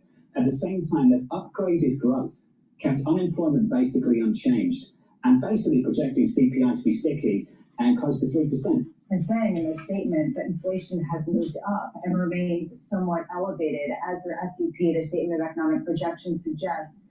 So then why is the bond market rallying? Why are yields down, even at the long end, if this is basically the projection that inflation will remain high and they will cut into that inflation? And what this hints at, and this I think is really going to be interesting, is this clear desire by the Federal Reserve to overweight the economy, even allowing inflation to run hot, and they will keep cutting despite that inflation. That is what is getting translated into this market. We'll cross back over to Mike McKee if he's still with us and hasn't run off to the news conference just yet. Is Mike there? Good. Mike, I want to come back to you. How original is to see this, to see a rate cut, to see the projection of more to come, at the same time all these other things are happening with the forecast? How can you explain that? Well, I think there's 2 possibilities, and they both center around the new members on the board, Anna Paulson from the Philadelphia Fed, and most probably Stephen Myron. When you look at the range of the forecasts for GDP, they moved up the bottom range and the top range, and the same is true with the unemployment rate. It didn't move at all, but inflation didn't move. And it seems that Myron probably put in stronger growth, lower unemployment, and at least unchanged or lower inflation going forward. And that probably accounts for the changes in the forecast. What's really interesting is the wide dispersion in 2026 dots. There's clearly no consensus yet on how many rate cuts they're going to want to see, except Mr. Myron thinks rates will go down to the 2.5% to 2% range. Mike, I know you've got to run, but when you go into that news conference, you're starting to think about questions already. What do you want to know from Chairman Powell? Well, I think you guys were phrasing it well there in your reaction. If inflation isn't going down, then why are you cutting rates? Is sort of a basic fundamental question here. Matt McKee with the latest. You get ahead to that news conference. It starts in about 25 minutes' time. So we got 25. The Federal Reserve. Please go to my store, the-studio-reykjavik.com. Get the Boomer Boost. This will help with your cardiovascular system, brain function, musculature, improve your energy levels, and rev up your metabolism. It has 68 nutrients. It's very comprehensive compound profile shown on the screen here. You can read the label on my website. You can stack it with the Gladiator barley or even the heirloom barley, but you should be taking this every day. You'll notice the positive effects of this within 72 hours. You take this over a longer period of time, and you're actually going to notice you're slowing down the aging process and you're improving multiple organ systems. Another very important part of my protocol to boost up the immune system and help with your cardiovascular health is taking ashwagandha to control your cortisol levels and your blood glucose levels. Lignans to help with your immune system, your endocrine system, bring down inflammation and soak up free radicals. And turmeric brings down inflammation and soaks up those free radicals. Stack them together to get that max benefit, and you're going to be improving your cardiovascular system and your immune system. And it's very important to take this stack because something's going to happen in the fall and the winter, and you better be prepared. Well, takeaway is definitely prioritizing growth. Not surprised that Myron was far afield. I am surprised by only one dissent, though. But I think most people thought, myself included, you'd have three. But I think the question that we're not asking is inflation itself. So is embedded in that forecast, is it still I'm sorry to say, a transitory inflation component driven by tariffs that roll off over time? And so if indeed that is factoring in to the Fed, forward thinking, then that does mean there's more room for cuts because they're not as worried about that inflation component. So I would just be hesitant to look at the inflation number in abstract. I think what's driving it underneath is the key. To your point, there is a very clean, dare I say, convenient glide path back down to 2% in the forecast from 3.1 for this year, 2.6 for next, 2.1 after that, down to 2 for core PCE. Yeah, there's a big rebuttal on that, and that is in the dollar. And you mentioned this earlier. And the idea that long-term bonds, yields are falling, you're seeing a rally across the board in everything but the dollar, which just hit the lowest levels going back for the entirety of this year. That is speaking volumes about exactly what you just pointed to. We just took out 119 on euro dollar. Let's head over to Europe and catch up with Bob Michael at JP Morgan in the heart of foreign exchange in the city of London. Bob, great to get your thoughts. You've had about 8 minutes to go over this one. What jumps out to you, sir? Couple things jump out. Greg's right. One dissent was surprising.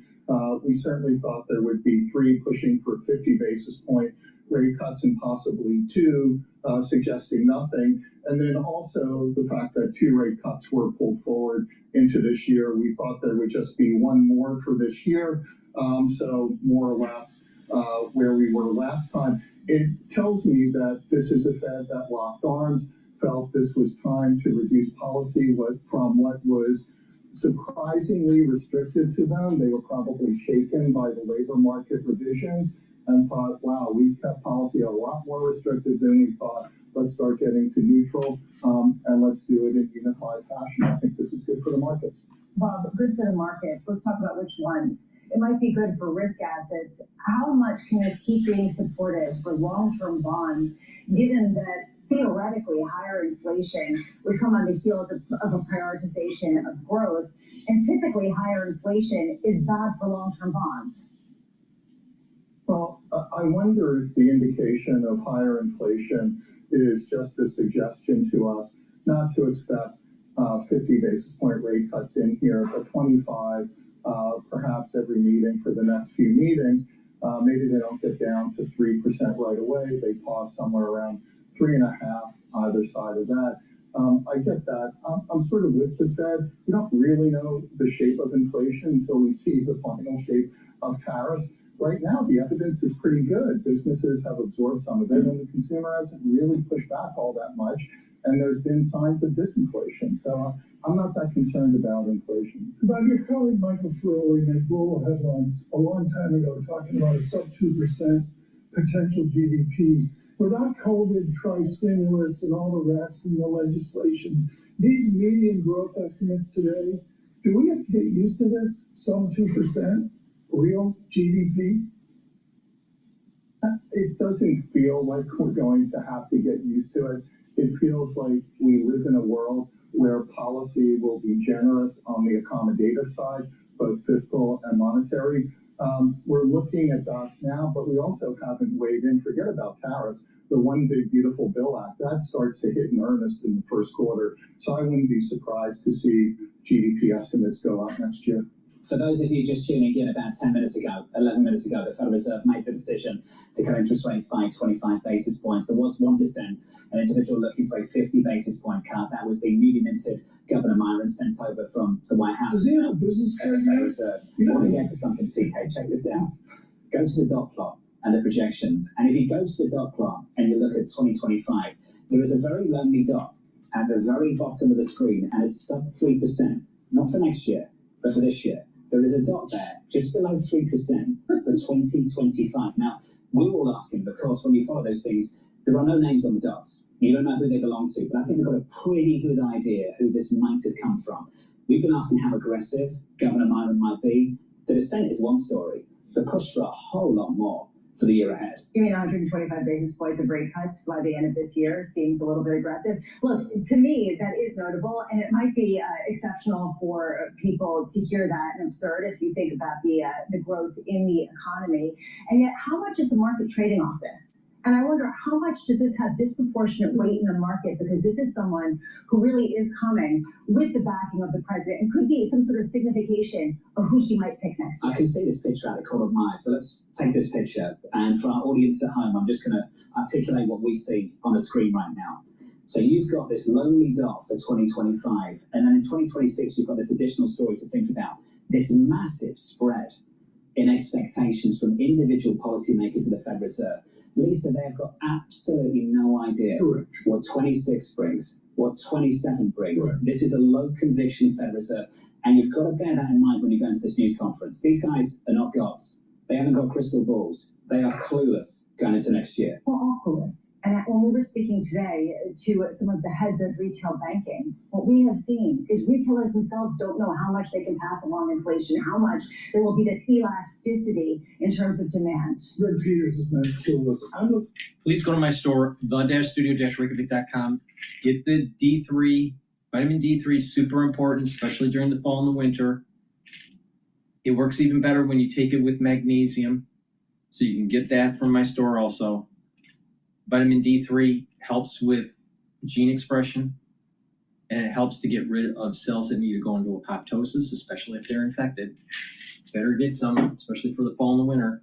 And also take vitamin K2 and K7 molecule. You stack them together and you do resistance training. It's going to help with your bone density and its dual purpose. It'll also help with your cardiovascular health. So please go to my store, the-studio-reykjavik.com, and get the vitamin D3 and the K2, help with your cardiovascular health and your bone density. But also, vitamin D is super important for the fall and the winter. Something's going to happen in the fall and winter. Pay attention.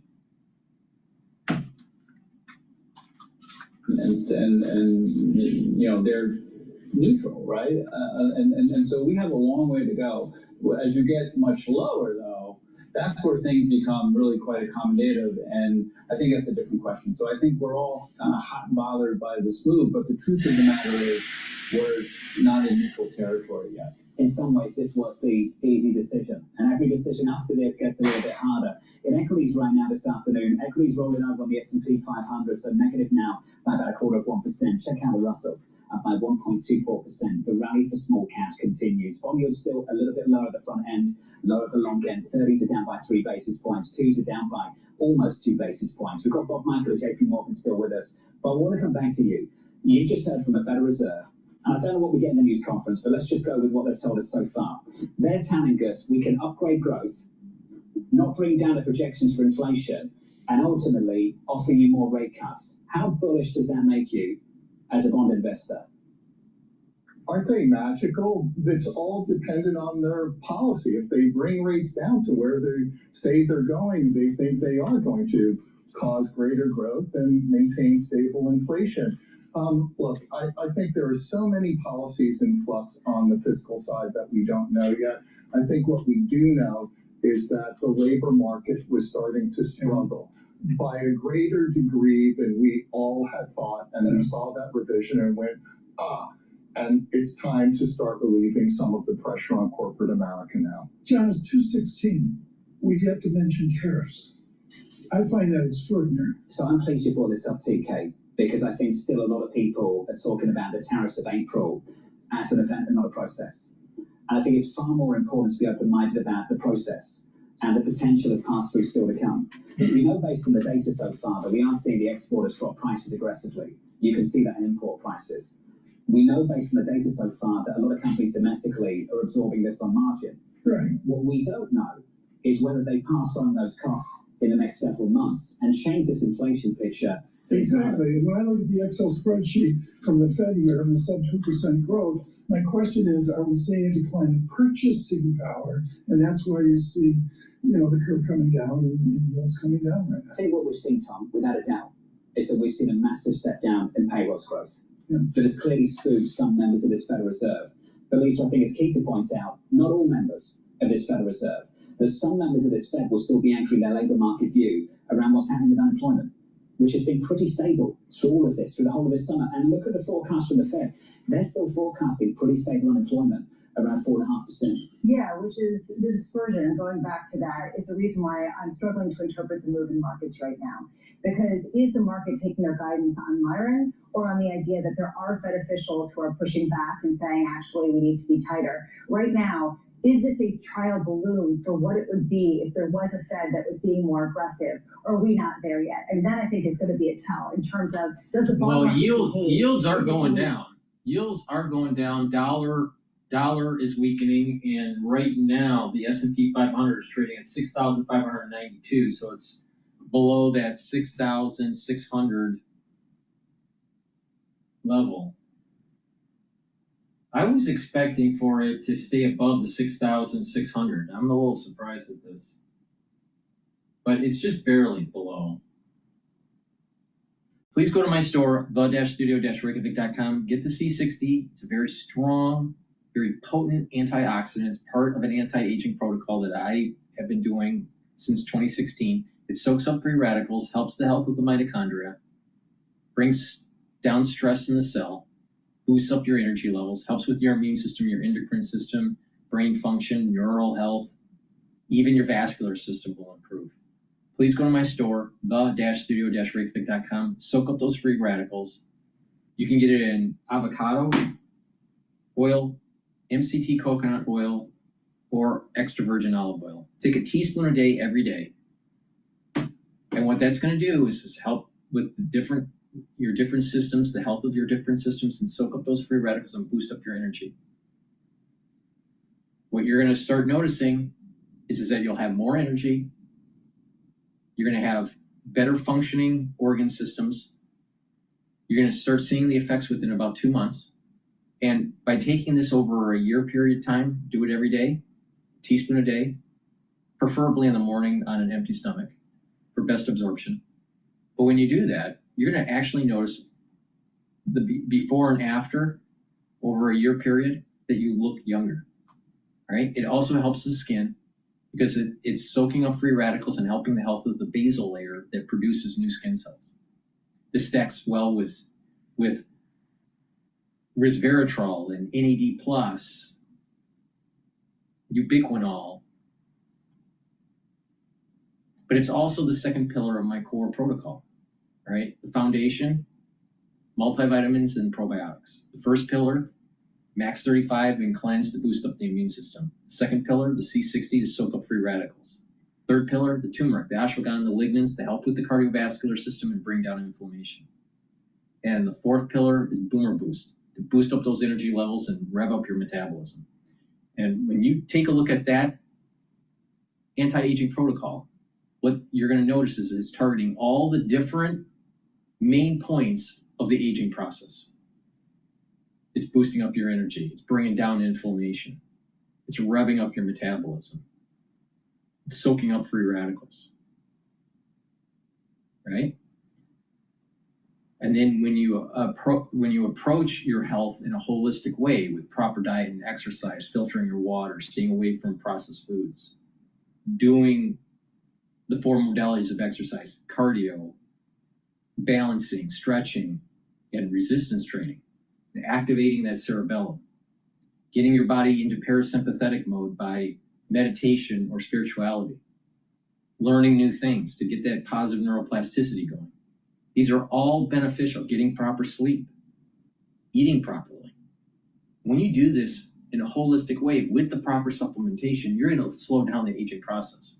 So please go to my store, the-studio-reykjavik.com, get the great products that I offer, get the stacks, as I've been telling how to stack these throughout this broadcast. Use discount 5. You get $5 off any order. And if you spend $100 or more, you get a free gift.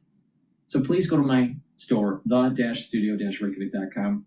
Get the C60, take it every day. I've been doing this since 2016. It slows down the aging process.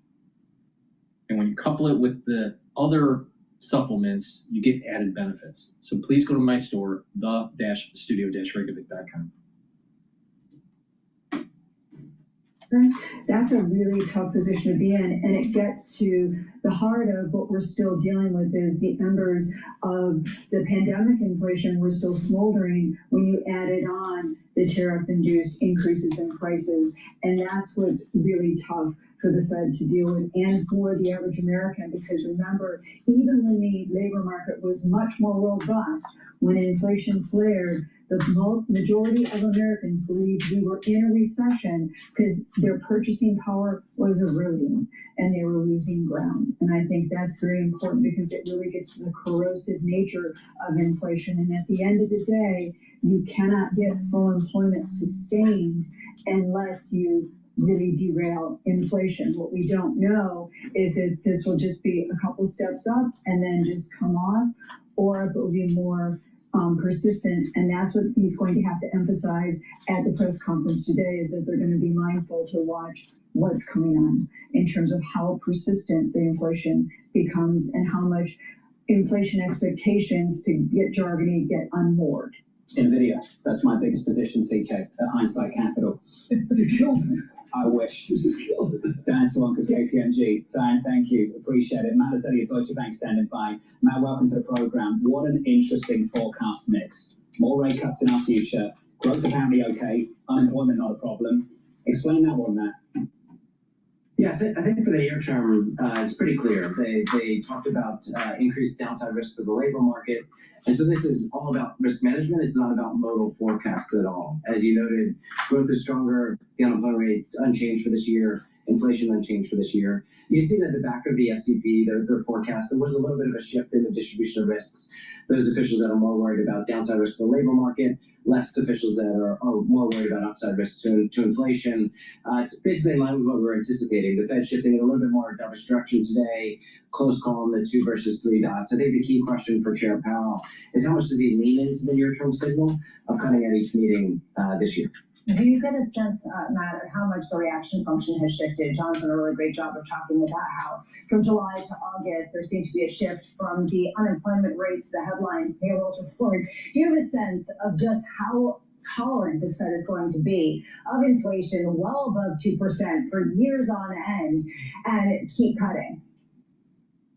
Look, I think they're showing us that they're pretty tolerant above target inflation. In fact, if you look at their forecast for next year, they actually raised their inflation forecast by 0.2. They raised their growth forecast. They lowered their unemployment rate forecast, and yet we see a lower Fed funds rate. I think the reality is we are now projecting at 5+ years of inflation being at least 50 basis points above their target, and yet they are cutting rates into that environment. So I think it's a Fed where, as long as there are no worries about the labor market, they can be hyper-focused on inflation. But once some of those concerns about the labor market really manifest, you see a pretty dovish shift. And I think that's what we saw from Chair Powell at Jackson Hole, and we're seeing it manifested now through the dot plot. That was a Dan Swamp brought it up, and many others have as well. We're all focused on tariffs and substitution. Are we seeing a decline in purchasing power here? Is there an income effect from tariffs that the Fed has to fold in? And what is this, John? 50 more beeps they're going to do by the end of the year? Potentially, yeah. Widespread Next estimates time though, it's TK. 125. TK, Spurs are doing all right. Yeah, they are. It's not purchasing power here. This is a huge issue for Americans, isn't it? It is, no doubt. But I think the main area where you would first see that is through consumer spending data. And I take Diane's point and the points earlier that there's great dispersion around that data, with that being driven by higher income households. At the same time, GDP growth is tracking above 3% in Q3. It was above 3% in Q2. Retail sales are robust. CapEx growth was strong. So I think it's a Fed where, even if you are seeing it eat into disposable income growth, consumer spending growth in the aggregate is strong, and monetary policy has one blunt tool, which is the Fed funds rate. So really, they're not apt or really able to get at a lot of those distributional issues. I think Chair Powell and the Fed would probably tell you that is more up to fiscal policy, tax and spending policies that we would see from the administration. So I don't think that this is really about trying to alleviate some of those distributional concerns. I think it's concerns about the aggregate labor market, which is not being manifested in strong growth at this point in time, and then just trying to get ahead of it and taking out some insurance against it. Matt Lazzetti, appreciate it. One of the best, Matt. Thank you, sir. Matt Lazzetti there at Deutsche Bank. The news conference a few minutes away. We often hear people come on the... Thank you for listening. That's the end of the broadcast. So the Federal Reserve did lower the rate, and we're going to see equities move up over time throughout the trading session and even throughout the different days following today. My target for the S&P 500 is still at 6,800 for year end, all the way up to about 7,000. All right. We're trading right now at 6,607. So it's a little choppy right now. The next resistance level is 6,700. The support level is 6,500. Thank you for listening. Please go to my store, the-studio-reykjavik.com, and get the great products I offer. Also, please subscribe to my new Substack channel. And if you like the content that I do and you want to help support by donating, you can donate on my website, the-studio-reykjavik.com, through Stripe, PayPal, or Buy Me a Coffee, or you can be a paid member to my Patreon channel. All these videos are for free. I have thousands of videos for free. So please help support the work that I do. Thank you for listening and have a nice day.